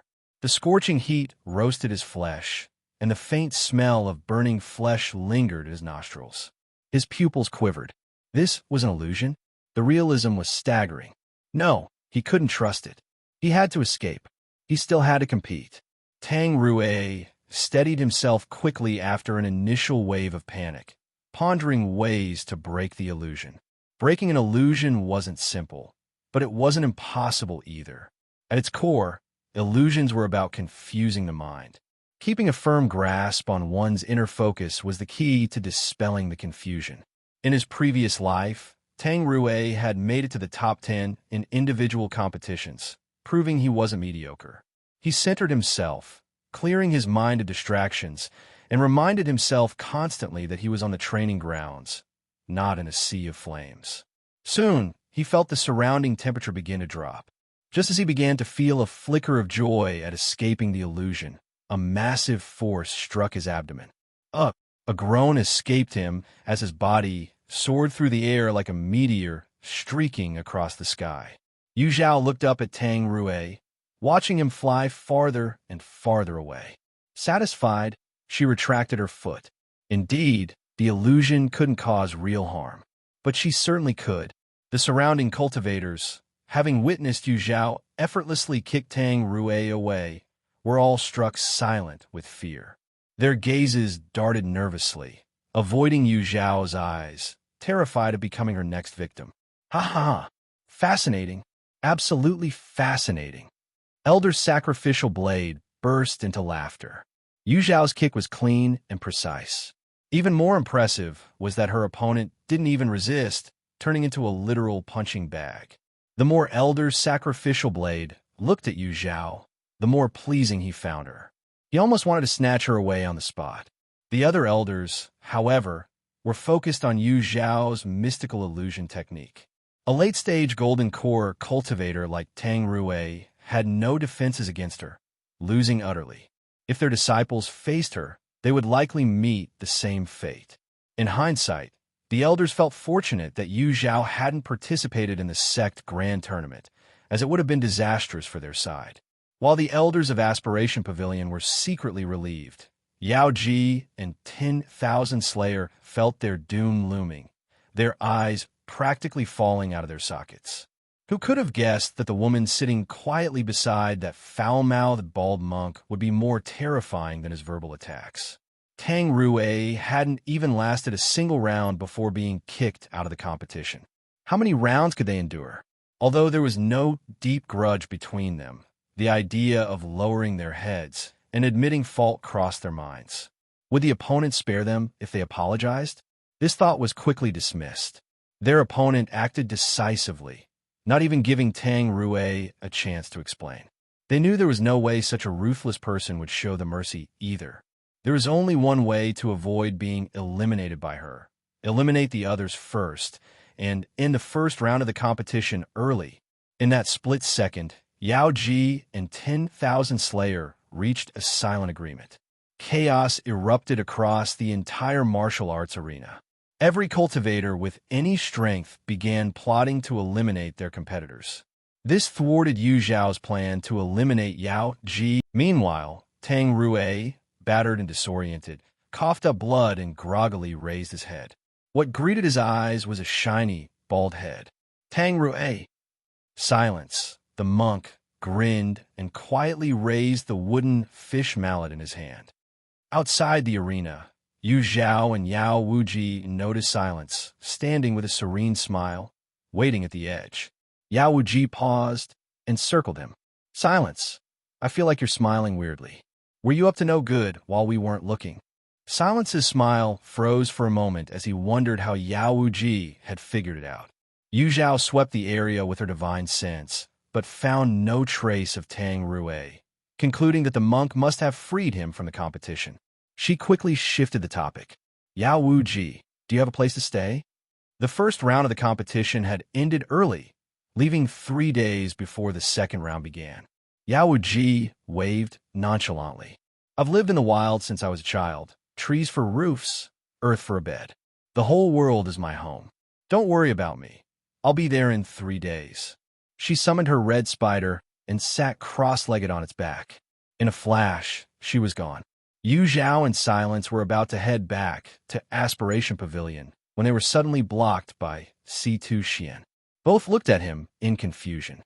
I'm C2 Xian from the C2 family of the Eastern region, he stammered, finally managing a self-introduction after a long pause. Yu Zhao and Silence exchanged glances. C2 Xian was acting oddly, but out of respect for his family, they responded. Yu Zhao of the Five Elements Dao sect. Silence, a monk from Harmony Sound Temple. C2 Xian responded eagerly. Greetings, Taoist Yu and Taoist.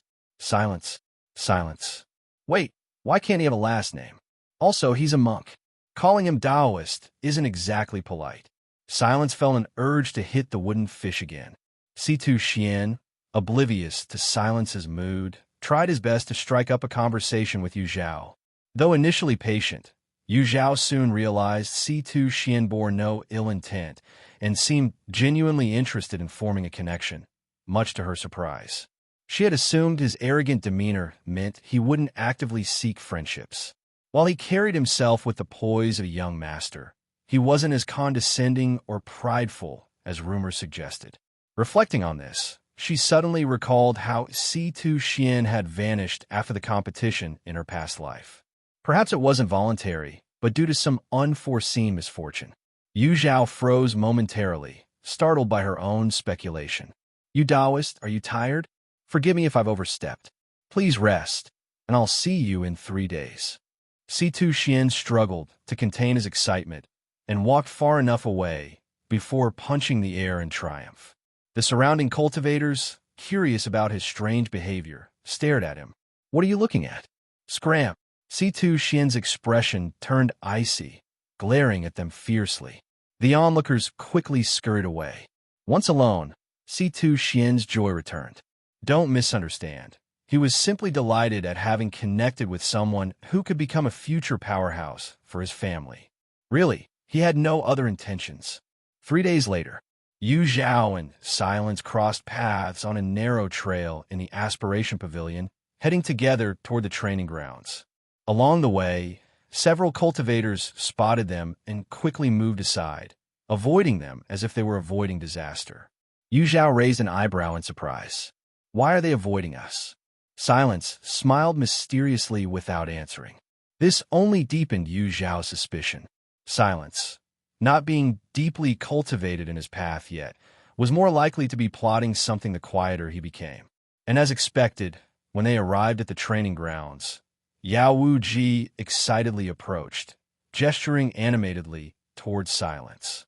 Silence, I really underestimated you.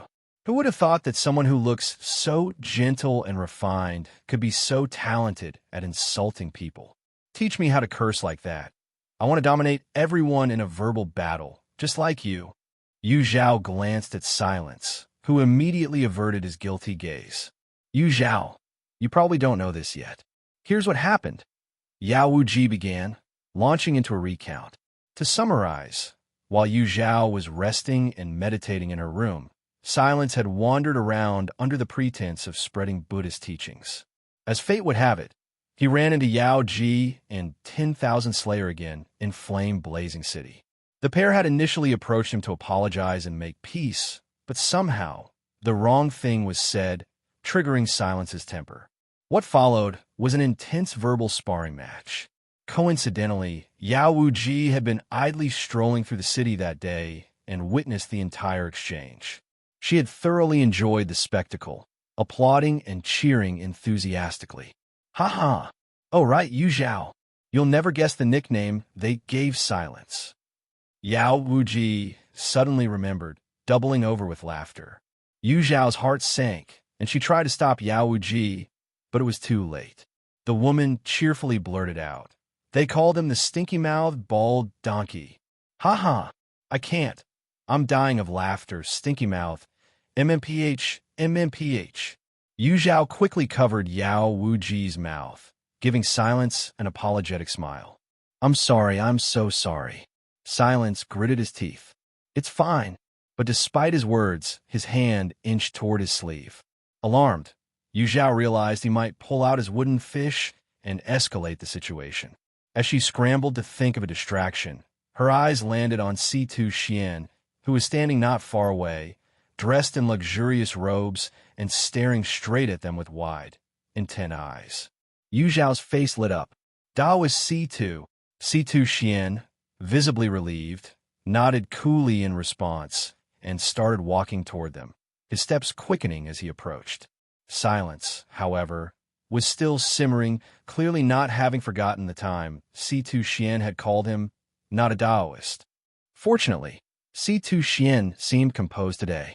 You Taoist, Master Silence, and this is... Only then did Yu Zhao realize her hand was still covering Yao Wuji's mouth. She hastily removed it and introduced, This is Yao Wuji. C2 Xian greeted politely, Yao Taoist. Yao Wuji, now fully aware of her earlier misstep, was in no mood to provoke Silence further. After all, she had witnessed his sharp tongue firsthand and had no desire to become his next target. She shot Yu Zhao a grateful look before addressing C2 Xian. So, you're the young master of the C2 family? Indeed, he replied. A sly smile curved Yao Wuji's red lips. Well then, you'd better watch out. Just because you know Yu Zhao doesn't mean I'll go easy on you. I'm claiming second place in the individual competition, no matter what. C2 Xian paused, his expression shifting from casual indifference to a proud and confident resolve. The C2 family never shies away from a challenge. If you can defeat me with your skills, come at me. Their gazes locked, clashing like metal on stone, sparks flying in the air. Silence didn't bother taking out his wooden fish this time. Instead, he stood by leisurely, watching the rising tension between the two combatants with an amused expression, as if thoroughly enjoying the show. Yu Zhao felt a headache coming on. Originally, she had intended for C2 Xian to diffuse the brewing conflict, yet here he was, squaring off against Yao Wuji instead. Despite her exasperation, curiosity tugged at her. She couldn't help but wonder who would emerge victorious between the two. One incense sticks time later. Yu Zhao, Yao Wuji, and C2 Xian stood at the center of the training ground, a wide space cleared around them. On the periphery, Yao Ji and 10,000 Slayer had each staked out spots as far as possible from Yu Zhao, wary of being drawn into her orbit. The first elimination round had reduced the competitors to 5,000 cultivators. Most of the disqualified participants hadn't left, but instead lingered at the edges of the field, eager to watch the proceedings. On the high platform, the Elder Sacrificial Blade stepped forward to announce the rules of the next trial. The second round was straightforward. The Elders of the Aspiration Pavilion would scatter 1,000 tokens across the field. Those who managed to secure a token would advance to the third round, a one-on-one duel phase. Unlike the earlier rounds, the third trial coincided with the Grand Set competition, offering participants the rare chance to showcase their talents before the most powerful figures in the cultivation world. For many, this was a once-in-a-lifetime opportunity, driving them to compete with unrelenting fervor. The air grew heavy with tension. Ambition and determination radiated from the gathered young cultivators, catching the sharp eye of the Elder's Sacrificial Blade, who sighed inwardly. For most, withdrawing early would be the wisest choice. Persisting too long only invited danger. Particularly in the third round, where duels often escalated into lethal encounters, few left the stage unscathed. Yet, the logic was clear to all, but none were willing to retreat. Suppressing his thoughts, the elder flicked his sleeve. Countless specks of light soared skyward, scattering like stars. Swoosh, swoosh, swoosh. The sound of objects piercing through the air filled the training ground. Instantly, countless figures leapt upward, scrambling to seize the glowing tokens. In one corner, Yao Ji cast a wary glance toward Yu Zhao's direction before throwing her feather fan into the air. The fan spun several times before transforming into a white phoenix. With a shrill cry, it soared toward the tokens. Meanwhile, in another corner, 10,000 Slayer locked his gaze on one of the lights. Muttering incantations under his breath, he formed hand seals. Moments later, the chosen light seemed to respond to his summons, speeding directly toward him. While others displayed their unique skills, Yu Zhao noticed her two companions standing idle. Curious, she asked, "Why aren't you making a move?" Yao Wuji retorted, "Why haven't you? I saw you waiting, so I thought that's how the experts do it." Yao Wuji admitted, slightly flustered. Yu Zhao blinked innocently, then opened her palm, revealing a white jade token. "I already have one." Yao Wuji and C2 Xian stared at her in disbelief. She'd been standing right beside them the entire time. How had she acted without them noticing? The realization sent chills down their spines. "If you don't hurry, the tokens will be gone," Yu Zhao reminded. The two snapped their heads upward. Sure enough, the remaining lights in the sky were dwindling fast. Panicking, they sprang into action, one casting a web-like chain, the other charging forward with a spear. Before long, both returned, tokens in hand. After a short while, the final light vanished, the 1,000 tokens claimed. "The second round is over," announced the Elder's Sacrificial Blade. "The third round will commence at the Aspiration Pavilion in 10 days. Remember this well. Young Sect Master, look ahead. That looks like the flying ship of the 5 elements Dao Sect." Upon hearing this, Mu Yi excitedly stepped onto the deck. Although the distance was far, She could vaguely make out the silhouette of a massive flying ship.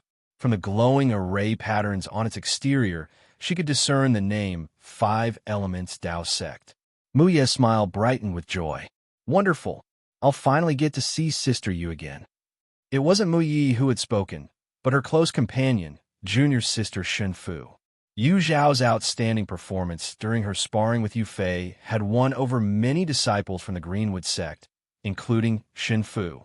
While the disciples of the Pill Hall and Medicine Hall were overjoyed, those of the Martial Hall could not muster a single smile.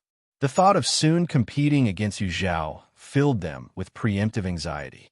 The flying ship continued its journey for another day and night before finally arriving at the Aspiration Pavilion. Without waiting for the ship to stabilize, Mu Yi, having already informed the sect leader and elders, eagerly jumped off.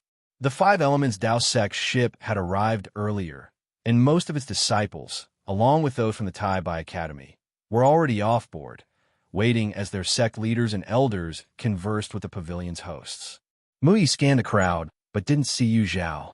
Disappointed, she approached Zhou Jinyu, someone she knew, and greeted her with composure. Senior Sister Zhou.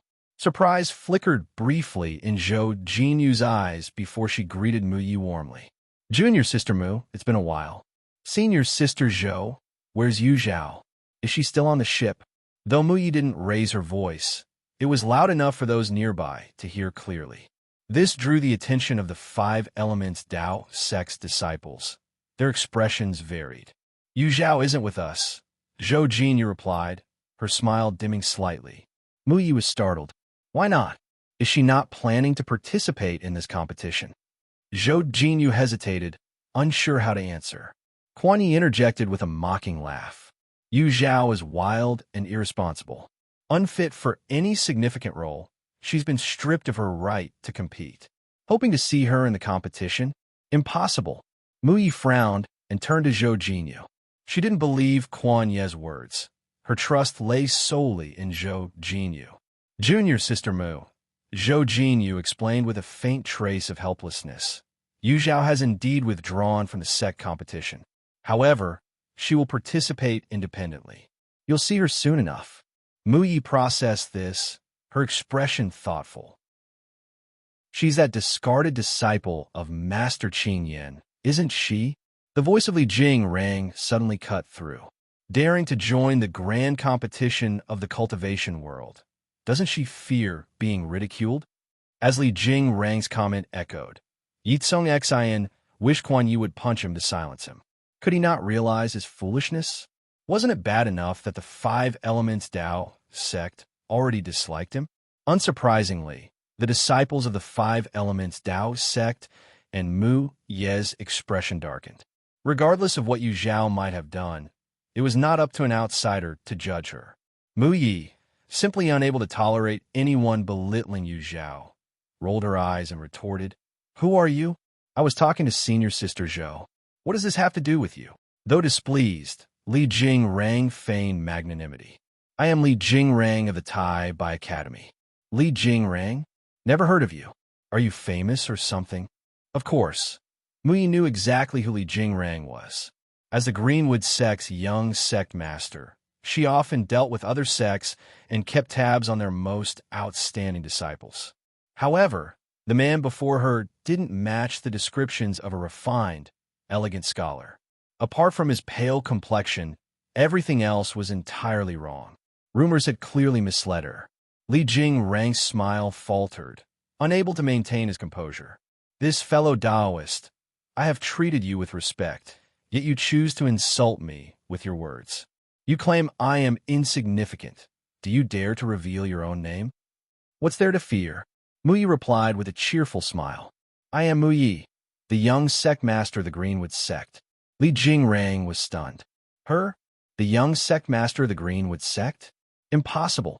As he began to doubt Mu Ye's claim, the sect master of the Greenwood sect arrived, leading elders and disciples forward. Each disciple greeted Mu Yi respectfully, addressing her as the young sect master as they passed by. Li Jing Rang had no choice but to accept the truth.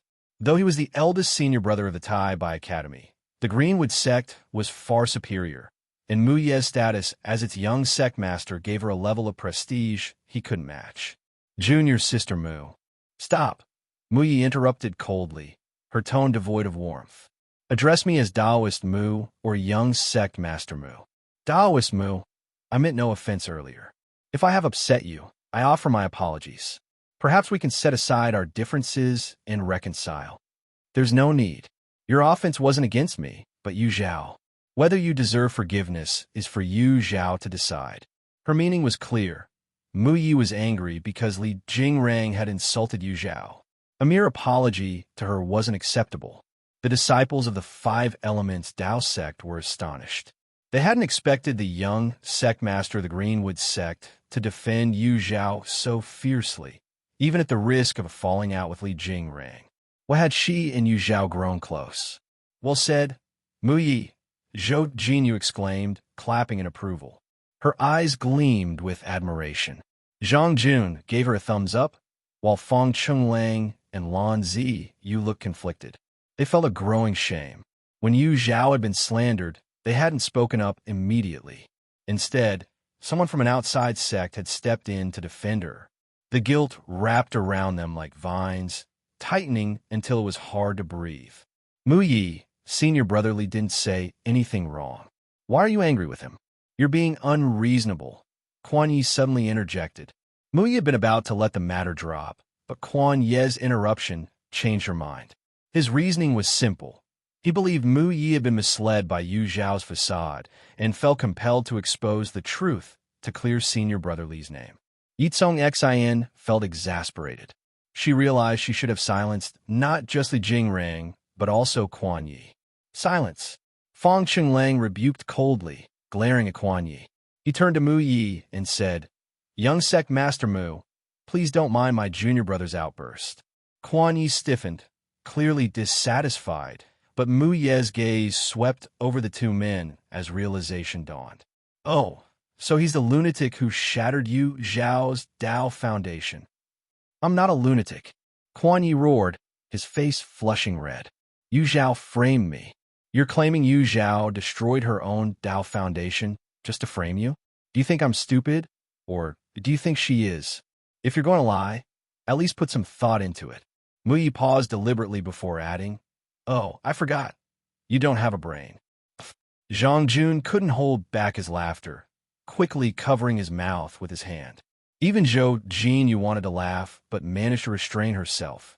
The frustration over Yu Zhao being unable to participate in the sect competition eased somewhat. Some things Zhou Jinyu couldn't say, but Mu Yi had no such reservations.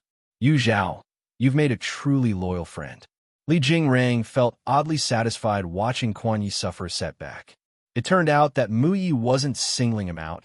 She was targeting everyone present. At that moment, elder son from the Five Elements Tao sect approached, having been drawn by the commotion. Quan Yi had no choice but to suppress his anger, shooting a venomous glare at Mu Yi. She, however, paid him no attention. After exchanging a brief word with Zhou Jinyu, she returned to the Greenwood sect's group. Before long, the three sects entered the Aspiration Pavilion in the order of their arrival. Yu Zhao, unusually, was not engaged in her usual closed-door cultivation. She had opened the windows, paying attention to the activity outside. Hearing murmurs of discussion, she immediately stepped outside to wait. Disciple Yu Zhao greets the sect master, the peak masters, and the elders, she said, bowing. Sect master Ji Yuan beamed with delight at the sight of Yu Zhao. Just as he was about to excuse her from the formalities, the Aspiration Pavilion's leader, Master Bai Lian, interjected with praise. Sect master Ji Yuan, Yu Zhao performed exceptionally well in both rounds of the individual competition. In my opinion, the champions of both the sect competition and the individual category will undoubtedly belong to the Five Elements Tao sect. Not at all. Your disciples from the Aspiration Pavilion are equally outstanding. You're flattering us too much. Flattering us. Ha ha ha. Sect Master Ji Yuan waved his hand in humility, but his broad smile betrayed his pleasure, much to Master Bai Lian's annoyance. Everyone enjoys compliments, and the elders of the Five Elements Tao sect were no exception. Yet, under the cold gaze of Master Qing Yin, they restrained themselves, offering only modest smiles. Suddenly, Master Qing Yin spoke. A mere trick, unworthy of the elegant stage.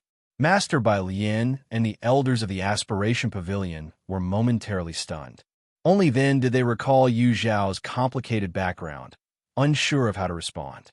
Yu Zhao lowered her gaze, her mind calm as still water. Words were unnecessary. Once the competitions concluded, the truth of her and Master Qing Yan's merit would speak for itself. Sect Master Ji Yuan. Master Qing Yin is naturally reserved and dislikes excessive praise. Please forgive him, Sect Master Ji Yuan said, though irritation tinged his tone as he sought to smooth things over. Once the Aspiration Pavilion's members were finally seen off, Sect Master Ji Yuan stormed into Master Qing Yan's quarters, his voice cold with fury. Qing Yin, this is the Aspiration Pavilion, not the Five Elements Tao sect. Have you forgotten your position as a peak master? Do not let your personal grievances tarnish the sect's reputation. Master Qing Yan's expression remained indifferent, his silence only fanning Sect Master Ji Yuan's anger. I don't know what you're thinking, Sect Master Ji Yuan continued, but Yu Zhao is a good child. I won't allow you to ruin her. If you persist in this stubbornness, I will drag you before the Grand Elder, even if it costs me my position as Sect Master. With that, he stormed out, his robes flaring with his temper. Back in his room, Sect Master Ji Yuan dropped into a chair, grabbed a teapot, and took a deep gulp. Phew! Thank goodness that old fool didn't lose his head, he muttered. He had feared Master Qing Yin might start a fight right on the Aspiration Pavilion's territory. That would have been a true disaster. Though Master Qing Yin hadn't completely lost his sense, why did he remain so blind when it came to Yu Zhao? Ah, what a tangled mess, Sect Master Ji Yuan sighed heavily in his room. Meanwhile, Yu Zhao's quarters were filled with laughter. Grand Senior Sister Zhou Jinyu and Mu Yi had joined her, and their conversation had drifted to Li Jingrang. That Li Jingrang dared to speak recklessly without even meeting you, Mu Yi said, frowning. But don't worry, I gave him a piece of my mind on your behalf. Li Jingrang. A flash of cold light passed through Yu Zhao's eyes. After being reborn, she had nearly forgotten about him. Li Jingrang is very close to Ye Cong Xin. Zhou Jinyu added another comment from the side. Mu Yi couldn't discern its deeper meaning, but Yu Zhao understood perfectly. In her past life, Li Jingrang had instantly bonded with Ye Cong Xin, considering her a kindred spirit. He praised her as a peerless talent in poetry and painting, calling her a gift from the heavens. Meanwhile, Yu Zhao, in his eyes, was nothing more than a crude and ignorant stone, foolishly aspiring to match the brilliance of a jade. He even penned several mocking poems to ridicule her. At that time, Yu Zhao's cultivation was still weak, and she carried a bad reputation, leaving her with no one to defend her. She had no choice but to endure silently. Perhaps it was karma, but Li Jingrang didn't remain proud for long. He had been betrothed since childhood to Lu Zheng, the eldest disciple of the Heavenly Sword sect's leader. According to their original plans, they were to exchange tokens after the Cultivation World Tournament and prepare for a dual cultivation ceremony. However, his arrogant behavior and blatant public displays of affection for Ye Cong Xin caused dissatisfaction within the Heavenly Sword sect. Lu Zheng privately sought to dissolve their engagement. Unexpectedly, Li Jingrang not only refused, but also accused Lu Zheng of having impure intentions and tarnishing the pure friendship between him and Ye Cong Xin. Initially, Lu Zheng had wanted to preserve his dignity, but faced with such slander, she decided to act decisively. During the sect competition, she slashed off half of his hair with a single sword stroke. At the awards ceremony that followed, she publicly declared the dissolution of their engagement and shattered the token meant for their exchange. From that moment, Li Jingrang became the laughingstock of the entire cultivation world. Later, it was said that a heart demon plagued him. He failed his attempt to form a nascent soul, leading to his death by inner demons. Recalling Li Jingrang's fate, Yu Zhao's lips curved into a smile. I've heard senior sister Lu Zheng of the Heavenly Sword sect truly lives up to her name. The three exchanged smiles, understanding each other without further words. After sending off Zhou Jinyu and Mu Yi, Yu Zhao was about to head to her room when Su Ming suddenly leaped out from a corner, his cheerful voice calling, Yu Xiao Zhao. Yu Zhao pretended not to hear and continued walking to her room, turning to close the door behind her. Su Ming hurriedly rushed forward, using both hands to hold the door firmly. Don't close it! Don't close it! I'm here to apologize. Apologize? Yu Zhao found it amusing. She never expected to hear such words from Su Ming. Had the sun risen from the west, or had some polite elder taken possession of Su Ming? Really? Su Ming nodded hastily, afraid she might throw him out with an illusion technique. His dimples deepened with what seemed like sincerity. Yu Zhao's curiosity was piqued. She wanted to see if Su Ming could indeed produce anything of value from his mouth. Go ahead, she said. Clearing his throat, Su Ming spoke seriously. I was wrong. I shouldn't have borrowed your spirit stones without repaying. From now on, I promise never to borrow spirit stones recklessly. Even if I do, I'll return them promptly, and I'll buy you small gifts to make up for it. I'll also stand up for you when others badmouth you. That's it, Su Ming replied. Yu Zhao chuckled softly. She knew better than to have any expectations of Su Ming. Well, now that you've finished, you can leave. She pried his hands away from the door and shut it forcefully. Yu Zhao, did you forgive me or not? Why did you shut the door? I apologized, didn't I?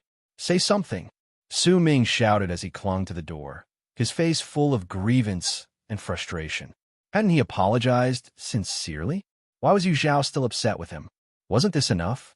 Yu Zhao's personality was becoming stranger and stranger. She wasn't as likable as the junior sister. No wonder the fifth senior brother said she was a fake.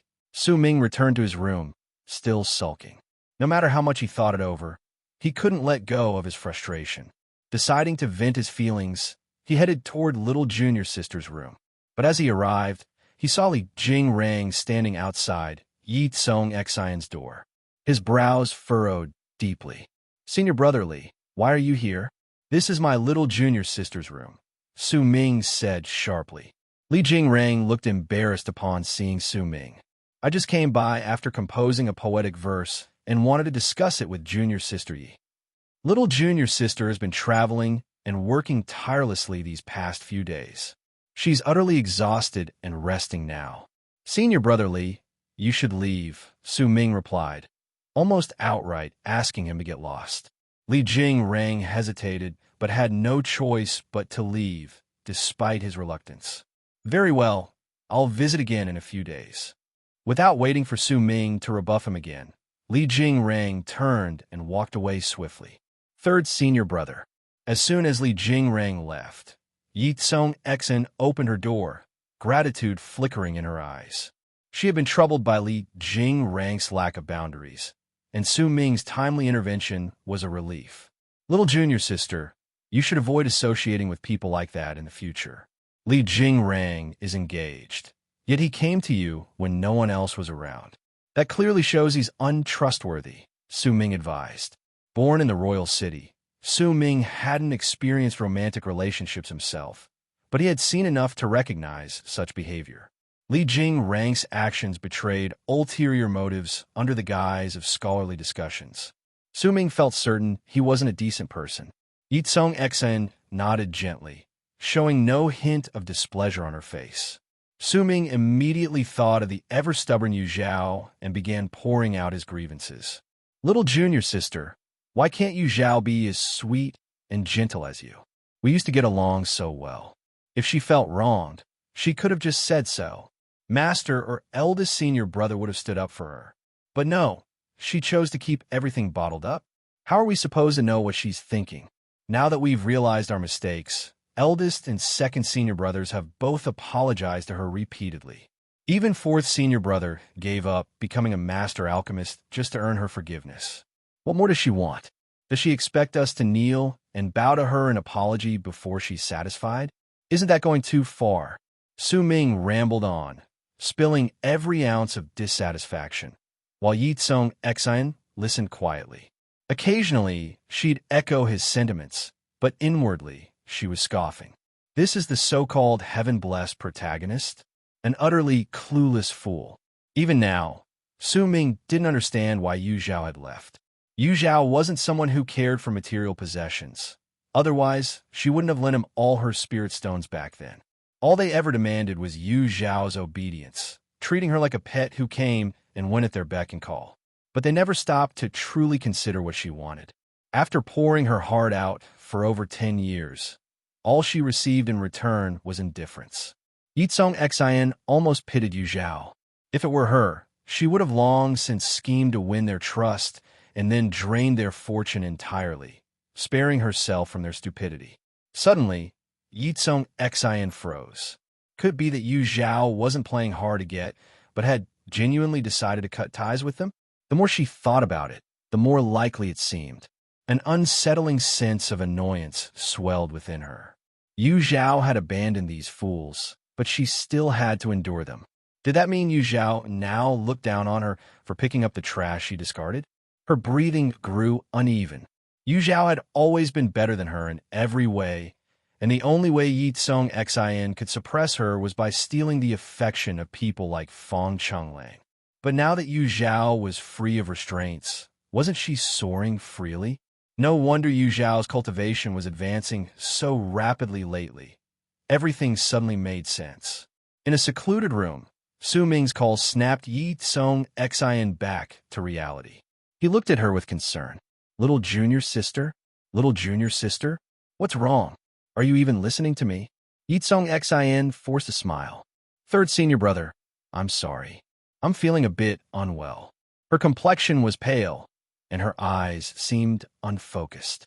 Su Ming, though slightly displeased, muttered something under his breath before stomping away.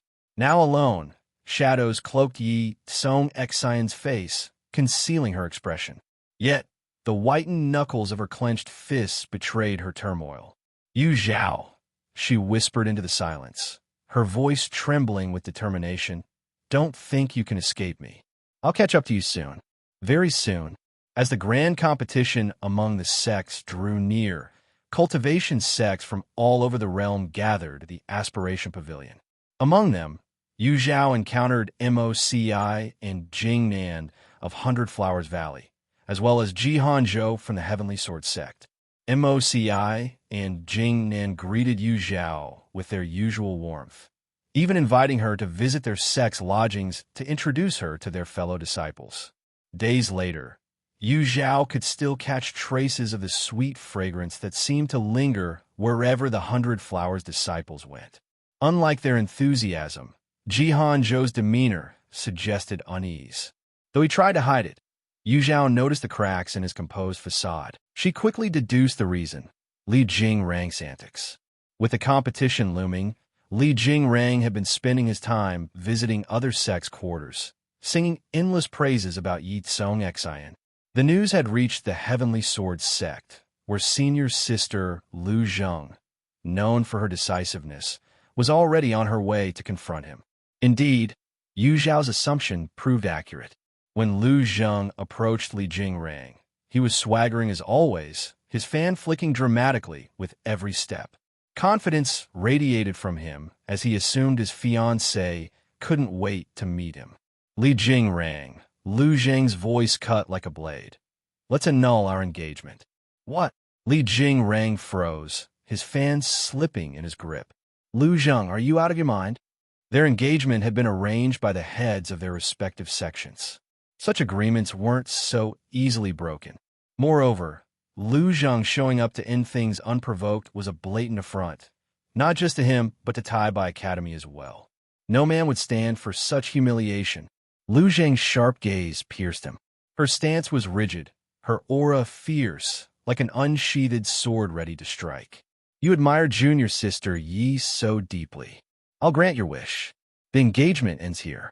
My master, sect leader Chong Yang, will handle the rest with your academy's head. This is ridiculous. I refuse. Li Jingrang's face contorted in anger. My relationship with junior sister Yi is pure and innocent. You're the one with ulterior motives, trying to slander me. Dream on. He couldn't let the engagement dissolve. If word spread, his reputation as the eldest senior brother of Tai by Academy would be in shambles. He had done nothing wrong and wouldn't allow anyone to frame him. Lu Zheng tilted her head, studying him with curiosity. Your admiration for junior sister Yi is common knowledge now. Why deny it? If you're worried about the embarrassment of the annulment, I can clarify the situation on your behalf. In truth, when Lu Zheng first heard the rumors, she wasn't angry. Rather, she felt relieved. Her engagement with Li Jingrang had always been a strategic alliance. They had only met twice and shared no real bond. If he fancied someone else, it provided the perfect excuse to dissolve the engagement. Lu Zheng welcomed the freedom and couldn't fathom why Li Jingrang opposed the idea. Who says I admire junior sister Yi? Li Jingrang's tone became defensive. My interactions with her are upright and respectful. How dare you tarnish our names with such baseless accusations? You're a woman, too. Why are your thoughts so malicious? The shock in Lu Zheng's eyes quickly gave way to a calm indifference. She glanced at Li Jingrang up and down before turning on her heel to leave without sparing him another word. Li Jingrang felt an inexplicable panic rising in his chest. Lu Zheng, you're not allowed to leave. Explain yourself. He hurried after her, reaching out to stop her. A sharp buzz suddenly sounded, and a blade of sword light slashed across the space just in front of his fingertips. The icy sword aura sent shivers through him, making him recoil instinctively. His hand snapped back, and a look of fear momentarily crossed his face, soon replaced by a surge of rage. Lu Zheng. But when he raised his head again, Lu Zheng's figure had already disappeared around the corner. A chill seeped into his bones, leaving him feeling as if he had fallen into an icy cavern. Could Lu Zheng really be planning to escalate things and annul their engagement? Didn't she care about her reputation? No, she must feel guilty. That's why she didn't dare stay. As long as I don't relent, this annulment will remain a mere fantasy. Despite trying to comfort himself, Li Jingrang spent several anxious days. It wasn't until the day of the sect competition began, without hearing any additional rumors, that he finally breathed a sigh of relief. Standing among his sect's ranks, Li Jingrang surveyed his surroundings, a surge of pride swelling in his chest. Today is the day I, Li Jingrang, will dazzle the cultivation world and make my mark for generations. While he was reveling in thoughts of his glorious future, someone bumped into him hard from behind. Excuse me, coming through.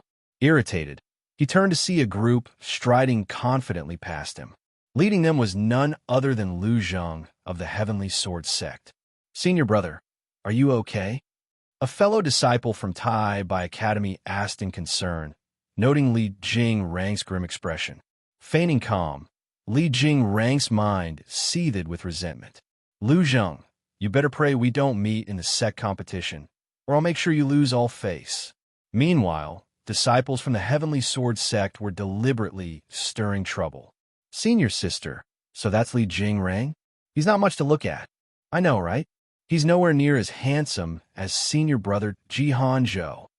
Forget Jihan Zhao. Even those monks from Harmony Sound Temple outshine him. The nearby monks from Harmony Sound Temple overheard their conversation and were momentarily unsure how to react. Silence rubbed his unevenly shaved head and grinned at his senior brother, Wu Yu, saying, at least the Heavenly Sword sect has better taste than their sect leader. Wu Yu glanced at him coldly. Junior brother, you're talking too much again. Feeling the throbbing pain from a bump on his head, Silence immediately shut his mouth. The sect competition followed a straightforward elimination format, with no separate preliminary rounds. Participants drew lots for one-on-one matches, with winners advancing and losers eliminated. The top 16 teams earned the right to enter the floating island, with additional rewards for the top 3. Aspiration Pavilion had set up 40 arenas in the competition grounds.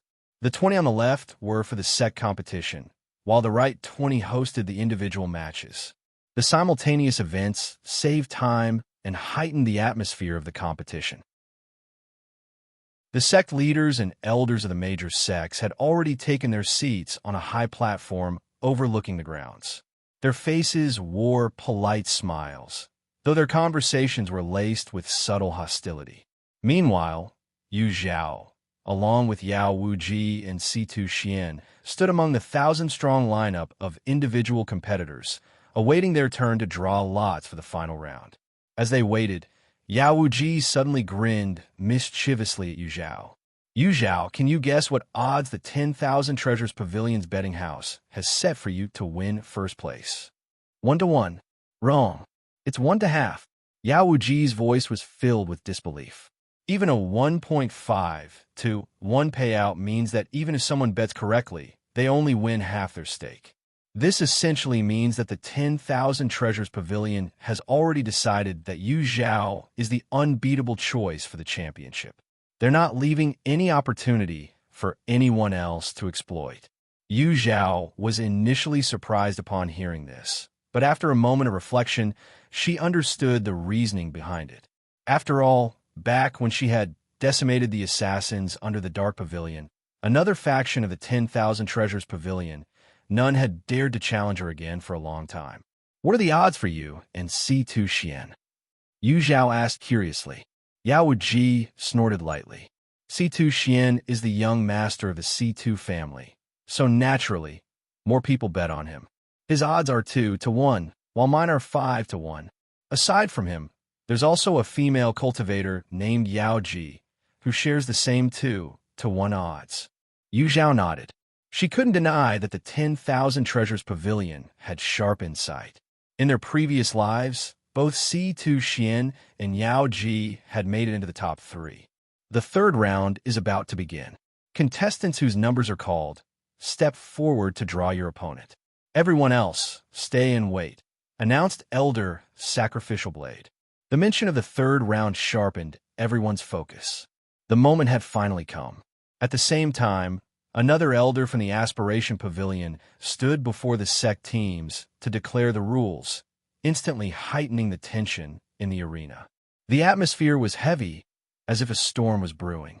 Numbers 1-20 stepped forward. The cultivators holding numbers 1-20 advanced, in turn to draw their opponents. Number 1 versus number 669. As Elder Sacrificial Blade's voice echoed, Yu Zhao, Yao Wuji, and Situ Xian simultaneously turned their eyes to the number plate in Yu Zhao's hand, 669. Yu Zhao raised an eyebrow, calmly stepping forward.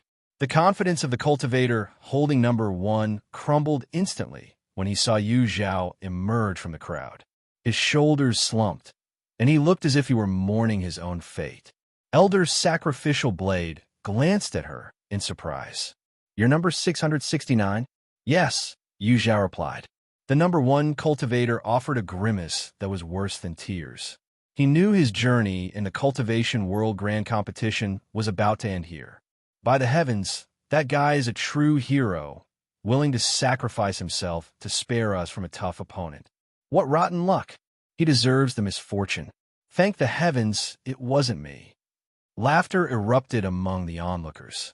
Soon, the remaining 19 cultivators drew their opponents, and all stepped onto the competition platform together. As soon as Yu Zhao ascended the stage, she drew countless gazes. Disciples from the Greenwood sect and Hundred Flowers Valley abandoned their own sect competitions to gather around and cheer for her.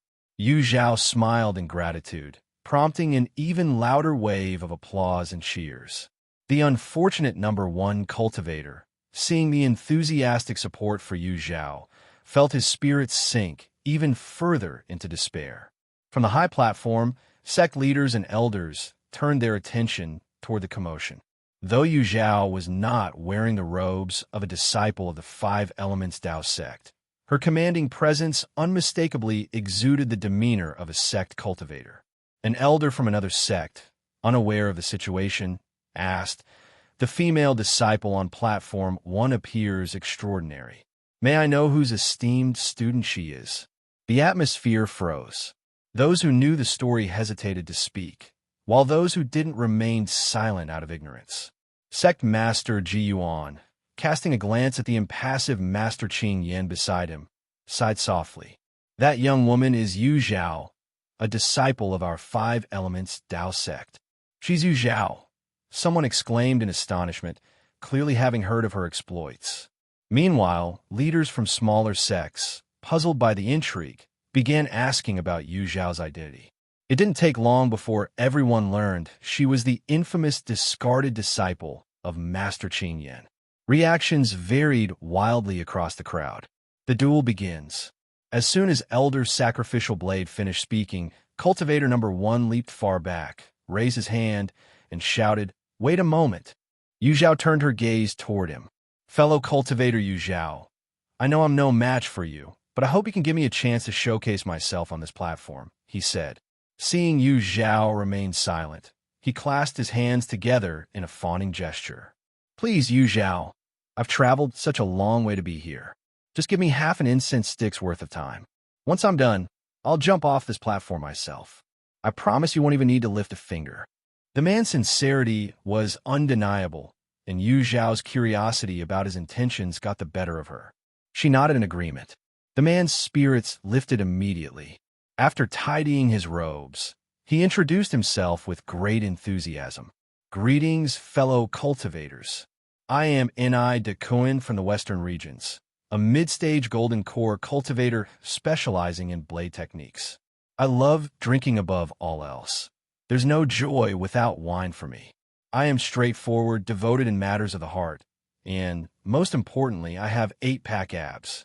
Now, I will present my original blade technique. I hope you all enjoy it." "Thank you." With that, Ni de Cohen shed the upper half of his robe, revealing a well-toned physique. He then launched into an energetic and dynamic blade performance. The wind from his blade movements rustled Yu Zhao's hair. She stood there silently, unsure how to respond. She had assumed Ni de Cohen wanted to demonstrate his strength to impress the world's talents. She hadn't expected this kind of display. Yet, surprisingly, it seemed to work. Several female cultivators in the audience were visibly smitten, their eyes glowing with admiration. Even a few burly male cultivators looked eager to try something similar. Yu Zhao sighed softly and turned her attention elsewhere, just in time to see Zhou Jinyu and Zhang Jun stepping onto the opposing duel platform. She scanned the team set to face Zhou Jinyu and felt assured. This round was in the bag for the Five Elements Tao sect. "My blade technique is complete. Thank you all for watching," Ni de Cohen said, bowing with a hearty smile. True to his word, he jumped off the platform and shouted, "Yu Zhao wins." I can see Elder Sacrificial Blade suppressed a laugh as he announced Yu Zhao's advancement to the next round. Despite her victory, Yu Zhao didn't feel as triumphant as she expected. After stepping down, Yao Wuji approached, clutching her stomach as she laughed uncontrollably, leaning on Yu Zhao's shoulder for support. "Yu Zhao, that was hilarious. You should have seen your face just now. It was adorable. Oh, and Ida Cohen is such a character. 8-pack abs. How does he even come up with that?" Yao Wuji burst out. Yu Zhao. C2 Xian also found it amusing, but dared not laugh too openly, afraid of offending Yu Zhao. His restrained chuckles, however, irritated her even more than Yao Wuji's unreserved laughter. "Yu Zhao," Yao Wuji said after regaining composure, her tone now serious. "I've decided. If I face you on the duel platform, you have to let me do an introduction too. I want them to remember my name, Yao Wuji." Yao Wuji's earnestness caught Yu Zhao off guard. As a rogue cultivator, Yao Wuji deeply understood Ni de Cohen's desire. Opportunities to make a lasting impression were rare for rogue cultivators. Ni de Cohen didn't want to miss his chance. Neither did Yao Wuji. Yu Zhao smiled faintly. "You won't need such a chance. I believe everyone will remember you soon enough." Yao Wuji wouldn't need to resort to theatrics to leave her mark. Her strength was her best credential. Yao Wuji understood the meaning behind Yu Zhao's words, and a smile that reached her eyes spread across her face. "Yu Zhao, I'm starting to like you a little now." C2 Xian's smile froze instantly.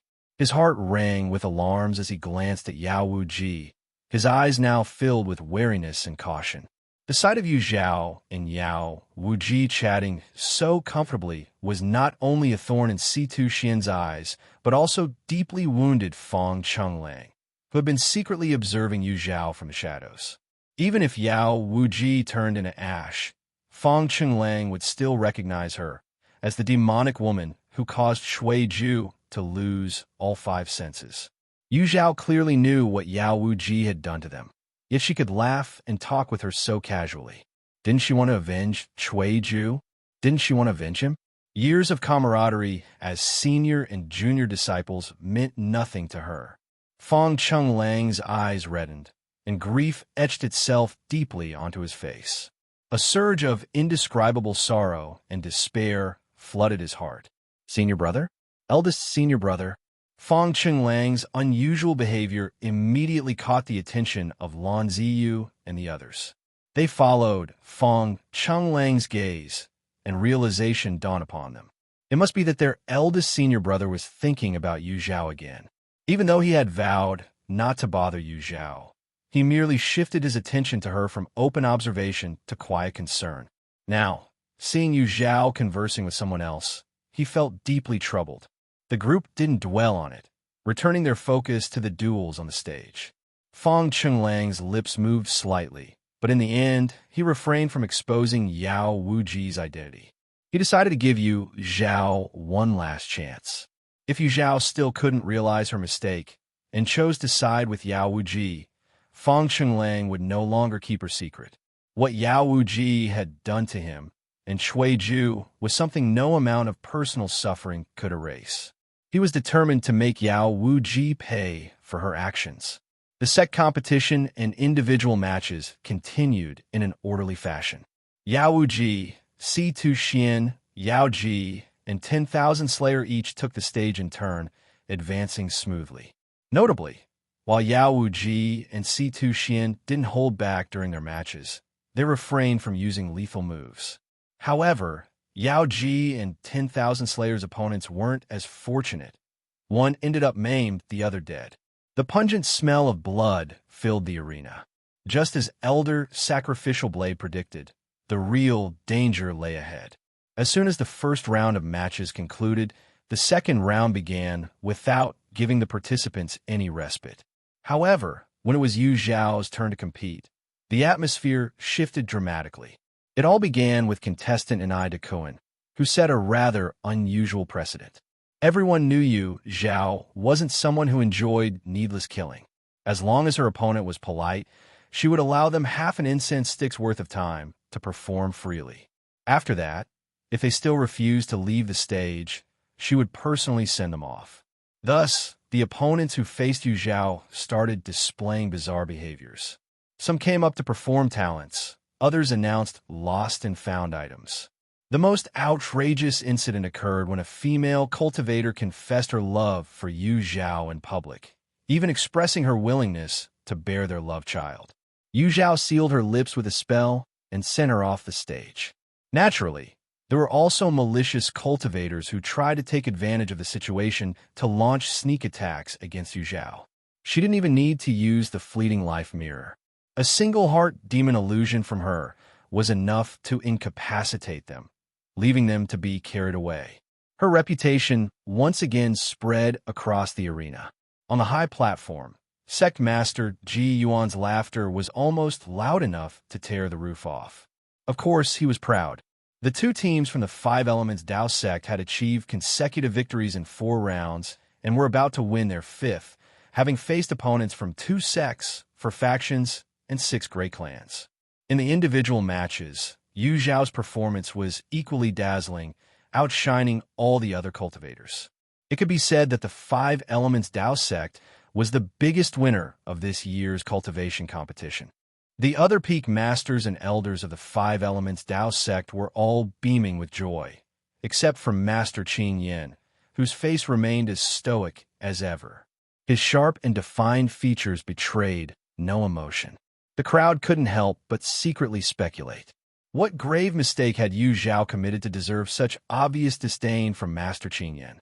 If their sect had a disciple like Yu Zhao, they'd be eager to cherish and protect her every day. As the sixth round of the competition concluded, the top 20 candidates for the individual rankings were announced. The popular contestants, including Yu Zhao, Yao Wuji, and Si-Tu Xian, were all among them. These contestants had earned the opportunity to enter the floating island, with the next step being the contest for the top 3 spots. Meanwhile, the set competition was approaching its final round, which would determine the top 16 contenders. Yu Zhao's gaze shifted toward the competition platform ahead, her lips curving into a subtle smile. Li Jingrang's good days were over. On the competition platform, Li Jingrang faced his opponents, Lu Zheng, Jihan Zhou, and others from the Heavenly Sword sect. His expression was stiff, and a thin layer of sweat formed on his palms. If he lost this match, his chance to enter the floating island would slip away, leaving his reputation in tatters. Why did it have to be now of all times? Facing the Heavenly Sword sect at such a critical stage.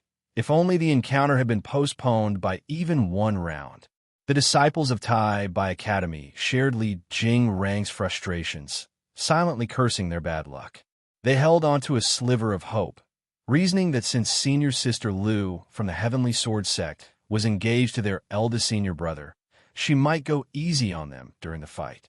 However, the disciples of the Heavenly Sword sect had no such hesitations.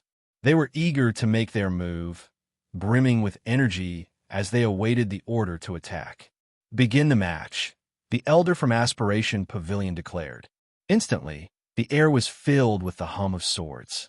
A terrifying sword intent surged into the sky. Li Jingrang tried to speak, but a whistling sword aura interrupted him. His expression darkened as he swiftly pulled a brush from his sleeve and slashed downward. The brush emitted a radiant glow that clashed with the sword aura, resulting in an earth-shaking explosion. The shockwaves from the collision swept outward in all directions. Yet, several streaks of sword aura cut through the residual force, continuing toward the Tai Bai Academy disciples. "Form the array," Li Jingrang shouted. At his command, four disciples moved into position behind him. Above each of their heads, a golden pillar of light materialized. The pillars connected and ultimately merged into Li Jingrang's body. His aura surged dramatically. Raising his brush high, his face twisted into a fierce expression as he bellowed. Brushstroke, storm, and tempest. Boom! As the tip of the brush descended, a massive black rune emerged in the sky. For a moment, it seemed as though the heavens and earth darkened. The sheer magnitude of the attack drew the attention of onlookers. Is this the true strength of Tai Bai Academy? It's overwhelming. Only a nascent soul cultivator could withstand that blow. You're speaking too soon. The Heavenly Sword sect won't back down so easily. Look, they're counterattacking. Beneath the massive rune that blotted out the sun, the 5 members of the Heavenly Sword sect showed no signs of fear. Junior brothers and sisters, lend me your strength. Yes, the 5 quickly formed a sword array. Their flying swords converged into the shape of a pentagram before shooting forward. A piercing sound echoed as the swords cut through the air. Li Jingrang stared intently at the void, his heartbeat pounding in his ears like a drum. I must win. I have to win. But fate wasn't on his side. The sword chi from the 5 swords shredded the black rune into countless fragments, restoring light to the battlefield. Attack! Lu Zheng extended 2 fingers, pointing directly at Li Jingrang. In the sky, the 5 flying swords circled once before diving straight toward Li Jingrang. Alarmed, he waved his brush, hurriedly drawing several talismanic seals in quick succession. Bang! Bang! Bang! The freshly created seals shattered instantly, leaving the swords hurtling toward his face in a blink. Retreat! In this moment of crisis, Li Jingrang bit the tip of his tongue, spitting blood onto his brush tip. He swiftly wrote the word retreat. The 5 flying swords froze mid-air, trembling with a continuous hum of resistance. Seeing this, the disciples of Tai Bai Academy rejoiced and launched their assault on Lu Zheng and her group. Spiritual lights of various hues flickered, their powerful auras pressing forward. From the high platform, the head of Tai Bai Academy's expression darkened. With his strength, he didn't need to wait for the end to deduce the outcome. The battle was already lost. Despite Li Jingrang and his peers demonstrating their full potential, their opponents were simply too strong, leaving no hope for a turnaround. The head of Mo Xin Academy, seated nearby, thought about the recent swirling rumors. His mood soured even further. A flash of dazzling white sword light broke the tension. Li Jingrang felt a sharp sting on his cheek. In an instant, a white ribbon fluttered before him, followed by large tufts of black hair scattering in the air. Lu Zhang, I'll kill you. Li Jingrang trembled with rage. Lu Zhang had dared to cut off his hair, a humiliation beyond bearing. He shouted and rushed forward, ready to fight her to the death. However, he stopped after only a few steps, forced to cool down as Lu Zhang pointed her sword at him. The sharp tip gleamed with an icy light. His boiling anger gradually froze. He had lost. Li Jingrang, today, in front of all the seniors and peers of the cultivation world, I formally declare, our engagement is annulled. From now on, whoever you compose poetry with has nothing to do with me. I, Lu Zhang, will never marry a defeated loser. The crowd was still stunned by her bold annulment when Lu Zhang pulled out a jade ornament shaped like a flying sword. She smashed it to the ground with force. The jade shattered. Li Jingrang felt as if his heart had shattered along with it.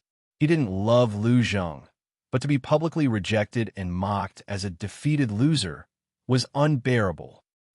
Overwhelmed by fury, he spat blood uncontrollably. Before he could say anything, his eyes rolled back, and he fainted. Senior brother. The disciples of Tai Bai Academy quickly caught him, their sorrow turning into anger. They screamed at Lu Zhang, "It's you. You drove our senior brother to his death."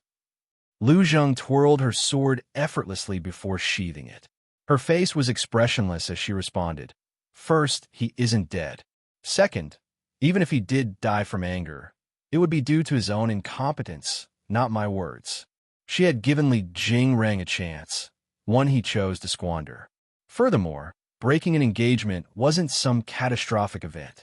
If he truly died from such anger, it would only highlight his petty and fragile heart. He doesn't even have a scratch on him. How is this our senior sister's fault? Such nonsense. Exactly. Instead of shouting, why don't you hurry and take him for treatment? Or are you just sore losers trying to shift the blame? The disciples of Heavenly Sword's sect, brimming with pent-up frustration, seized the opportunity to vent. The Tai Bai Academy disciples, unable to win in battle or argument, could only retreat, carrying their unconscious senior brother. Behind them echoed the cheers of Heavenly Sword's sect's victorious disciples. Lowering their heads, their faces flushed red with shame. Their resentment toward the unconscious Li Jingrang grew. If not for their senior brother's flirtations outside, relations with the Heavenly Sword sect wouldn't have escalated to such hostility. How foolish their senior brother had been. As the competition between the Heavenly Sword sect and Tai Bai Academy concluded, the top 16 teams for the sect competition were finalized. Among these teams, the so-called One Sect, Two Gates, and Four Clans, representing the 7 great sects, claimed 12 spots, reaffirming their dominance in the cultivation world. The ranking matches were scheduled to begin in 3 days, allowing participants some time to rest and adjust. Yu Zhao returned to the 5 Elements Dao sect's residence with Zhou Jinyu, Zhang Jun, and others. After receiving words of encouragement from sect master Ji Yuan, she retired to her room. Barely seated cross-legged in meditation, a soft knock sounded at her door. Scanning with her divine sense, a flicker of impatience crossed her eyes. It was him again. Outside, Fong Chenglang stood, knocking repeatedly without response. A hint of gloom shadowed his expression. He had seen Yu Zhao enter the room with his own eyes, so he knew she was there. Was she feeling guilty or just unwilling to see him? "Little Six, I know you're in there. I have something important to discuss," he said solemnly, only to be met with silence. Taking a deep breath, he continued, "It concerns Yao Wuji." The door opened abruptly. A bitter smile tugged at Fong Chunglang's lips. "I knew you cared about her." Yu Zhao's brows furrowed slightly. "What do you want?" "What do I want?" Fong Qinglang's voice grew sharp with emotion. She made Ju suffer endlessly, leaving him bettered to this day. If she dares to show herself, she should face the same torment. Yu Zhao's heart sank. She had been careless. Yao Wuji's poisoning of Fong Chunglang and Shui Ju had sown deep enmity. She should have advised Yao Wuji to avoid this competition altogether. Missing the Cultivation World Grand Tournament would have been better than exposing her to Fong Chunglang's revenge. "What are you thinking? Are you planning to help her escape?" Fong Chunglang pressed, growing more agitated as Yu Zhao's gaze flickered.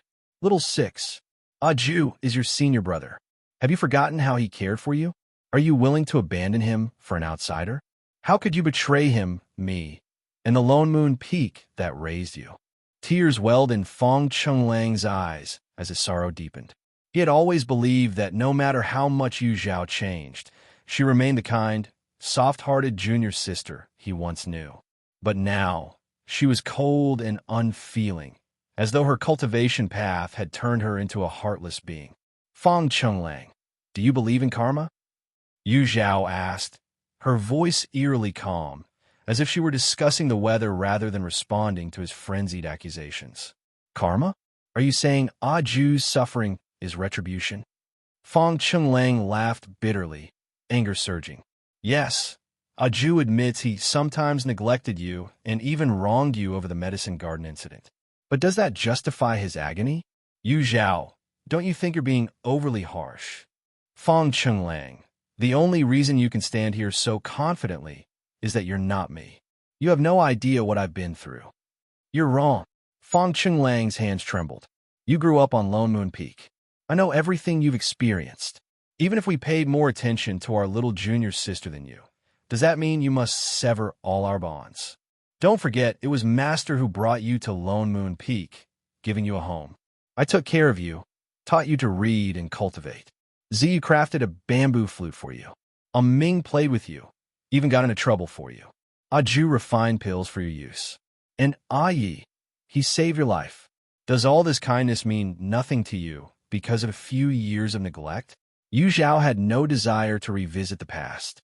The memories of that time brought her nothing but pain and darkness, utterly worthless and meaningless. Yet, Fong Chunglang and the others insisted on appearing before her repeatedly, trying to bind her with the sentiments of the past. They had no idea that in her previous life, they had long since squandered any goodwill they might have earned. Take Shui Ju as an example.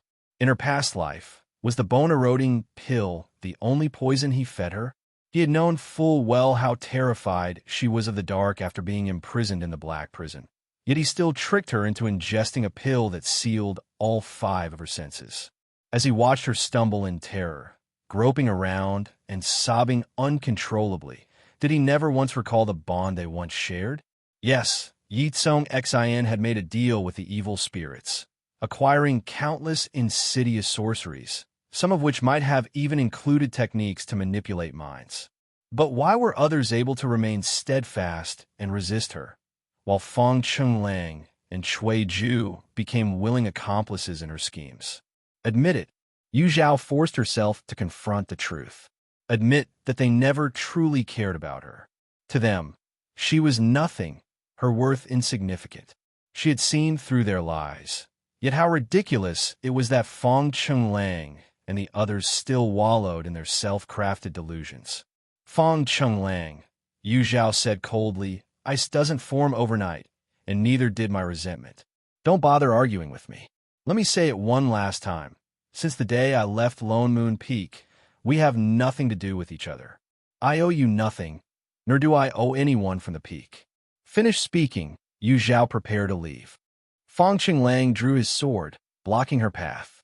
He spoke, his voice raw and trembling as though it carried his very soul. "You're going to Yao Wu Ji, aren't you?" "Yes." Yu Zhao didn't hesitate for even a moment. Fong Chunglang let out a bitter laugh. "If I'm here, You won't take another step. Yu Zhao regarded him calmly. You can't stop me. Before she had crafted her life-bonded artifact, perhaps Feng Chenglang could have matched her. But now, she no longer saw him as a threat.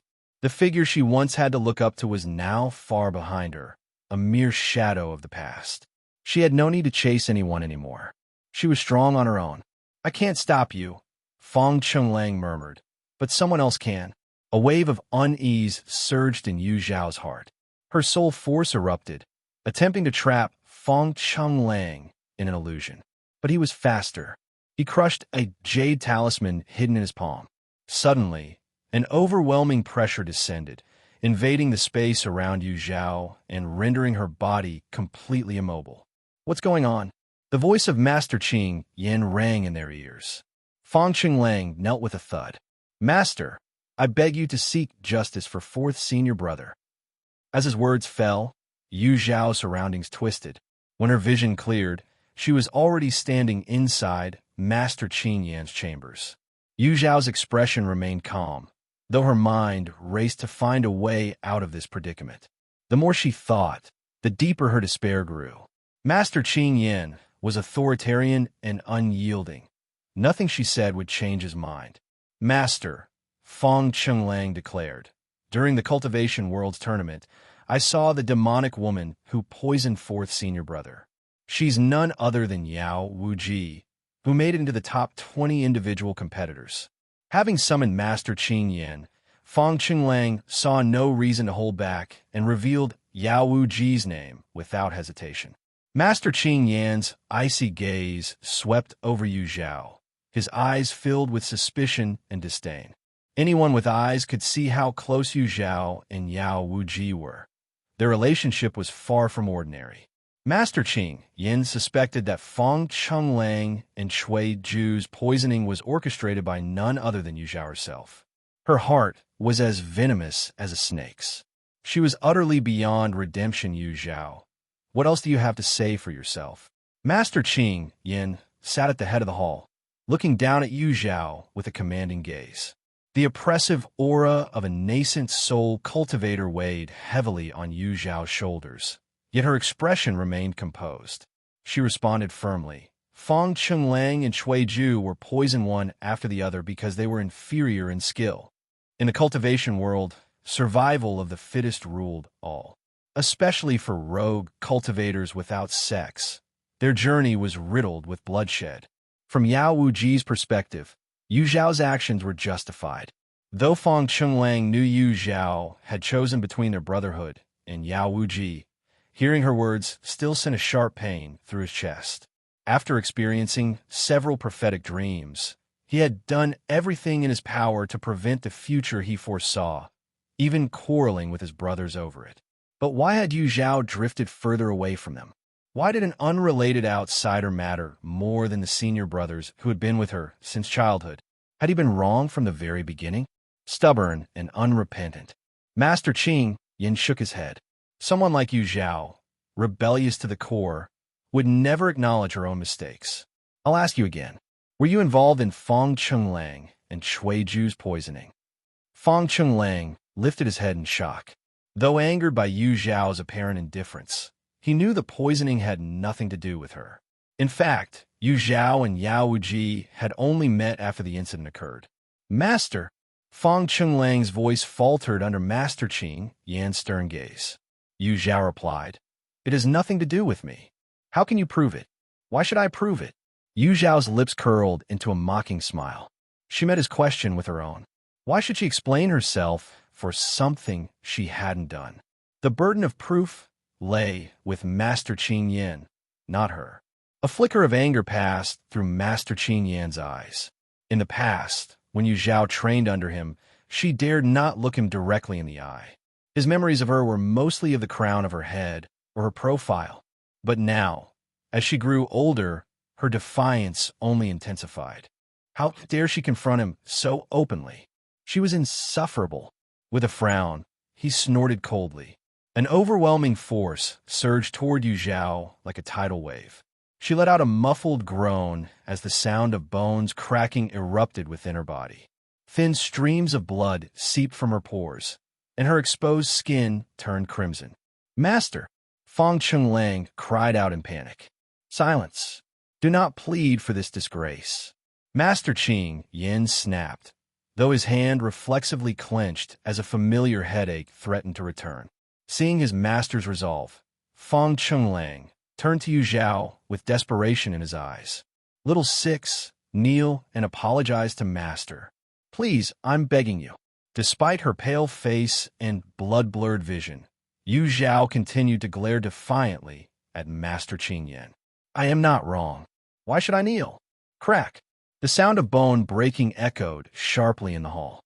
Yu Zhao's knees buckled, and her body fell.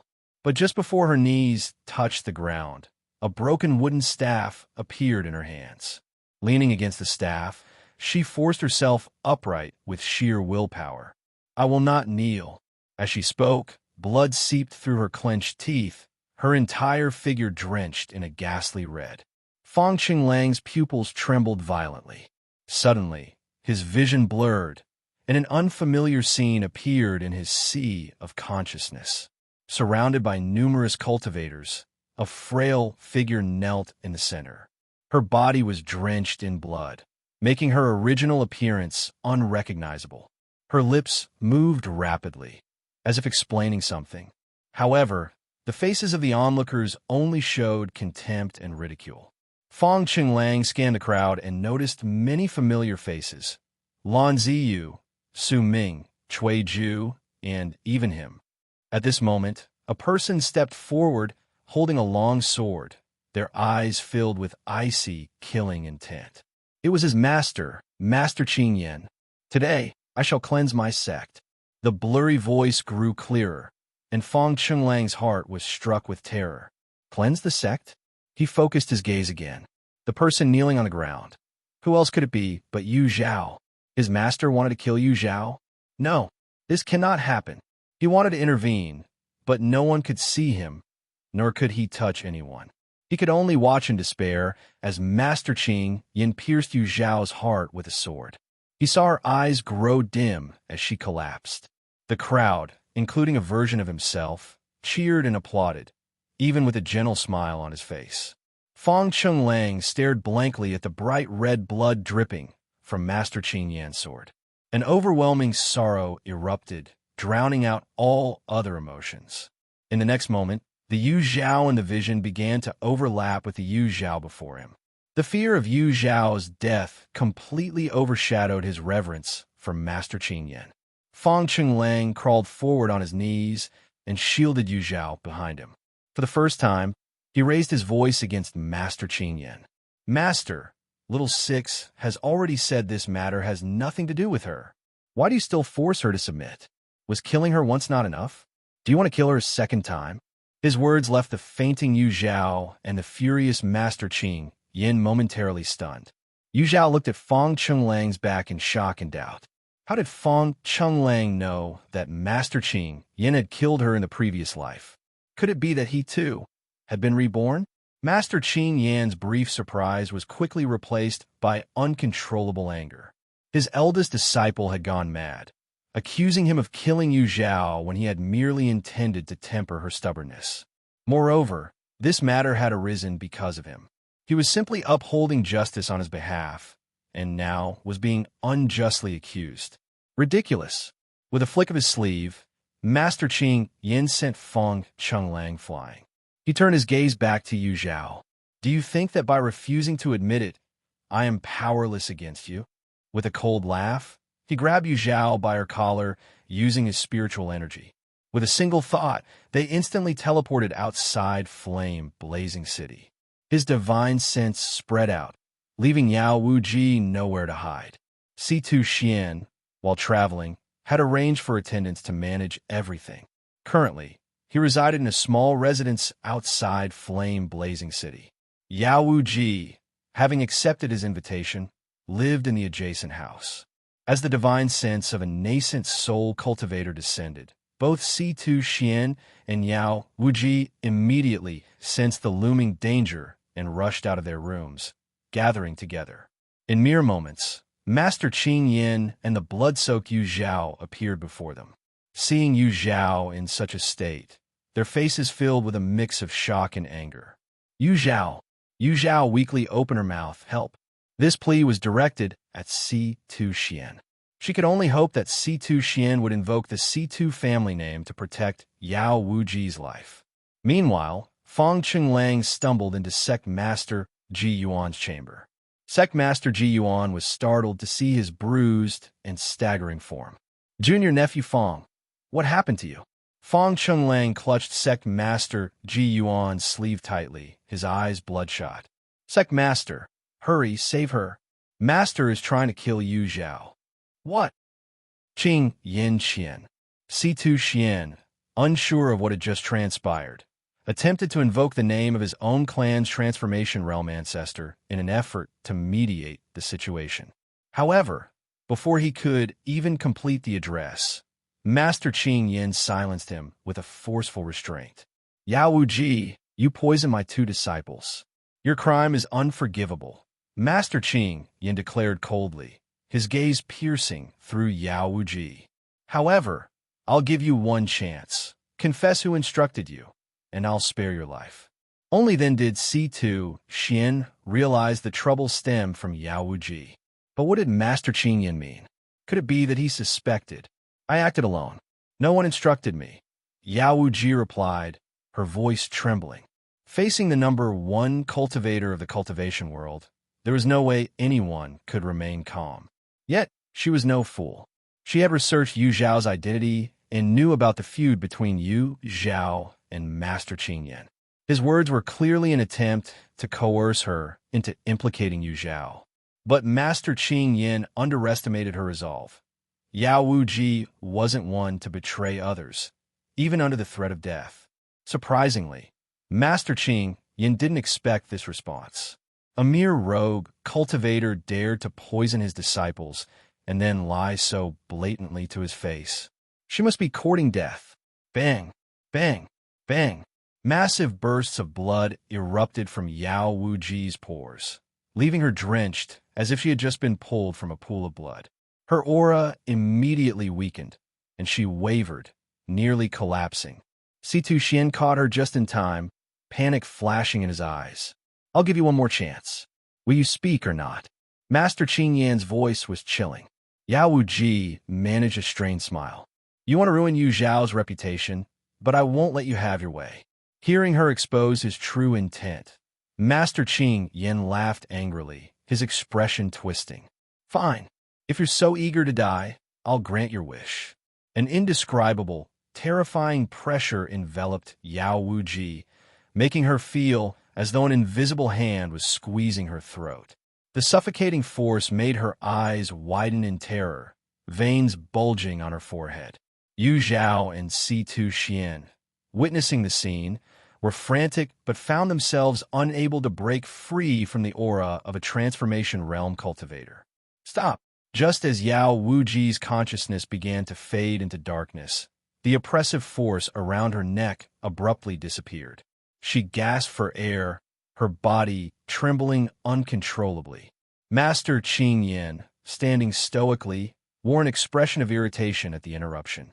Seeing his demeanor, Sect Master Ji Yuan grew even more furious. Had he arrived a moment later, and Yao Wuji died, how could he face her master? Qing Yin, you've gone too far. Master Qing Yin frowned deeply. For Sect Master Ji Yuan to address him by his Taoist title indicated he was truly angered. But why? Yao Wuji was merely a rogue cultivator, one who had even dared to harm his disciples. Do you know who her master is? Sect Master Ji Yuan demanded, pointing at Yao Wuji in anger. Master Qing Yin shook his head dismissively.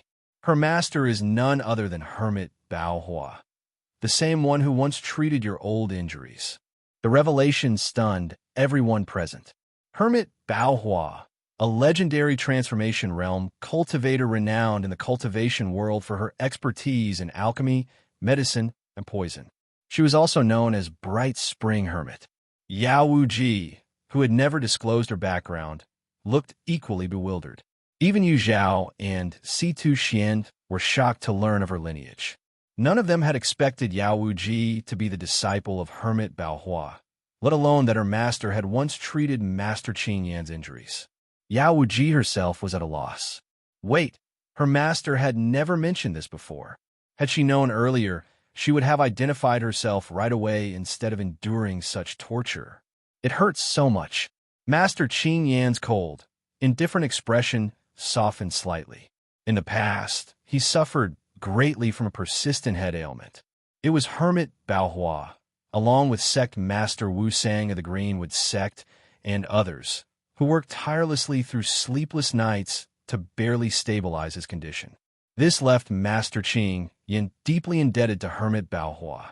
However, as Hermit Baohua was a carefree wanderer with no fixed abode, Master Qin Yan had never found the opportunity to repay her. He never expected Yao Wuji to be her disciple. Sect Master Ji Yuan glared at the blood-soaked Yu Zhao and Yao Wuji. His temple throbbed with rage. If not for the fact that he couldn't overpower Master Qin Yan, he'd have rolled up his sleeves and beaten him senseless. A man of your age, acting as impulsively as a reckless youth. You infuriate me to no end. Just as he was about to berate Master Qin Yan to release Yu Zhao, the man suddenly clutched his forehead, his facial features twisting in pain. Sect Master Ji Yuan's heart skipped a beat. Oh no, Master Qin Yan's old ailment had relapsed. Recalling the catastrophic destruction that accompanied Master Qin Yan's past episodes, Sect Master Ji Yuan gasped in alarm. Situ Xian, follow me. Without waiting for Situ Xian's reply, Sect Master Ji Yuan grabbed Master Qin Yan with one hand and supported Yu Zhao with the other. He teleported with Situ Xian and Yao Wuji to the Greenwood sect's residence at the Aspiration Pavilion. Sect Master Wu Sang, Elder Lotus. Emergency. The urgency in Sect Master Ji Yuan's voice was unmistakable as he activated a cloaking formation to hide their presence and called softly for aid at the entrance.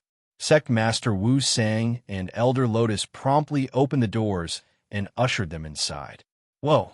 They gasped at the sight of the bloodied Yu Zhao and Yao Wuji.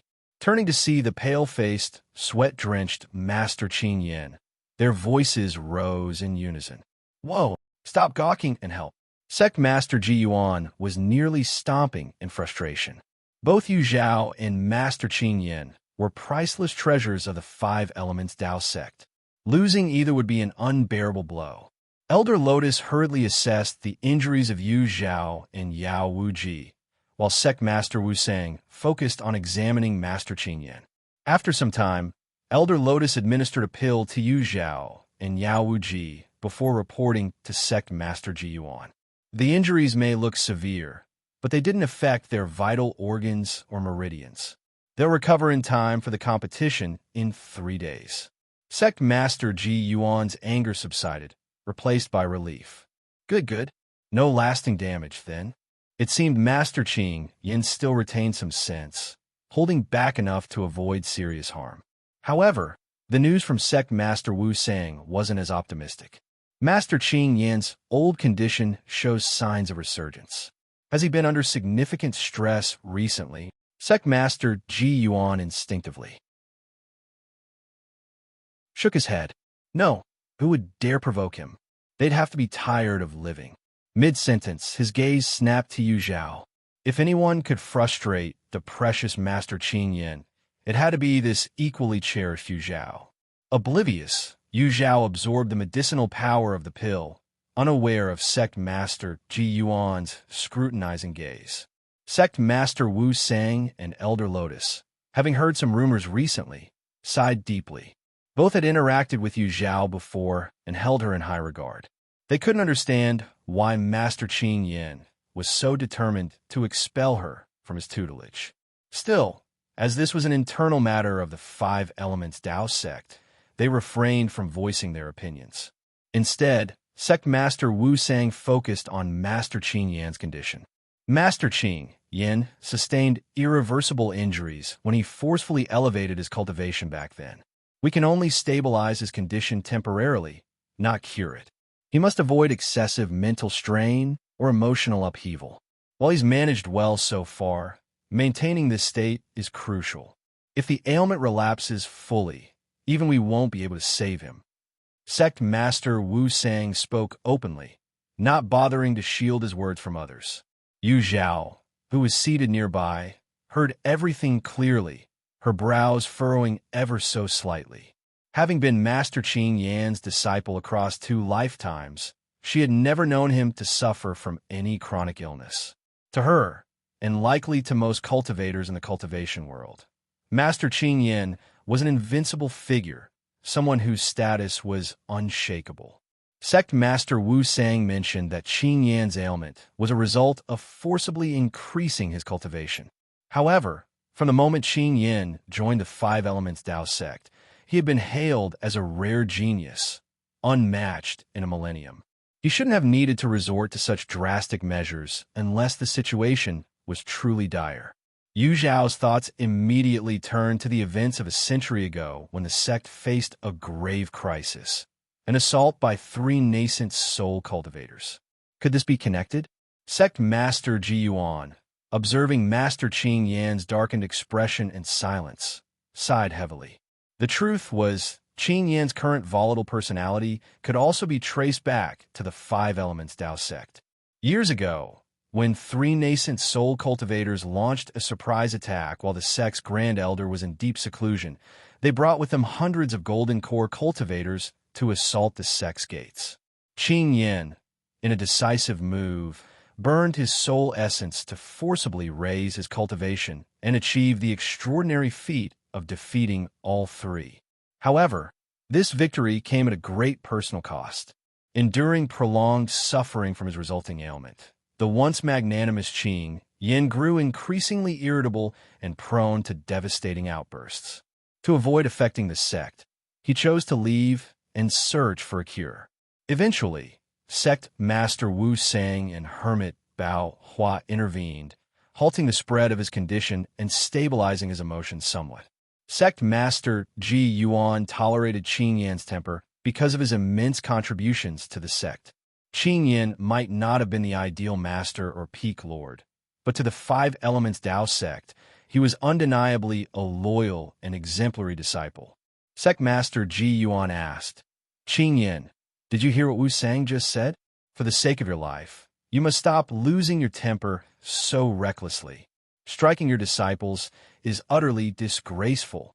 After Sect Master Wu Sang channeled spiritual energy into Qing Yan, his headache lessened considerably. Qing Yan raised his eyes slightly and stated calmly, the poison in Cui Ju's body was administered by Yao Wuji. Everyone present, except for Situ Xian, was familiar with Cui Ju's predicament. All eyes immediately turned to Yao Wuji. Yao Wuji desperately wished she could feign unconsciousness to escape the situation, but the overwhelming presence of these powerful figures rendered her attempts futile. She opened her eyes and spoke nervously. Isn't it normal to have disagreements and fights when traveling outside? Besides, I've saved them before, she added, and honestly, they couldn't beat me even together. Shouldn't they reflect on their own lack of effort in training? Sect Master Ji Yuan found the situation quite tricky. Cui Ju was a rare alchemy genius within the sect. Learning that he was poisoned and unable to refine pills, Ji Yuan had spent countless hours in his chambers sighing in despair. No one could have anticipated that Yao Wuji was behind it, nor could they blame Qing Yan for wanting her dead. I can send a message to my master and request that he detoxify Cui Ju, Yao Wuji suggested anxiously. She knew that unless Cui Ju's issue was resolved, even her master might not be able to protect her. And if he did, it would likely come at a severe cost to her. Qing Yan, what do you think of this solution? Sect Master Ji Yuan glanced at Master Qing Yan while frantically winking at her. Their 5 Elements Dao sect already owed Hermit Bao Hua favor, and if they could resolve both Yao Wuji's issue and Cui Ju's poisoning through this opportunity, it would be a perfect solution. Before Master Qing Yan could respond, Elder Lotus suddenly interjected, Cui Ju's injury isn't an ordinary one. Even Hermit Bao Hua may struggle to cure him. Please, go ahead. Sect Master Ji Yuan said eagerly. There's a tree on the floating island called the longevity tree, said to bear fruits that can detoxify any poison, granting the eater immunity from all toxins and eternal youth. The sect master's eyes lit up. This idea was excellent. The longevity fruit was an exceptionally rare treasure in the cultivation world. If Cui Ju could survive and eat one, not only would it cure him, but it would greatly benefit his future cultivation. In the long run, the Five Elements Dao sect might gain another transformation stage cultivator. Qing Yin, if Yao Wu Ji can bring us the longevity fruit from Floating Island, we'll consider her debt to Cui Ju settled. What do you think? Yao Wu Ji gulped nervously, casting a glance at Master Qing Yin. After pondering for a moment, Master Qing Yin nodded in agreement. Yao Wu Ji felt as if a huge burden had been lifted off her shoulders, at least partially. The rest would depend on whether she could actually find the longevity fruit. With a temporary solution in place, Sect Master Ji Yuan dragged Master Qing Yin away, relieved. To prevent Yu Zhao from being disturbed by others, he left both her and Yao Wu Ji in the care of the Greenwood sect, allowing them time to recover. Sect Master Wu Sang and Elder Lotus arranged new accommodations for the trio. Once the others left, Yao Wu Ji sneakily slipped into Yu Zhao's room, clinging to her arm and wailing dramatically. Yu Zhao, if you don't help me this time, I'm doomed, she cried. Yao Wu Ji was acutely aware of her own capabilities. Making it into the top 10 of the individual competition wasn't an issue, but vie for the longevity fruit among the top 100 cultivators of the Cultivation Grand Competition? That was almost impossible. Her only hope now lay with Yu Zhao. I'll help you, but you'll owe me one. If I ever need something from you in the future, you can't refuse, Yu Zhao replied calmly. Deal. Anytime, anywhere, just say the word. Yao Wu Ji swore passionately, ready to pledge her life if it meant gaining Yu Zhao's trust. However, Yu Zhao frowned slightly. She wasn't doubting Yao Wu Ji's promise, but was concerned about something else. In her past life, no one had found the longevity tree on Floating Island. Not a single rumor about the longevity fruit had surfaced. Whether the tree truly didn't exist or the discoverers had kept the secret was unclear, but the journey to Floating Island would undoubtedly be fraught with danger. Meanwhile, elsewhere, Fang Chenglang and Zhou Jinyu were elated when they saw Sect Master Ji Yuan helping Master Qing Yin back. They nearly burst into tears of relief. Master! Sect Master! They called out. Sect Master Ji Yuan opened his mouth to address Fang Chenglang, but froze upon noticing the bright red handprint on his face. He swallowed his words, handing Master Qing Yin over to Fang Chenglang. Yu Zhao is fine. Take your master back to rest, he instructed. Understood. Fang Chenglang replied hoarsely, his voice choked with emotion. Ever since Master Qing Yin had taken Yu Zhao away, he'd been on edge, as if his heart were roasting in hot oil. Now, he could finally relax. After settling Master Qing Yin, Sect Master Ji Yuan returned to his room with his eldest disciple. The moment he sat down, he couldn't help but ask eagerly, You hit him, didn't you? Zhou Jinyu replied confidently. Sect Master Ji Yuan instinctively rubbed his face, disapproving. When you hit someone, avoid the face. Remember, don't go for visible spots next time. It's easy for others to gossip. If word spread, people might think the main peak was abusing its authority. I didn't want to, but he was too much. Zhou Jinyu had originally come to discuss the upcoming competition in 3 days with her master. However, upon entering the courtyard, she found Fang Chenglang in a daze. A strong intuition told her something had happened to Yu Zhao. After much questioning, Fang Chenglang finally recounted everything in detail. Zhou Jin, you couldn't even hear him out fully before her hand involuntarily slapped him. Fang Chenglang's stupidity repeatedly shattered her expectations. She couldn't understand why the feud between Fang Chenglang and Yao Wu Ji had to involve Yu Zhao. Master Qing Yin already had a prejudice against Yu Zhao. With Fang Chenglang fanning the flames, Yu Zhao's situation in the Five Elements Dao sect would only worsen. Fang Chenglang kept apologizing and expressing guilt, making her believe he was sincerely remorseful. But why did everything he did end up harming you, Zhao? Did he not realize the real problem? Or was he stubbornly acting according to his own thoughts, just like before? If this continued, wouldn't it spiral further out of control? The disciples from Lone Moon Peak always seem a bit off, Sect Master Ji Yuan mused, puzzled. With Master Qing Yin overseeing the peak, only the best of the best were assigned there. Initially, these disciples seemed exceptionally sharp, yet they all went astray in the end. The only one who didn't go astray had left Lone Moon Peak entirely. Sect Master Ji Yuan began to wonder if something was wrong with the peak's feng shui. Master, how is Junior's sister Yu's condition? She's not seriously hurt, right? Zhou Jinyu asked anxiously. Yu Zhao only suffered external injuries. A few days rest will suffice. However, there's one matter that requires your attention. Hearing Yu Zhao's condition was manageable, Zhou Jinyu's tense expression softened. Please, Master, tell me.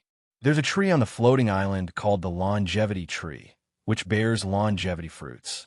If you or Ah Jun happen to come across it, try to obtain a fruit or help Yu Zhao acquire one. With the longevity fruit, Qing Yin will stop making things difficult for Yao Ji. Understood, Master, Zhou Jinyu replied earnestly. Fong Qinglang helped Master Qing Yin onto a soft couch, hesitated for a moment, and was about to leave when Master Qing Yin called him back. You said I tried to kill you, Zhao. What do you mean by that? Master Qing Yin's tone was calm, but carried an underlying weight. Fong Qinglang bowed his head and replied, I was reckless earlier and spoke nonsense. Please forgive me, Master. Master Qing Yin didn't tell him to rise, but instead silently stared at him. Fong Qinglang felt as if a mountain were pressing down on him, the oppressive aura making it hard to breathe. Yet, he gritted his teeth and remained silent. He didn't dare gamble. He feared that sharing the events of his dream with Master Qing Yin might reignite the latter's intent to harm Yu Zhao. He couldn't push Yu Zhao into danger again. For this trip to Floating Island, you must bring back a longevity fruit. It's the only hope for your fourth junior brother.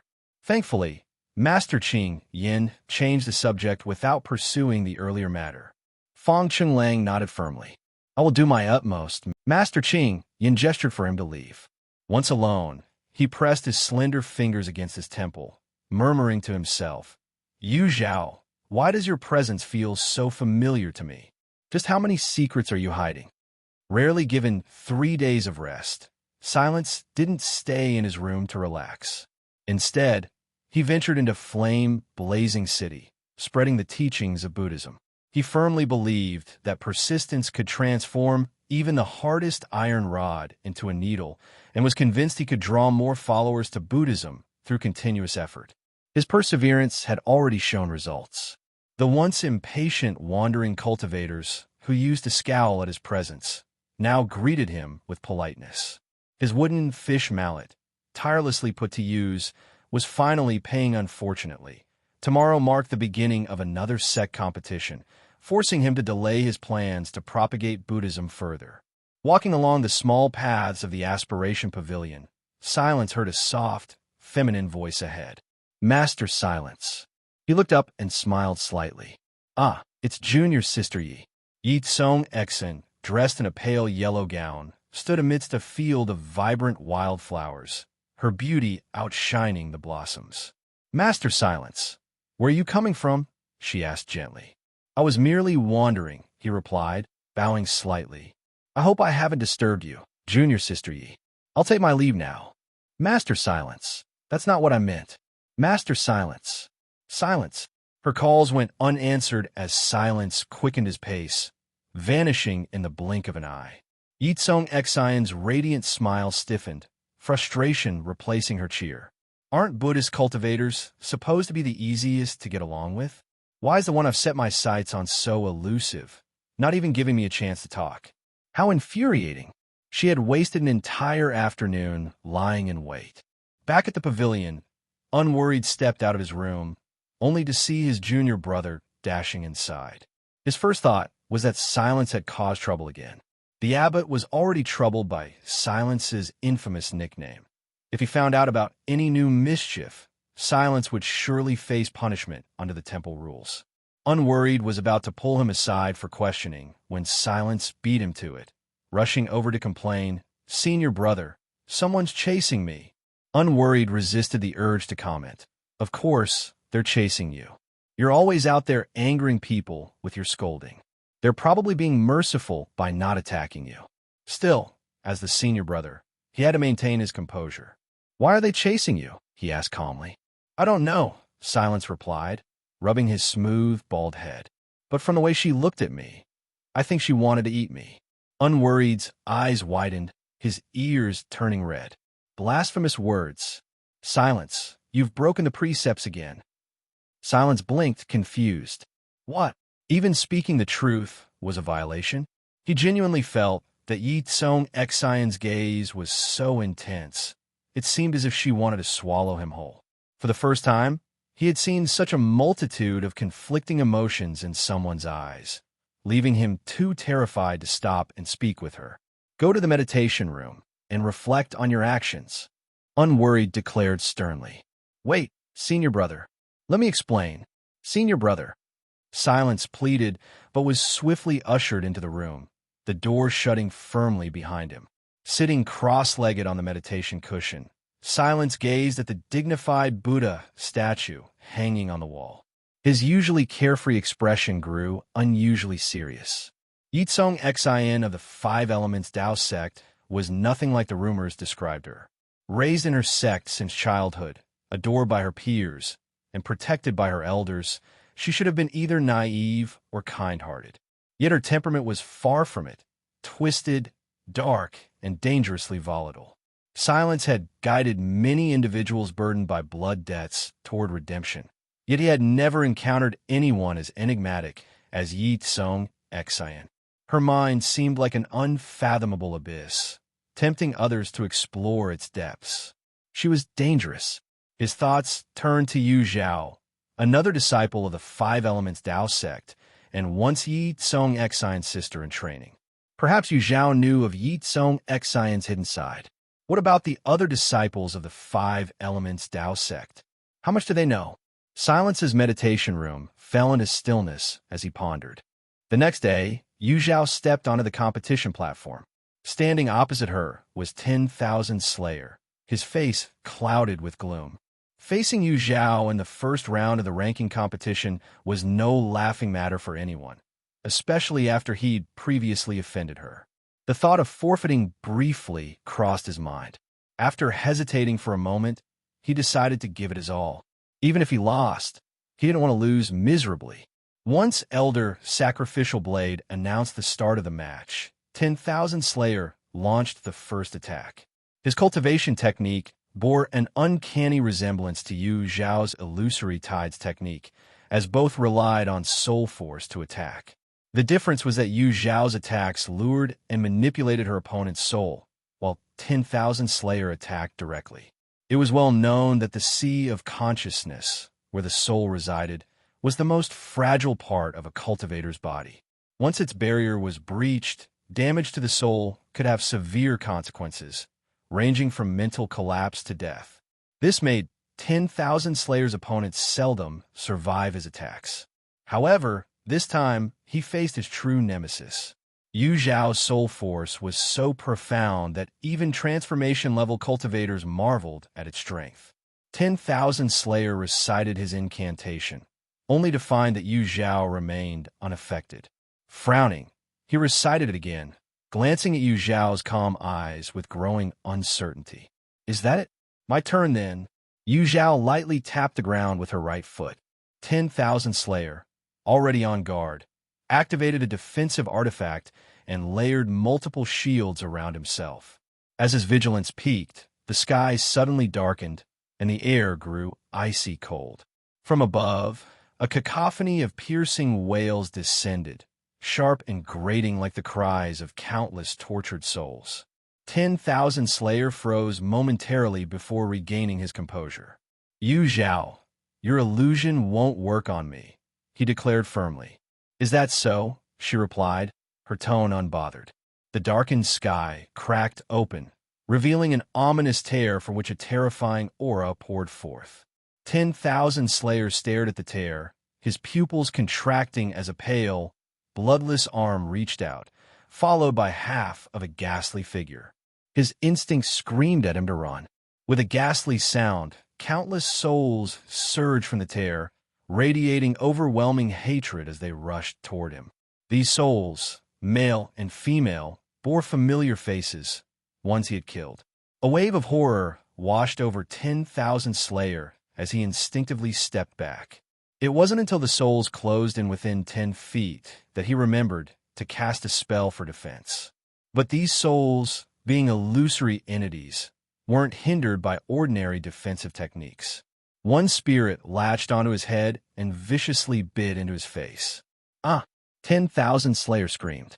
The pain was so vividly real that he forgot he was in an illusion. His face twisted in agony as he thrashed about.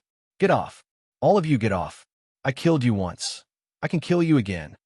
The spirits paused briefly, then, as though provoked, swarmed over him even more ferociously. With his soul attacks rendered ineffective, 10,000 Slayer was soon engulfed by the spirits. His screams grew faint, the diminishing sound the only proof of his presence. Below the platform, the audience watched in utter silence. Yu Zhao's illusion only targeted the individual it was cast on, so the spectators saw a very different scene. To them, 10,000 Slayer had collapsed in terror, writhing on the ground and clawing at himself while emitting gut-wrenching screams. On the other side, Yu Zhao stood unshaken, her expression serene, not a single fold in her robes disturbed. 10,000 Slayer, who had made a notorious impression during individual matches for his brutal methods, had even earned himself the nickname Executioner among the crowd.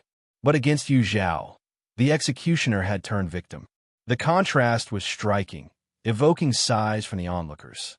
Over time, 10,000 Slayer's aura began to fade. Elder Sacrificial Blade hesitated, casting a glance at Yu Zhao. According to the rules, unless one party willingly forfeited, the match would continue until one side could no longer fight. Now trapped in an illusion, 10,000 Slayer had completely lost his sanity. If Yu Zhao didn't stop the match, he would die in a state of utter terror. Would Yu Zhao show mercy at the last moment? The answer was of course no. When 10,000 Slayer killed during matches, he should have foreseen this retribution. Those who kill are destined to be killed. Ultimately, 10,000 Slayer didn't die by anyone's hand. Instead, he was scared to death by the illusions. The souls of those he had killed came to claim his life. Karma, plain and simple. Yu Zhao wins. From the spectator seats, sect masters and elders exchanged silent glances. An elder from Hundred Flowers Valley leaned closer to his sect master, whispering, "Such a waste, such a waste."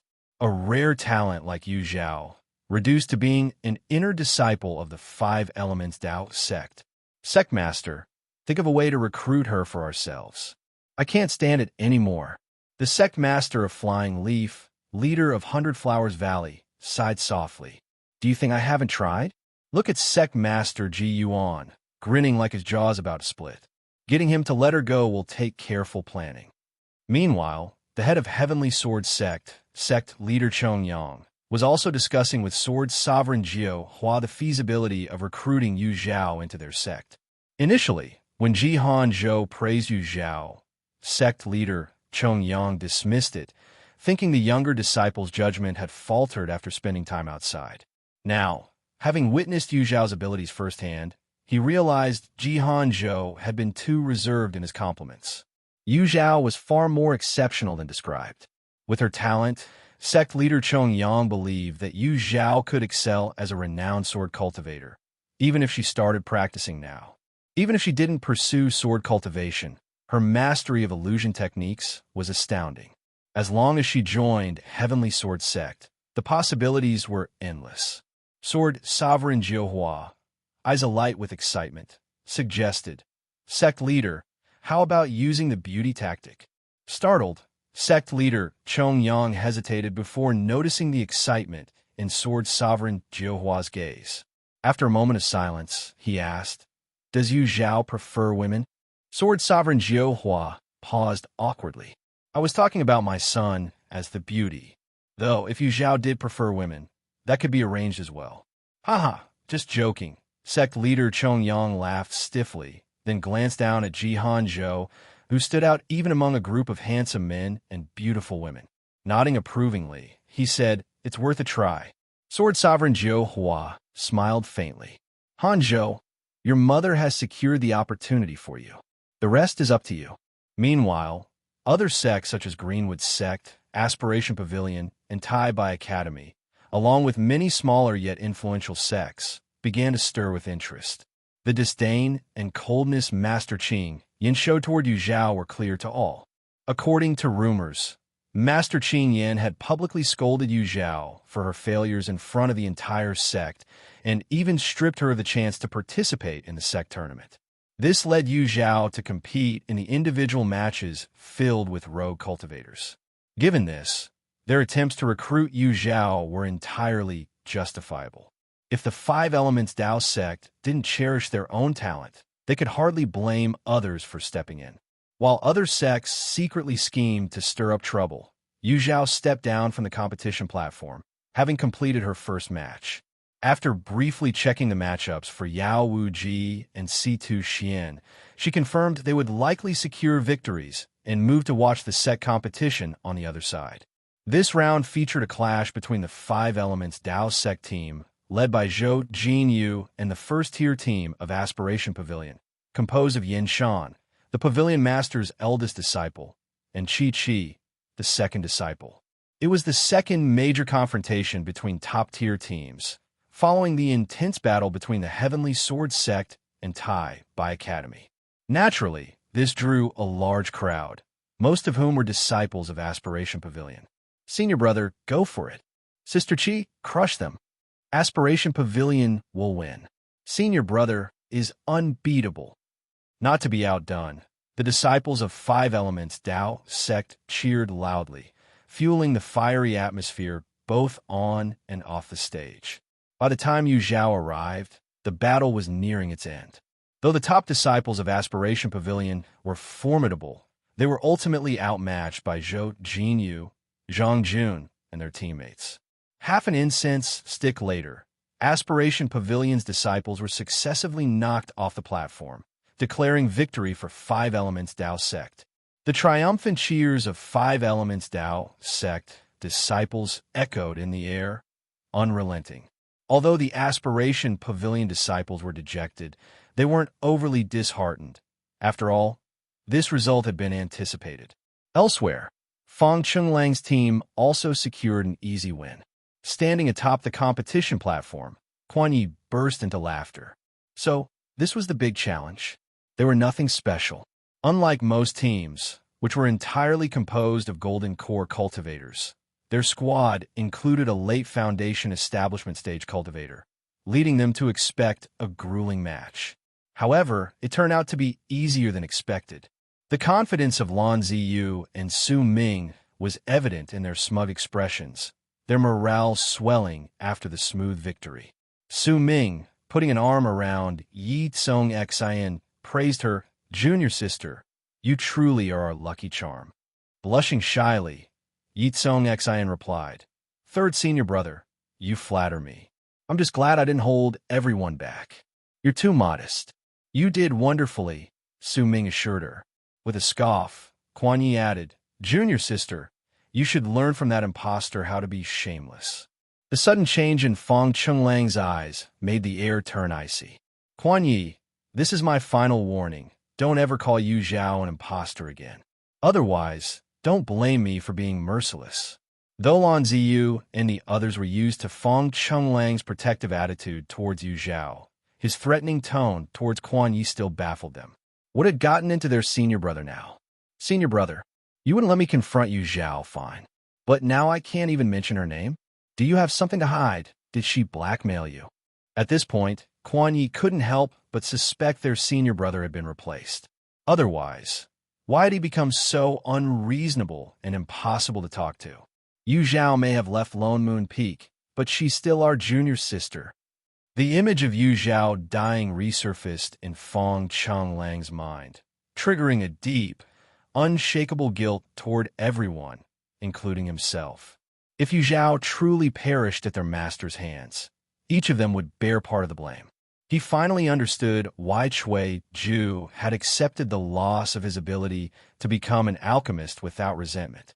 Cui Zhu had been atoning sincerely for his actions, and he, clenching his fists tightly, Feng Chenglang knew that after what happened with Yao Wuji, Yu Zhao likely harbored nothing but hatred for him. He had no right to ask for forgiveness. The only thing he could do now was to atone in his own way, starting by restoring Yu Zhao's name. There had been no body seizing, no impersonation. Yu Zhao was simply Yu Zhao. She's not our junior sister. She's a heartless liar. Quan Yi roared, his eyes blazing with fury. The eldest senior brother's claim was wrong. No one knew Yu Zhao better than he did. The real Yu Zhao would never stand a chance against him in a fight, nor would she ever think of leaving Lone Moon Peak. She had once vowed that as long as their master and her senior brothers remained, Lone Moon Peak was her home. Even with misunderstandings or conflicts, she wouldn't abandon her family.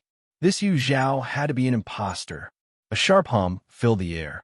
Feng Chenglan's eyes grew cold, his sword vibrating menacingly in his hand. Lan Ziyu and Su Ming jumped in alarm. They were still on the Aspiration Pavilion stage, with countless eyes watching their every move. If a fight broke out here, the Five Elements Dao sect would become the laughingstock of others. Lan Ziyu stepped forward, blocking Feng Chenglan's gaze and pressing down on his arm to signal restraint. Meanwhile, Su Ming tugged on Quan Yi's sleeve, trying to drag him away. But Quan Yi dug in his heels, refusing to budge. Frustrated, Su Ming was tempted to kick him off the stage. In the end, it was Ye Cong Xin who intervened, coaxing and persuading until she finally managed to defuse the situation. Some noticed their tense interactions, but didn't pry into the matter, chalking it up to internal dynamics. However, Sect Master Ji Yuan was sweating bullets. His trust in the Lone Moon Peak disciples was hanging by a thread. He feared their impulsiveness could erupt at any moment. At least Master Qing Yin could still maintain composure for the sect's greater good. But these hot-headed youngsters? Unpredictable. He decided immediate action was necessary. Not long after Feng Chenglang and the others returned to their quarters, they were summoned back. With a stern expression, Zhou Jinyu addressed them. I don't care what grievances you have among yourselves. There's one rule: no fighting within the Aspiration Pavilion. Once you're back at Lone Moon Peak, fight all you want. No one will stop you. Is that clear? Having been scolded by Zhou Jinyu just 3 days prior, Feng Chenglang had no ground to argue and could only nod in resignation. On the other hand, Lan Ziyu and the others were far less cooperative. Despite their status being nearly equal to the main peak, Lone Moon Peak had begun overshadowing it in recent years. Why should they bow to Zhou Jinyu's orders? Her condescending tone was especially grating. It felt as though obeying her would place Lone Moon Peak beneath the main peak. Seeing through their dissatisfaction, Zhou Jinyu sneered. Away from home, you represent not just Lone Moon Peak, but the entire Five Elements Dao sect. Do you think I enjoy babysitting you? I'm doing this for the sect's reputation. She then turned to Feng Chenglang, her gaze pointed.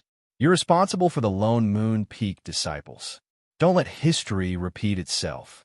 Her words left Feng Chenglang bitter and speechless as he watched her leave. Eldest senior brother, the main peak disciples are walking all over us, and you're just taking it. You're an embarrassment to Lone Moon Peak. Quan Yi's bluntness cut like a blade. Back before his stint at the Cliff of Reflection, Lone Moon Peak had been unmatched, and even main peak disciples treated them with deference. Yet, upon his return, it seemed their roles had reversed. Now, even eldest senior brother was cowed into submission. If this continued, Lone Moon Peak would soon be reduced to a mere main peak appendage. Quan Yi apologized to the eldest senior brother. Lan Ziyu, frowning deeply, reprimanded him. Despite Feng Chenglang's faults, he was still their leader. Proper respect was non-negotiable. I won't. Quan Yi barked, his defiant gaze fierce. Just now, senior sister Zhou forbade fighting. Let's see if the eldest senior brother dares to defy her orders. Lan Ziyu and Su Ming stared at Feng Chenglang in alarm. For a fleeting moment, they thought their eldest senior brother might turn his sword on Quan Yi. If you think I, as your eldest senior brother, am incompetent, then from now on, you need not call me that again, Feng Chenglang said coldly before striding away. Eldest senior brother, Lan Ziyu, sensing something wrong with Feng Chenglang's mood, hurried after him. Su Ming, however, punched Quan Yi in the chest. Why do you always talk nonsense? Now look what you've done. You've even angered the eldest senior brother. Quan Yi regretted his earlier words, but stubbornly refused to admit fault. Eldest senior brother was wrong first. We are his junior brothers, yet he insists on siding with that imposter. Are you sure Yu Zhao is fake? Su Ming asked, half in doubt. Absolutely. Quan Yi thumped his chest in assurance. Right now, it's not easy to act on Aspiration Pavilion's territory. But once we're on the floating island, I'll tear off her disguise and expose her true self. Su Ming found himself somewhat convinced by Quan Yi's confidence. If the current Yu Zhao was indeed fake, her efforts to keep her distance from them would make sense. Perhaps she was afraid of being exposed and was deliberately finding excuses to avoid close interactions. Eldest senior brother and fourth senior brother had likely been misled by her lies, genuinely believing they owed her too much. Little did they know she was just a worthless fraud. Thinking he had uncovered the truth, Su Ming felt a weight lifted off his chest. He patted Quan Yi's shoulder happily. Fifth brother, I'm leaving this matter to you. Third brother, just wait and watch the show. Meanwhile, Lan Ziyu had followed Feng Chenglang into his room, where he saw him standing by the window. Dust particles glinted in the golden sunlight, softening Feng Chenglang's normally composed features. Eldest senior brother, looking at Feng Chenglang bathed in sunlight, Lan Ziyu felt an inexplicable sadness. Ziyu, have I failed as an eldest senior brother? Feng Chenglang's voice was laced with bitterness. Of course not. Master Qing Yin had been in seclusion for many years, leaving Feng Chenglang to guide them in cultivation as their mentor stand-in. Lan Ziyu began listing all the things Feng Chenglang had done for them as brothers, more than he could count on both hands. I used to think I was doing well, Chenglang said with a bitter smile. If not for little Six's resolute departure, I wouldn't have realized my own shortcomings even now. Eldest senior brother, there's something I've wanted to say for a long time. Before little junior sister came to Lone Moon Peak, were we already good to Yu Zhao? Anything fun or interesting, we let her choose first. Even the usually quiet Chui Ju would try to entertain her every day. But after all those years of enjoying our care, she wasn't willing to share even a little when little junior sister came. If you ask me, she's been spoiled by us and can't handle even a tiny grievance. Feng Chenglang nearly laughed out of anger at Lan Ziyu's brazen remarks. He finally understood why Zhou Jin had slapped him that day before he could finish his explanation. It had been out of sheer frustration. Even now, Lan Ziyu believed Yu Zhao had lived well on Lone Moon Peak, with her only grievance being that her senior brothers favored Ye Cong Xin, their newest disciple, over her. Talking further seemed pointless. Feng Chenglang lost all desire to share his thoughts and dreams with Lan Ziyu. Leave. One day, you'll understand, Feng Chenglang said. Understand just how wrong you've been. But by then, it will be too late for regret. Lan Ziyu hesitated, unwilling to leave. But no matter what he said, Feng Chenglang refused to respond. As he stepped out of the room, he felt as though he had missed something incredibly important. Turning back, he wanted to try again, but the door slammed shut before he could. Standing at the door, he felt lost and stood there for a long time. Sister Yu. Jihan Zhou's face lit up with a goofy smile when he saw Yu Zhao open the door. What are you doing here? Yu Zhao raised an eyebrow. Here too, Jihan Zhou immediately caught onto the keyword.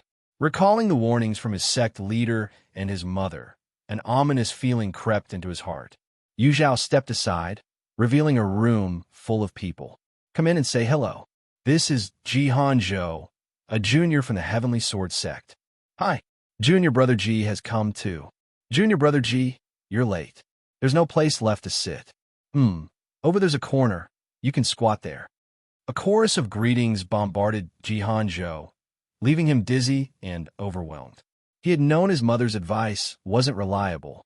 All those sayings about women dressing to impress and how to win a woman's heart by catching her eye, he had believed it, spending extra time grooming himself before arriving here, only to discover he'd been beaten to the punch. The real question was, why were there so many people here? Junior Brother Ji, I don't think introductions are necessary. They're all your fellow competitors in the sect tournament, Yu Zhao remarked with a smile. Jihan Zhou took a closer look. Sure enough, he recognized familiar faces. Mu Yi and Yu Fei from the Greenwood sect, Moci and Jingnan from the Hundred Flowers Valley, Yin Shan and Chi Chi from the Aspiration Pavilion, an incongruous bald head. Wait, a bald head? Why is silence here too? Jihan Zhou's eyes widened in disbelief. It made sense for the others to be here. They all shared the same goal, unspoken but understood. But the Harmony Sound Temple disciples were monks. Surely they weren't trying to convince you, Zhao, to shave her head and join them? Silence smiled politely and greeted him. Junior Brother Ji, I'm just here as a guest. Of course, he wouldn't admit he'd come specifically to enjoy the spectacle. Luckily, he had arrived early enough to snag the last chair. Jihan Zhou, however, arrived late and could only stand. Come on, everyone, make some space for Junior Brother Ji. As much as they wanted to, no one could actually kick Jihan Zhou out. After a bit of shuffling, they managed to squeeze out a spot for him. Then, an awkward silence filled the room. Yu Zhao leaned against the doorframe, her expression teasing as she looked over the crowd. Weren't you all saying you had something to discuss with me? Go ahead. The group exchanged glances, hesitant to speak up. After all, poaching talent from another sect wasn't exactly honorable, and the offers they had prepared were meant for private negotiations, not public airing. If you won't speak, then I will. Moci from the Hundred Flowers Valley stood up. The others tensed, suppressing their urge to jump in, waiting to hear what Moci would propose.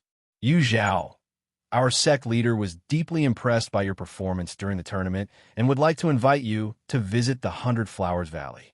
After the floating island event ends, you could join us on our flying boat and enjoy our famous wines and delicacies.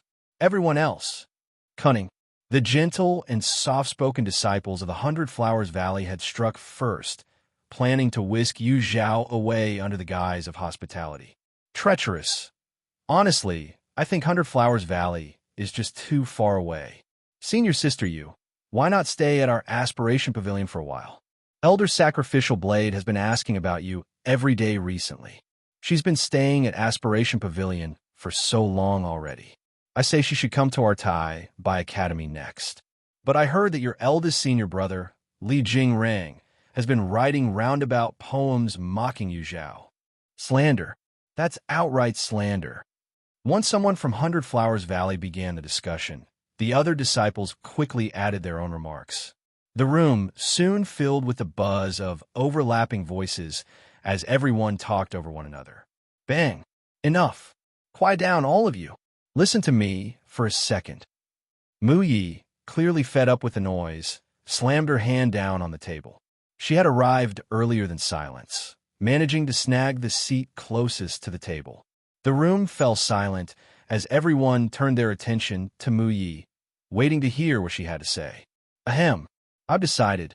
Yu Zhao should come to our Greenwood sect as a guest. That way, nobody needs to argue anymore. Mu Ye's face was serious, as if she genuinely believed she was offering a fair compromise. Unfortunately, nobody in the room bought it. Young Sect Master Mu, that joke isn't funny at all. You decide? Can you even make such a decision? Exactly. Senior Sister, you hasn't even said a word yet. Mu Yi was left flustered by the crowd's jeers, managing only an awkward smile. At this moment, Jihan Zhou raised his hand. Everyone calm down. Since Senior Sister Yu is right here, why not hear her thoughts directly? We should respect her decision. He then turned to Yu Zhao, his expression sincere. Senior Sister Yu, whatever you decide, I'll support you. TC, the crowd collectively cursed him in their hearts. Initially, they had thought Jihan Zhou, being the last to arrive, posed no threat. It turned out he was the most devious of them all. Still, his suggestion made sense, and all eyes turned to Yu Zhao, eagerly awaiting her response. Yu Zhao met their expectant gazes, and a faint smile tugged at her lips. In that moment, she truly felt the stark contrast between her two lives. In her past life, she had desperately sought love and approval, only to realize it was nothing more than condescending charity from those above her, a twisted and unequal affection. It was only by becoming truly powerful that one could earn genuine respect. To transcend emotions and focus solely on oneself was to follow the path of emotional detachment, a principle that seemed unfeeling yet brimmed with purpose. As Yu Zhao reflected, a sudden clarity struck her. Her eyes grew vacant as waves of spiritual energy rippled around her. The crowd. Yu Zhao, is she having an epiphany? Weren't we just discussing where she should visit? What about that is worth such deep thought? I don't get it. I really don't. She's a monster, isn't she? Every disciple present was a prodigy in their respective sects, yet their confidence wavered in the face of Yu Zhao's sudden enlightenment. One moment, they were having a casual conversation, and the next, she was comprehending higher truths. It felt like blatant mockery. Muyi had witnessed something similar when she first met Yu Zhao at Dragon Roar Valley, where Yu Zhao had experienced an epiphany before. The memory had left a lasting impression, but she hadn't expected to see it happen again. Yu Zhao is in the middle of an epiphany. She doesn't have time to answer your questions. Now leave. Muyi stood up and began ushering the others out. Though they wouldn't dare interrupt Yu Zhao's enlightenment in front of everyone, she wasn't about to take any chances. The group, understanding the gravity of the situation, tactfully left. They needed to report back quickly. Yu Zhao's value far surpassed their sect leaders' expectations. Negotiations would require their leaders' personal involvement. Why are you two still here? Muyi's sharp gaze fell on Silence and Zhao. Silence grinned. I'm waiting for junior brother Ji. Zhao. He and Silence barely knew each other. Why was she waiting for him? And you? What are you waiting for? Faced with Mu Ye's intimidating stance, Zhao muttered meekly, I'll leave right now. After chasing away the last two, Mu crossed her arms and let out a triumphant huff, standing guard by Yu Zhao's side like a door god. With me here, no one's disturbing Yu Zhao. Yu Zhao woke up early the next morning. The sky above held only a few scattered stars, and the moon hung like a curved blade. All around, silence reigned. Just as she was marveling at the tranquility, Muye's cheerful voice broke the stillness near her ear. Yu Zhao, you're awake already? I was just debating whether to wake you later when the individual matches began. Turning her head, Yu Zhao met Muye's sparkling eyes. Thank you, she said sincerely. Although immersed in a moment of enlightenment, Yu Zhao knew that Muyi had stayed by her side, never leaving. No need for thanks. Muyi waved her hand dismissively, then leaned closer, her voice taking on a conspiratorial tone. You're like a fat piece of meat right now. I can't let anyone else snatch you away. Recognizing the hidden warning in Muye's words, Yu Zhao smiled faintly. I'm well aware. Her exceptional performance in the individual matches and her precarious status within her sect made her an enticing target for others. The unexpected number of visitors seeking her out today was surprising, but she had no intention of disappointing them. For now, she had no plans to leave the Five Elements Dao sect. Her recent enlightenment had brought her some gains, further strengthening her divine soul. However, it wasn't enough to push her to the nascent soul stage. After the journey to the floating island, she intended to return to the sect and apply to enter the Nine Abyss secret realm. The Five Elements Dao sect controlled 5 major secret realms. Yu Zhao had once been granted the opportunity to explore the thorny secret realm, only to have it forcibly taken by Quan Yi. Of the 4 remaining realms, the water-aligned Nine Abyss secret realm was perfectly suited to her needs and could aid her breakthrough. Muyi sighed. Looks like our Greenwood sect has no chance. Before Yu Zhao could offer comfort, Muyi quickly brightened. But it's good you're staying with the Five Elements Tao sect. At least that madman Wang Qian won't be bothering you. Yu Zhao's brows furrowed. Has he been pestering you again? Not exactly pestering, Mu Yi replied, wrinkling her nose in frustration. Ever since losing to me during that assessment, he's been acting weird, challenging me every few days. If I refuse, he throws tantrums, crying and yelling, disturbing everyone. What does Sect Master Wu Sang say? The Sect Master asked Elder Wang to restrain him, but you know how Elder Wang spoils him like a doting father. He's utterly ineffective. I've been avoiding Wang Qian altogether in the sect. Make sure someone keeps an eye on him. Don't let your guard down. Don't worry, I've got people watching him, Mu Yi reassured. Even she found Wang Qian's behavior strange and stayed vigilant. As dawn broke, Yu Zhao stepped onto the stage for the round of 10-5 matches. Her opponent this time was none other than Yao Wuji. Yao Wuji radiated confidence. Yu Zhao, from the first day I stood on this stage, I've been looking forward to this match. Today, my wish is finally fulfilled. The feeling is mutual, Yu Zhao replied calmly. Let's get one thing straight, Yao Wuji said with a mischievous grin. Don't hold back because of our friendship. I'll use every means necessary. Yu Zhao summoned the fleeting life mirror. This was her first time using a magical artifact in a match on the competition stage. Yao Wuji, instead of being upset, burst out laughing in delight. Then I won't hold back. Chi Yu, let's go. With a sudden leap, a giant red spider manifested in the air. Whoosh!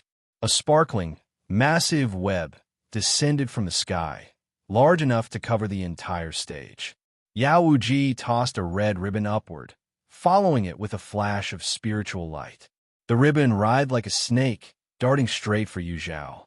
Yu Zhao flipped the fleeting life mirror, angling the water-like reflective surface towards Yao Wuji.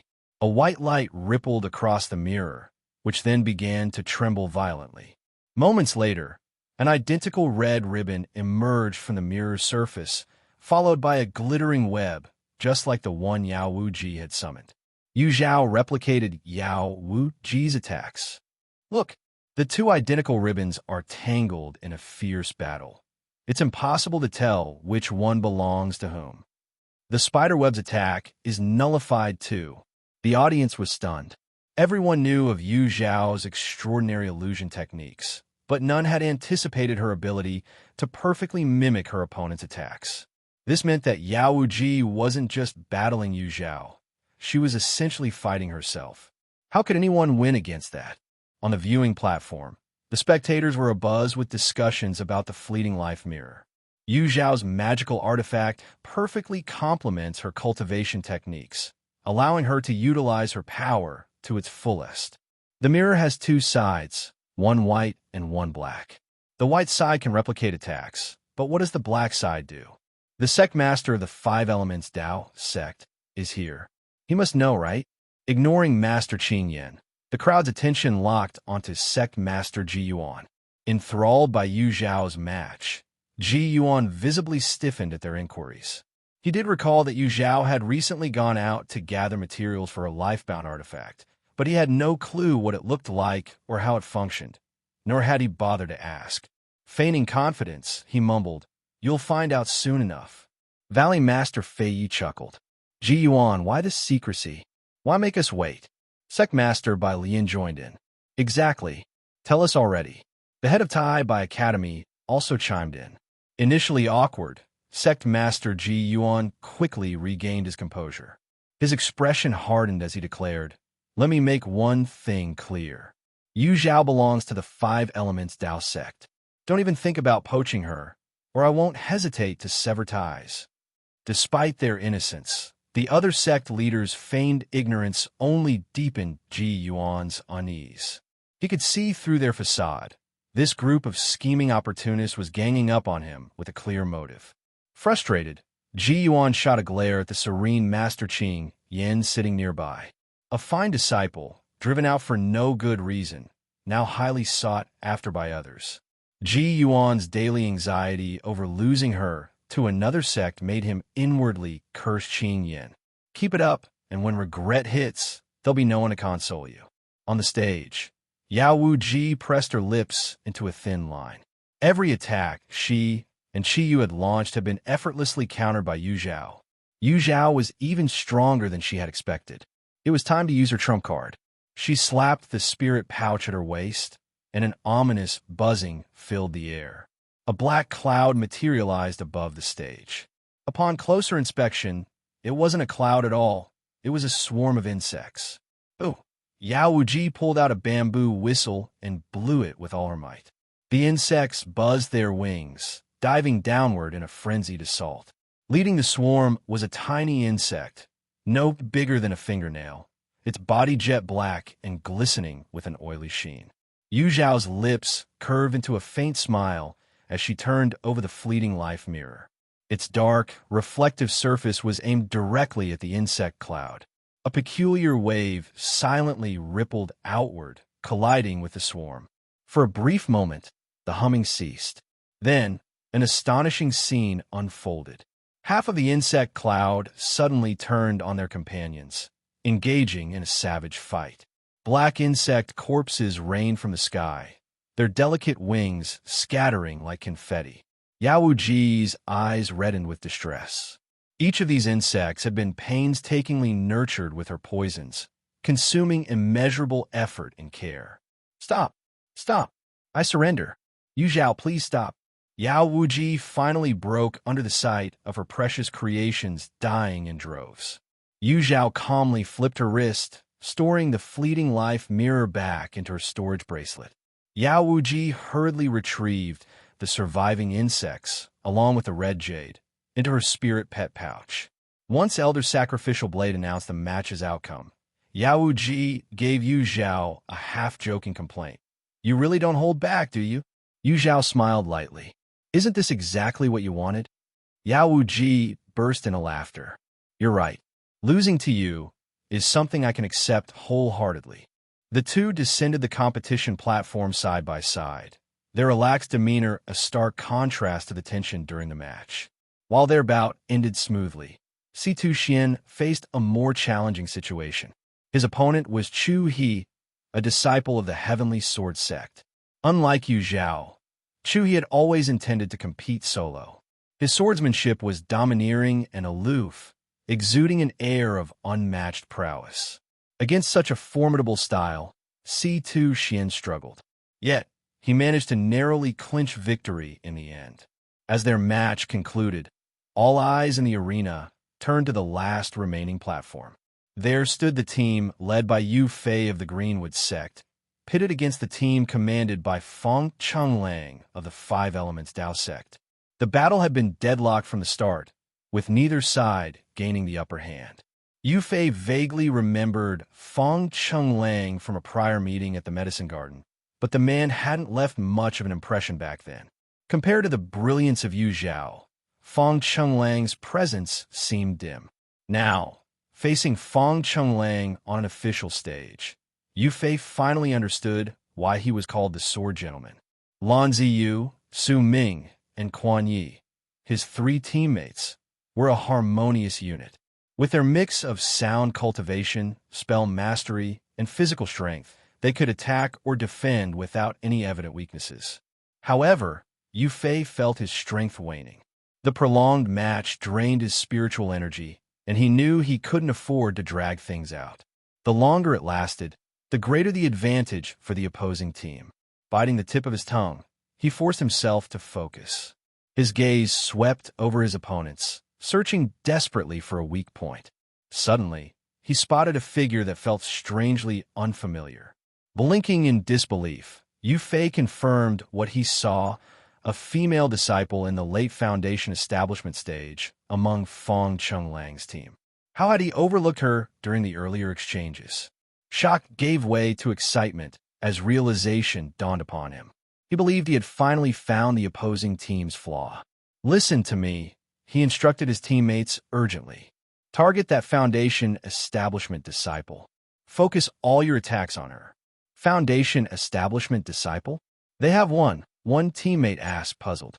The other disciples of the Greenwood sect failed to notice Ye Cong Xin's presence. Hearing Yu Fei's declaration, they were taken aback. Forget it. You focus on blocking Fang Chenglang and his group. I'll deal with her, Yu Fei instructed, maintaining his vigilance.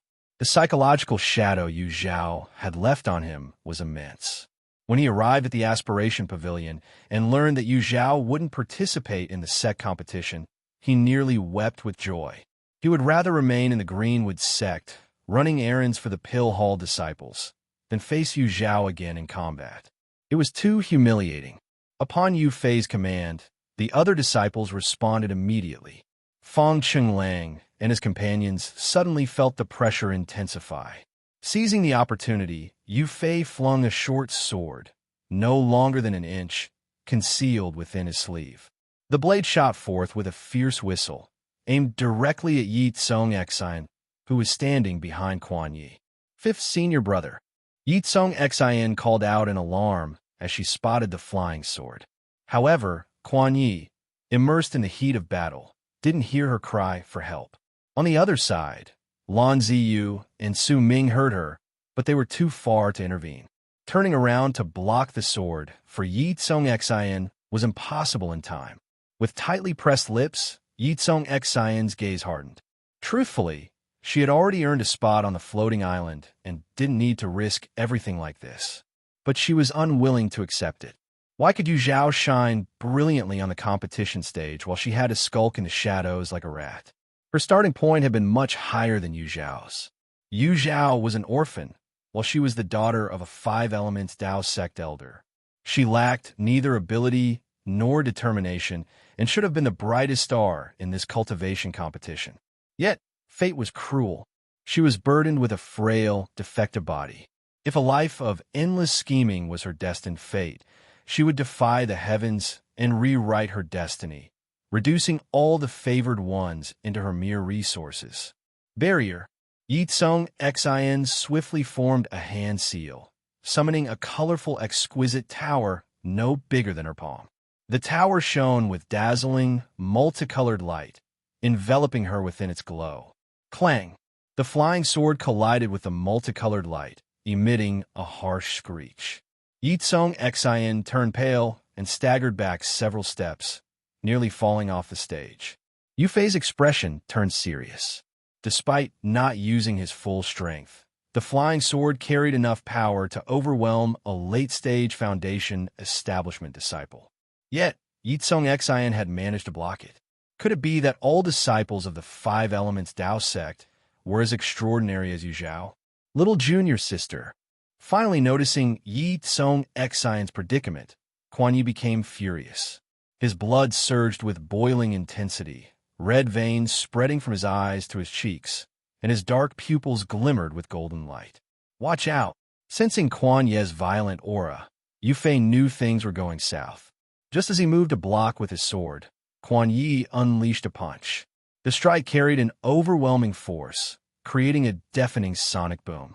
The Greenwood sect disciple facing Quan Yi instinctively raised his artifact to block. Bang! A gut-wrenching creak was drowned out by the explosive impact. The tremendous force, though weakened by the artifact, surged into the disciple's body. A sharp pain tore through his chest as he was flung into the air.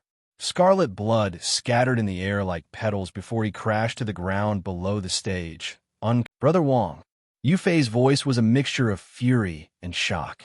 His gaze at Quan Yi grew icy. Daring to harm my junior brother? You seek death. Yu Fei and the other three disciples charged forward together, completely disregarding Ye Cong Xin and Fang Chenglang's group. Naturally, Fang Chenglang and his companions wouldn't just stand by and watch Quan Yi be surrounded and beaten. They stepped in to help. However, Yu Fei and his group were so infuriated by Quan Yi's heavy-handedness that they didn't care about losing the competition. They just wanted to vent their anger on him. One incense stick later, Yu Fei and his group strode off the stage with their heads held high. Lan Ziyu and Su Ming supported the bruised and swollen Quan Yi, whose original appearance was now unrecognizable.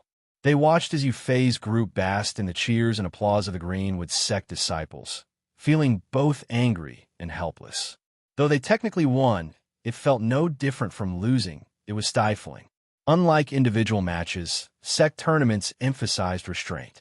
Kuan Ye's punch had clearly crossed the line, so the outrage from the green wood sect wasn't unwarranted. Lacking the mood to celebrate, they hurriedly took Kuan Yi and Ye Cong Xin back to rest. Another, more critical match awaited them the next day. The following day brought another round of matches to a close. Yu Zhao, C2 Xian, Yao Ji, and a body cultivator made it to the top 4 in the individual competition. In the sect tournament, the 5 Elements Dao sect claimed 2 spots in the semifinals, while the remaining 2 went to the Heavenly Sword sect and the 100 Flowers Valley. On the third day, Yu Zhao faced off against the body cultivator and emerged victorious. Yao Ji defeated C2 Xian in their match. For the sect tournament, Zhou Jinyu's 5 Elements Dao sect team triumphed over the 100 Flowers Valley team, while Feng Chunglang's team lost to the Heavenly Sword sect. At this point, both the individual and sect tournaments were nearing their climaxes. All eyes were on the final day's ultimate showdown. C2 Xian had hoped to meet Yu Zhao in the finals for a pinnacle clash, but his wish was dashed, leaving him deeply frustrated. Seeking solitude, he found a quiet spot to brood. Dao is C2, a voice called. C2 Xian glanced at the newcomer before lowering his head again. This irrelevant person wasn't worth his time. Ye Cong Xin, unfazed by his rudeness, sat down beside him with a cheerful smile.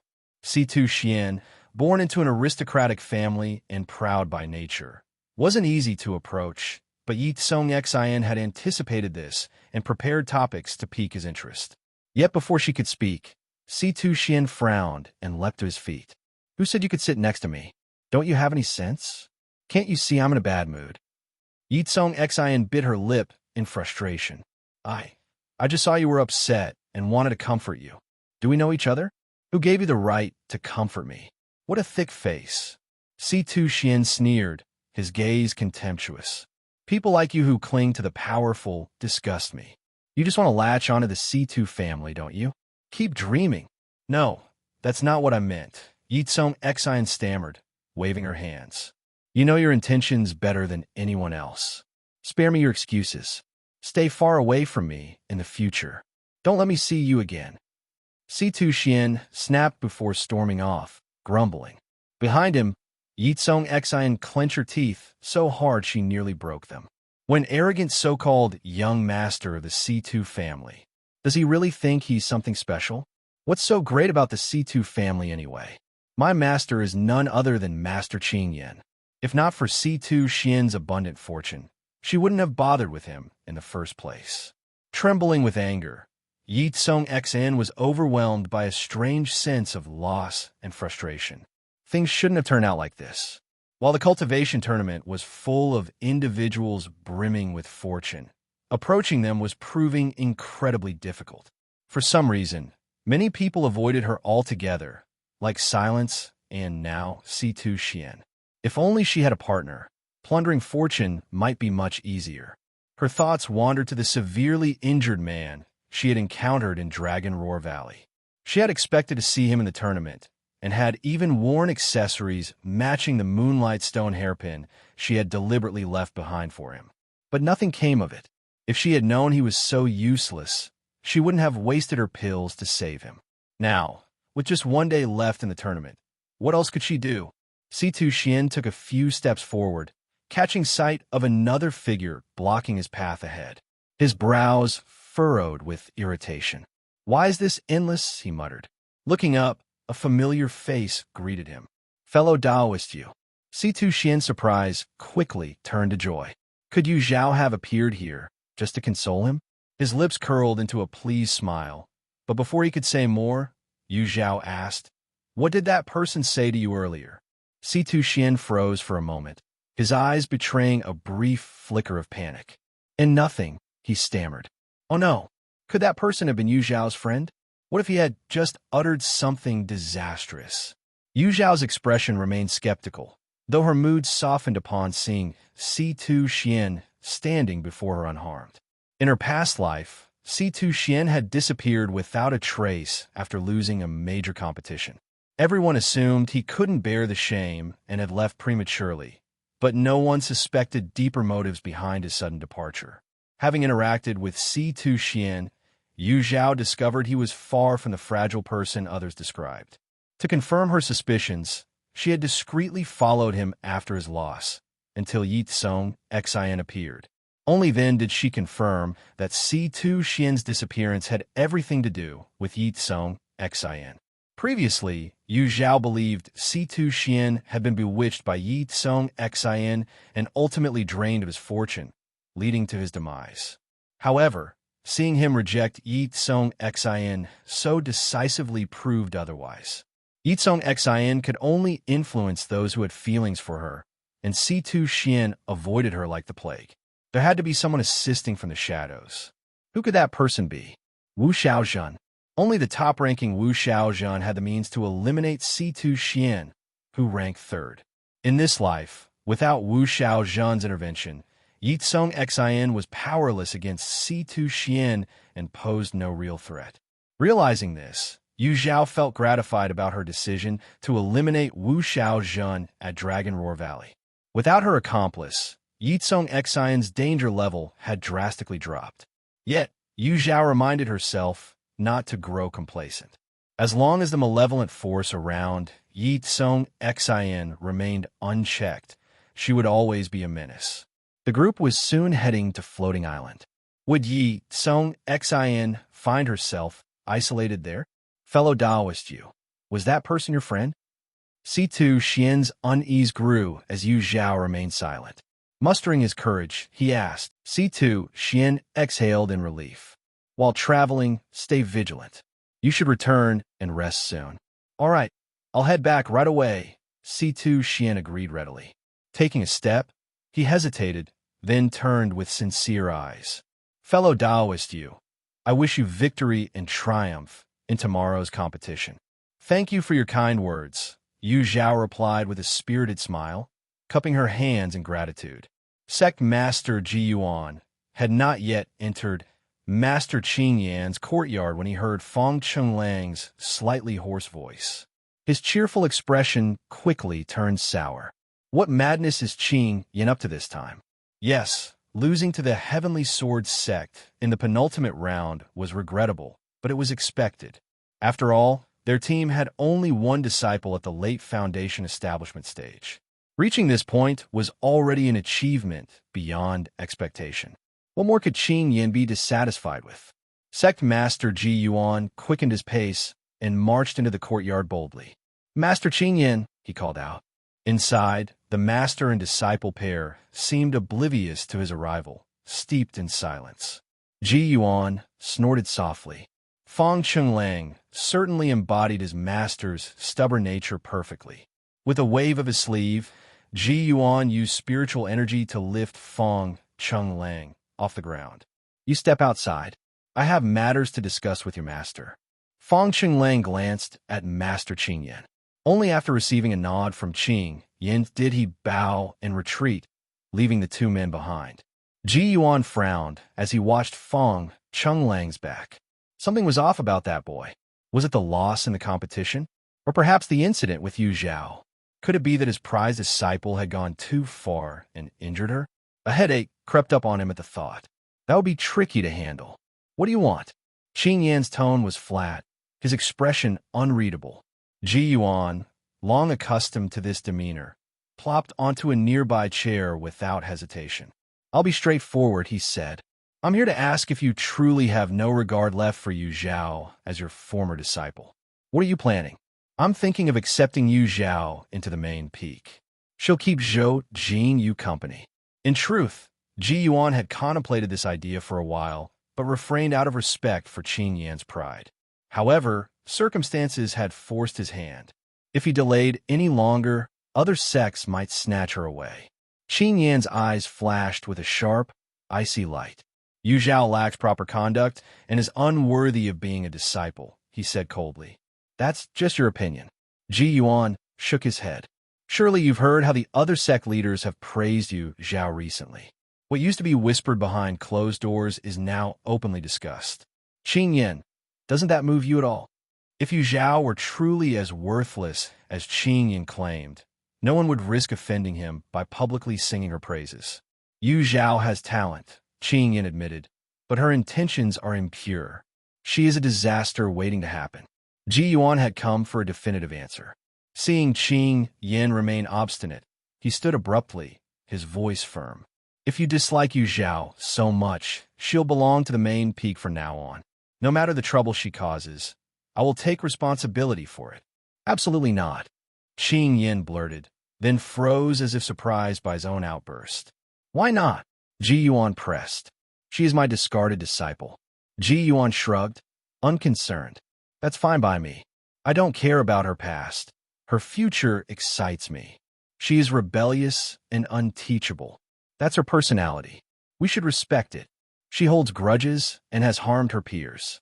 Zhou Jinyu and she share mutual understanding and are like-minded companions. Plus, Yu Zhao once saved Zhou Jinyu's life. That worry is baseless. One by one, Ji Yuan calmly dismantled Qing Yan's objections. Qing Yan's expression darkened, and his voice grew frosty. You are determined to take her as your disciple. I am, Ji Yuan confirmed. After a long pause, during which Ji Yuan's patience wore thin, Qing Yin finally spoke. During the awards ceremony for the competition, Yu Zhao must publicly apologize and vow to mend her ways. If she does, I will let bygones be bygones. Although Yu Zhao had repeatedly defied him publicly, Qing Yin could tell that Feng Chenglang and Cui Zhu still cared about her deeply. If she could turn over a new leaf and shed her bad habits, he was willing to grant her one last chance for redemption. The final chance. Ji Yuan blinked, bewildered. Did he mishear? Or had Qing Yin lost his mind? Did Qing Yin honestly think Yu Zhao wanted to return to Lone Moon Peak? Qing Yin, Sect Master Ji Yuan hesitated before carefully choosing his words. Have you ever considered that Yu Zhao might not want to return? Master Qing Yin let out a cold laugh, his expression full of disdain. Not on return. It was he who brought Yu Zhao back to the Five Elements Dao sect from among the refugees. It was he who taught her cultivation techniques, granting her the privilege of becoming a disciple of Lone Moon Peak. What he gave Yu Zhao wasn't just a title. It was a life of supreme status and the path of seeking immortality. Without him, Yu Zhao might still be struggling in the mortal world, mired in hardship and despair. If she had even a shred of gratitude, she wouldn't dare refuse. Qing Yin, Sect Master Ji Yuan scratched his head in frustration, unsure of how to continue. Anyone with eyes could see that Yu Zhao no longer felt any sense of belonging to Lone Moon Peak. It was impossible for her to return. Qing Yan's presumption was absurd. Yu Zhao is smart. She knows how to make the choice that benefits her most, Qing Yin declared with unshakable confidence. But if you trust Yu Zhao, then leave the decision to her. Wait until the awards ceremony and see what choice she makes. Fine. Sect Master Ji Yuan shook his head and left, his posture heavy with worry. Instead of returning to his residence, he headed to the Greenwood Sect station. A premonition told him that Qing Yan's headache would act up again in a few days. As a responsible sect master, he decided to prepare the medicine in advance, just in case. After Ji Yuan left, Master Qing Yin summoned Feng Chenglang, Lan Ziyu, and Su Ming. The three disciples stood in stunned silence as they absorbed Qing Yan's orders. 2 days from now, I want to see Yu Zhao kneel and admit her wrongs, Qing Yin commanded. Feng Chenglang's eyes filled with confusion and sorrow. Just a few days ago, their master had injured Yu Zhao. Now, he was suddenly ready to forgive her? Wasn't that laughable? Lan Ziyu, on the other hand, was overjoyed. Master, rest assured, I'll ensure the message is delivered, so Yu Zhao remembers your immense kindness. Lan Ziyu pledged eagerly. Su Ming stood there dumbfounded, unable to process the situation. Hadn't fifth senior brother said that the Yu Zhao they saw was an imposter? Why couldn't their master see through it? And why was he suddenly willing to forgive her? Could it be that fifth senior brother was just spouting nonsense? That damned fifth senior brother. Once he recovered, Su Ming was determined to give him a piece of his mind.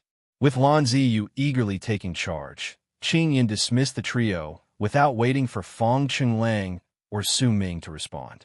In truth, He had no intention of truly forgiving Yu Zhao, but Yu Zhao seemed to share an enigmatic connection with him. Until the puzzle was unraveled, he couldn't let her leave his sight. It was better to keep her under his watchful eye for now. Still, once Yu Zhao returned to Lone Moon Peak, it would be time for her to relearn discipline. Lowering his gaze, Qing Yin concealed the cold malice flickering in his eyes. Did Master Qing Yin really say that? Zhou Jinyu asked in disbelief. Sect Master Ji Yuan nodded. Huh. Zhou Jinyu laughed in anger. Now she understood the source of Feng Chenglang and Lan Ziyu's inexplicable arrogance. It seemed to run in the family. She abruptly stood up. I'll inform Sister Yu right away. She should prepare so tomorrow's match isn't affected. As her words fell, she had already vanished from the room. Upon receiving the news, Zhou Jinyu headed straight to Yu Zhao's quarters. However, since Sect Master Ji Yuan had been delayed at the Greenwood Sect, Lan Ziyu had reached there before her. He was already outside Yu Zhao's door, knocking persistently. Zhou Jinyu paused her steps and stayed back to observe silently. Lan Ziyu didn't notice her arrival. He continued to shout, unrelenting, Yu Zhao, come out. I have something important to say to Yu Zhao. Do you hear me? Open the door.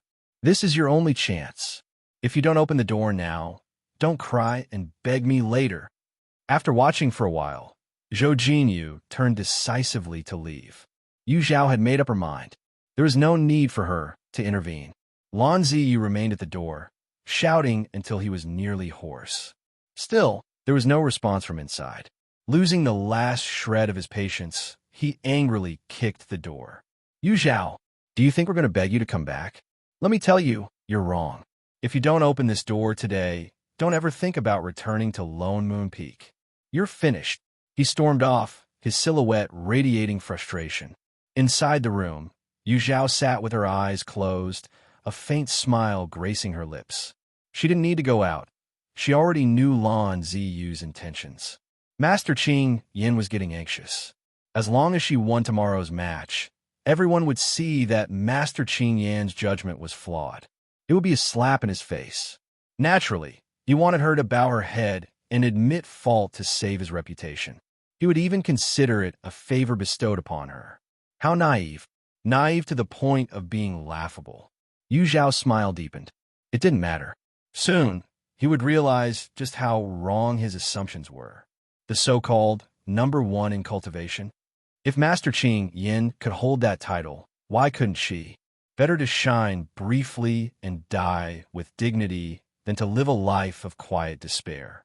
When the first light of dawn pierced the darkness, Yu Zhao opened her eyes, gleaming with determination. She stepped outside and froze in surprise. A massive crowd had gathered at her door. Yu Zhao, go for it. Muyi cupped her hands around her mouth and shouted, Sister Yu, you've got this. First place. First place. The others joined in, their cheers echoing in the air. Disciples of the Five Elements Tao sect, drawn by the noise, came out to see the commotion. Their jaws, the courtyard, neither too large nor too small, was packed with disciples from various sections. They were all here to cheer for Yu Zhao. Their expressions turned complicated. In the Five Elements Tao sect, Yu Zhao had always been a minor figure. When she did attract attention, it was mostly for negative reasons. But ever since she left Lone Moon Peak, it was as if she had been reborn. Not only had her cultivation advanced rapidly, but her popularity had also soared to incredible heights. Who was the real Yu Zhao?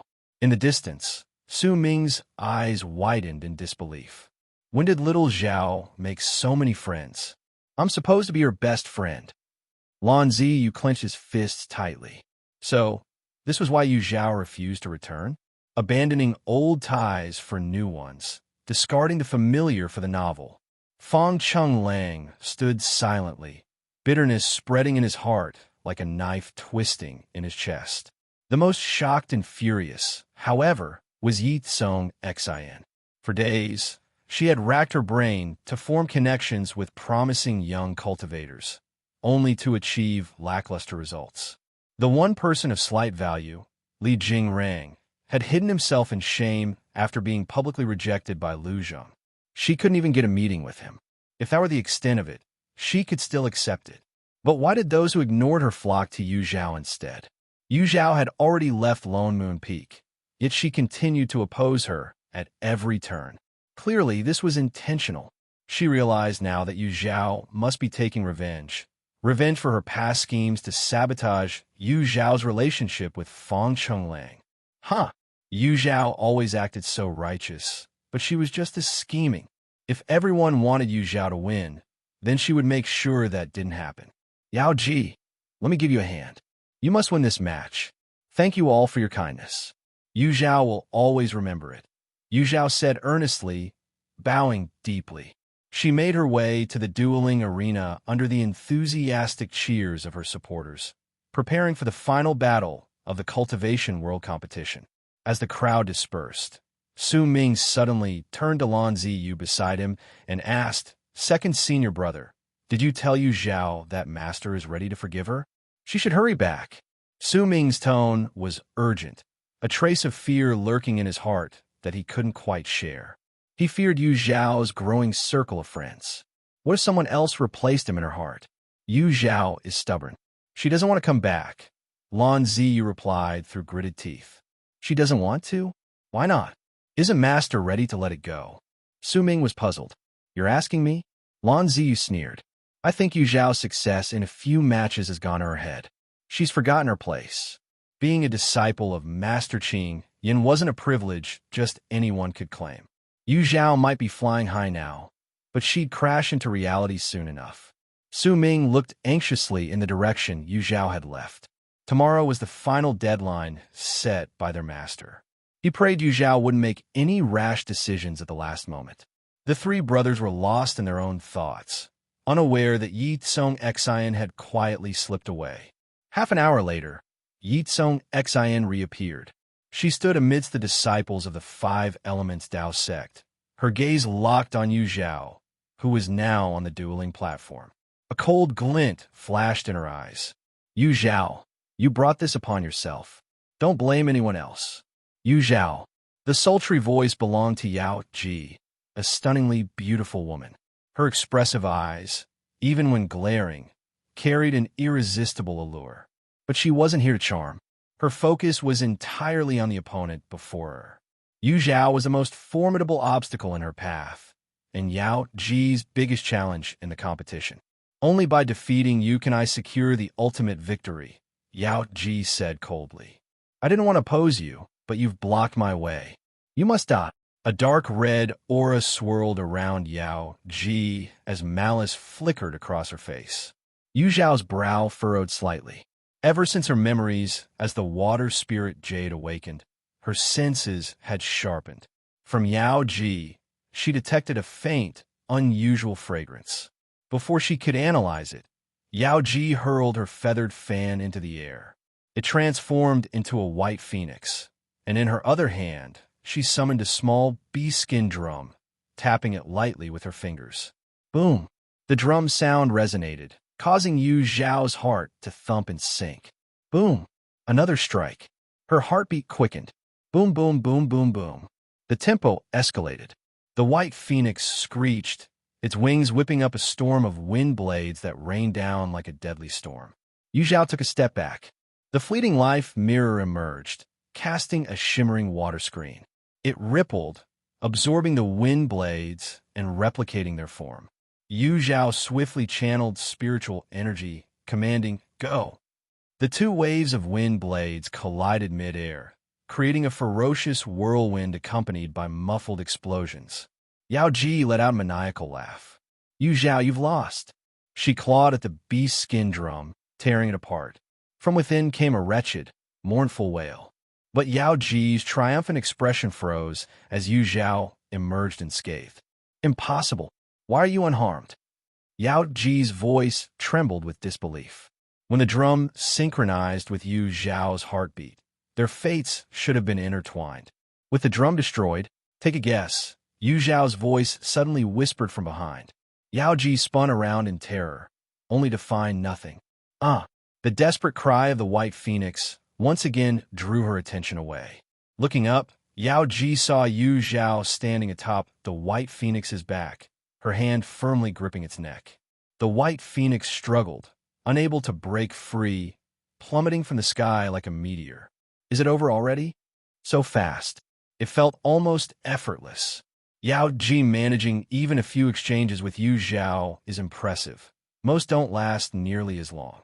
As Yao Ji's life-bonded artifact fell into Yu Zhao's grasp, the spectators began to lose interest, thinking the match was as good as finished.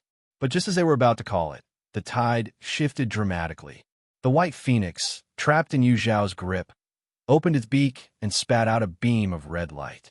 Its feathers began to turn crimson, starting from its tail and spreading upward. An intense heat filled the air. Yu Zhao, you've fallen for it. Ha ha ha. Yao Ji's panicked expression twisted into one of triumphant glee. Now die for me. With a dramatic wave of her arms, flames erupted from the white phoenix, transforming into a sea of fire in an instant. The extreme heat warped the surrounding space, and Yu Zhao's silhouette blurred and distorted. Gasps filled the air as many stared wide-eyed in disbelief. Could it be that Yu Zhao was about to lose?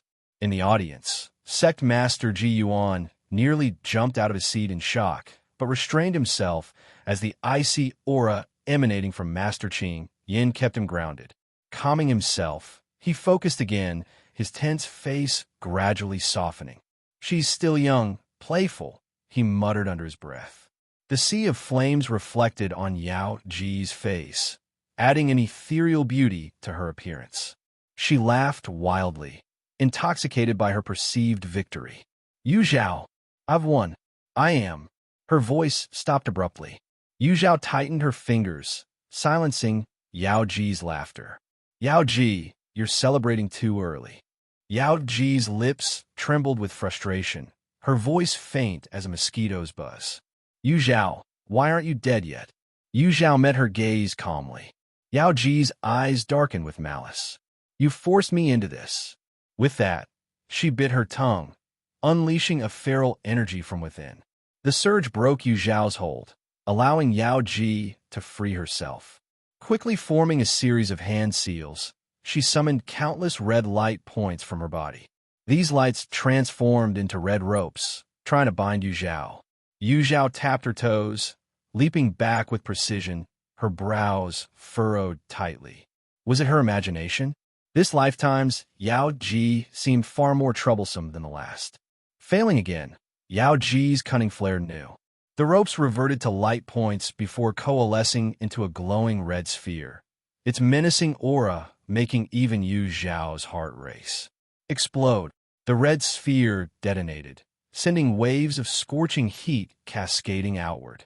In response, multiple light screens appeared before Yu Zhao, with the fleeting life mirror shielding her chest. Boom, boom, boom. One by one, the light screens shattered under the onslaught. The searing flames burned Yu Zhao's skin, and wisps of her hair curled from the heat. A flicker of astonishment crossed her eyes. Yao Ji fared far worse. Unable to evade in time, flames seared the right side of her face.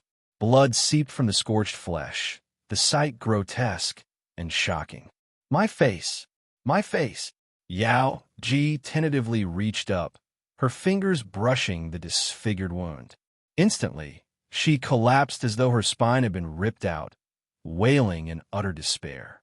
The damage to her flawless appearance was a blow as devastating as death itself. Yu Zhao was about to kick Yao Ji off the competition platform when Yao Ji's breathing suddenly became erratic and her face turned unnaturally red.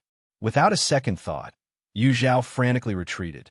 Elder Sacrificial Blade reacted swiftly, setting up a protective formation around Yao Ji. Then, a deafening explosion rang out.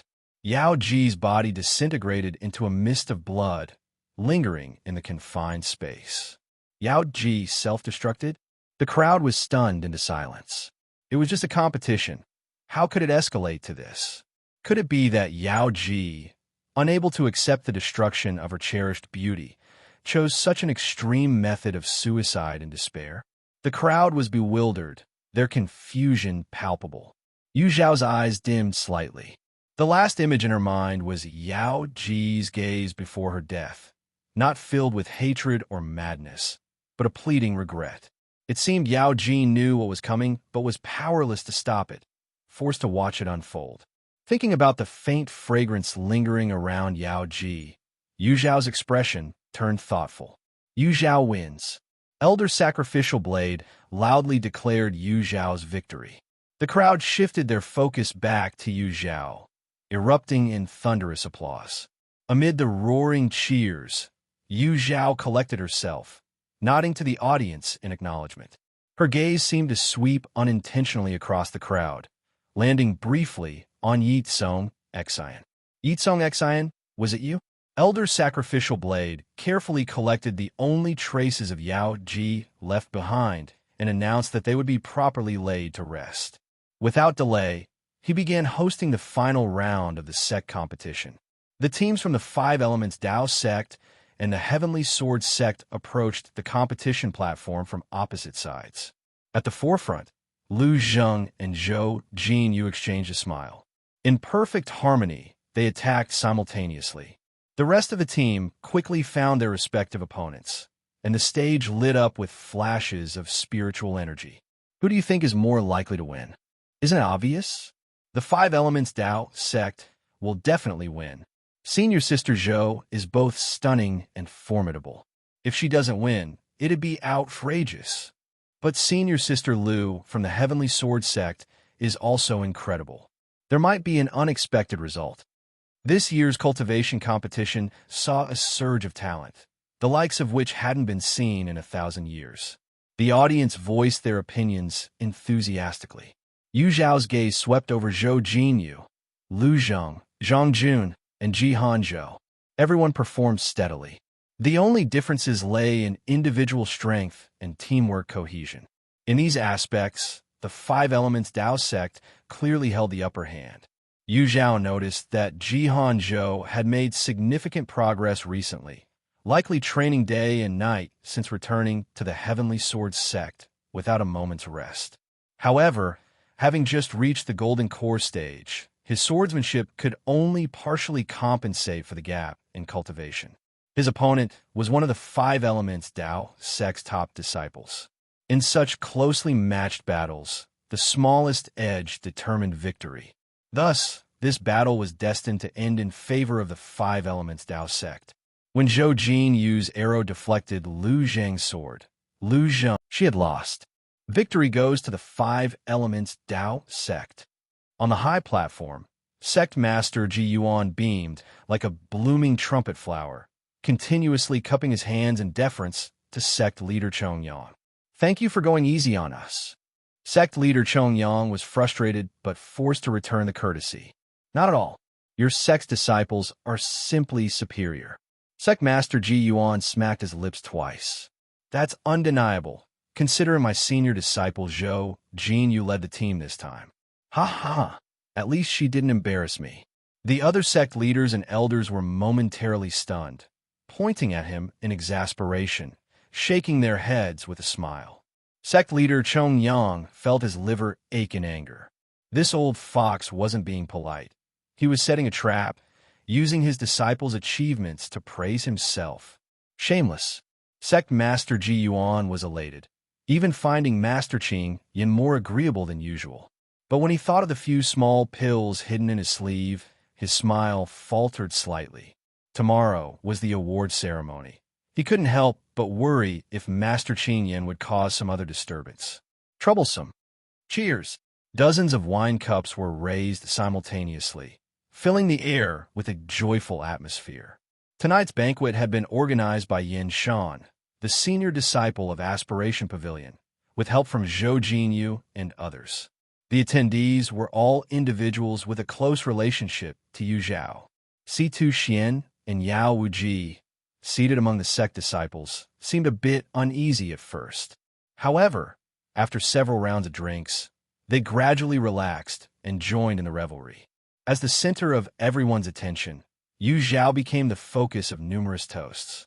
Yin Shan spared no expense for the occasion, secretly bringing out some of the sect master's rare collection of fine wine. True to her nature, Yu Zhao never declined a drink. Before long, she could feel the alcohol taking effect. Although her expression remained composed, Her usually cold eyes glistened slightly, betraying her inebriation. While her consciousness stayed clear, her thoughts began to slow. For instance, it took her a moment to register Su Ming standing in front of her. Her brows furrowed, and displeasure showed clearly on her face. She was about to sidestep him when Su Ming called out, "You Zhao, I need to talk to you." His voice was loud, drawing everyone's attention. All eyes turned toward him. Both Zhou Jinyu and Jihan Zhou sprang to their feet. "You can say whatever you need to right here," Zhou Jinyu said coldly. "No, this is between me and Yu Zhao alone," Su Ming insisted, staring intently at her. Yu Zhao wanted to refuse outright, but the potent alcohol left her speechless for a moment. Misunderstanding her silence as agreement, Zhou Jinyu and the others thoughtfully made space for the two to talk. "Senior Sister Zhou, Yu Zhao." Su Ming's voice drowned out hers. He spoke passionately. "Yu Zhao, come back. Ever since you left, the senior disciples have been listless, and even Master has become increasingly erratic. Everyone misses you. Just admit your mistake to Master and return. From now on, I'll listen to you in everything. Whatever you say goes. Even our junior sister will have to step aside for you. Please, don't be angry anymore, okay?" It had taken great courage for Su Ming to approach Yu Zhao. After all, she had recently rejected him once already, and his pride couldn't bear being trampled on again. But now he had come to terms with his feelings. He couldn't stand seeing her laugh and chat with others while shutting him out. He admitted it. He couldn't let her go. Whatever mistakes he had made in the past, he was willing to change. As long as Yu Zhao returned to Lone Moon Peak and their lives returned to their former happiness, sacrificing a bit of dignity didn't matter. When he finished, he waited anxiously for her response. "Get lost." Su Ming's expression froze. What? I said get lost." Though Yu Zhao's gaze was hazy, her tone was unwavering. She was drunk, not foolish. A few flimsy apologies weren't enough to erase the pain of her past. To return to Lone Moon Peak, to endure the same servitude as before? Never. From the moment she left Lone Moon Peak, she had no intention of looking back. Su Ming's hand clenched tightly, his nails digging into his palm as his eyes reddened. "Why? Tell me why." Hello, everyone. As we wrap up this video, I want to share a quick note. I have a Patreon account. If you'd like to support me and enjoy on-demand audiobooks, you can become a Patreon member. Alternatively, you can check out my Google Drive link, which has 500-plus novel audiobooks available through my Ko-fi or Patreon shop. I appreciate your support.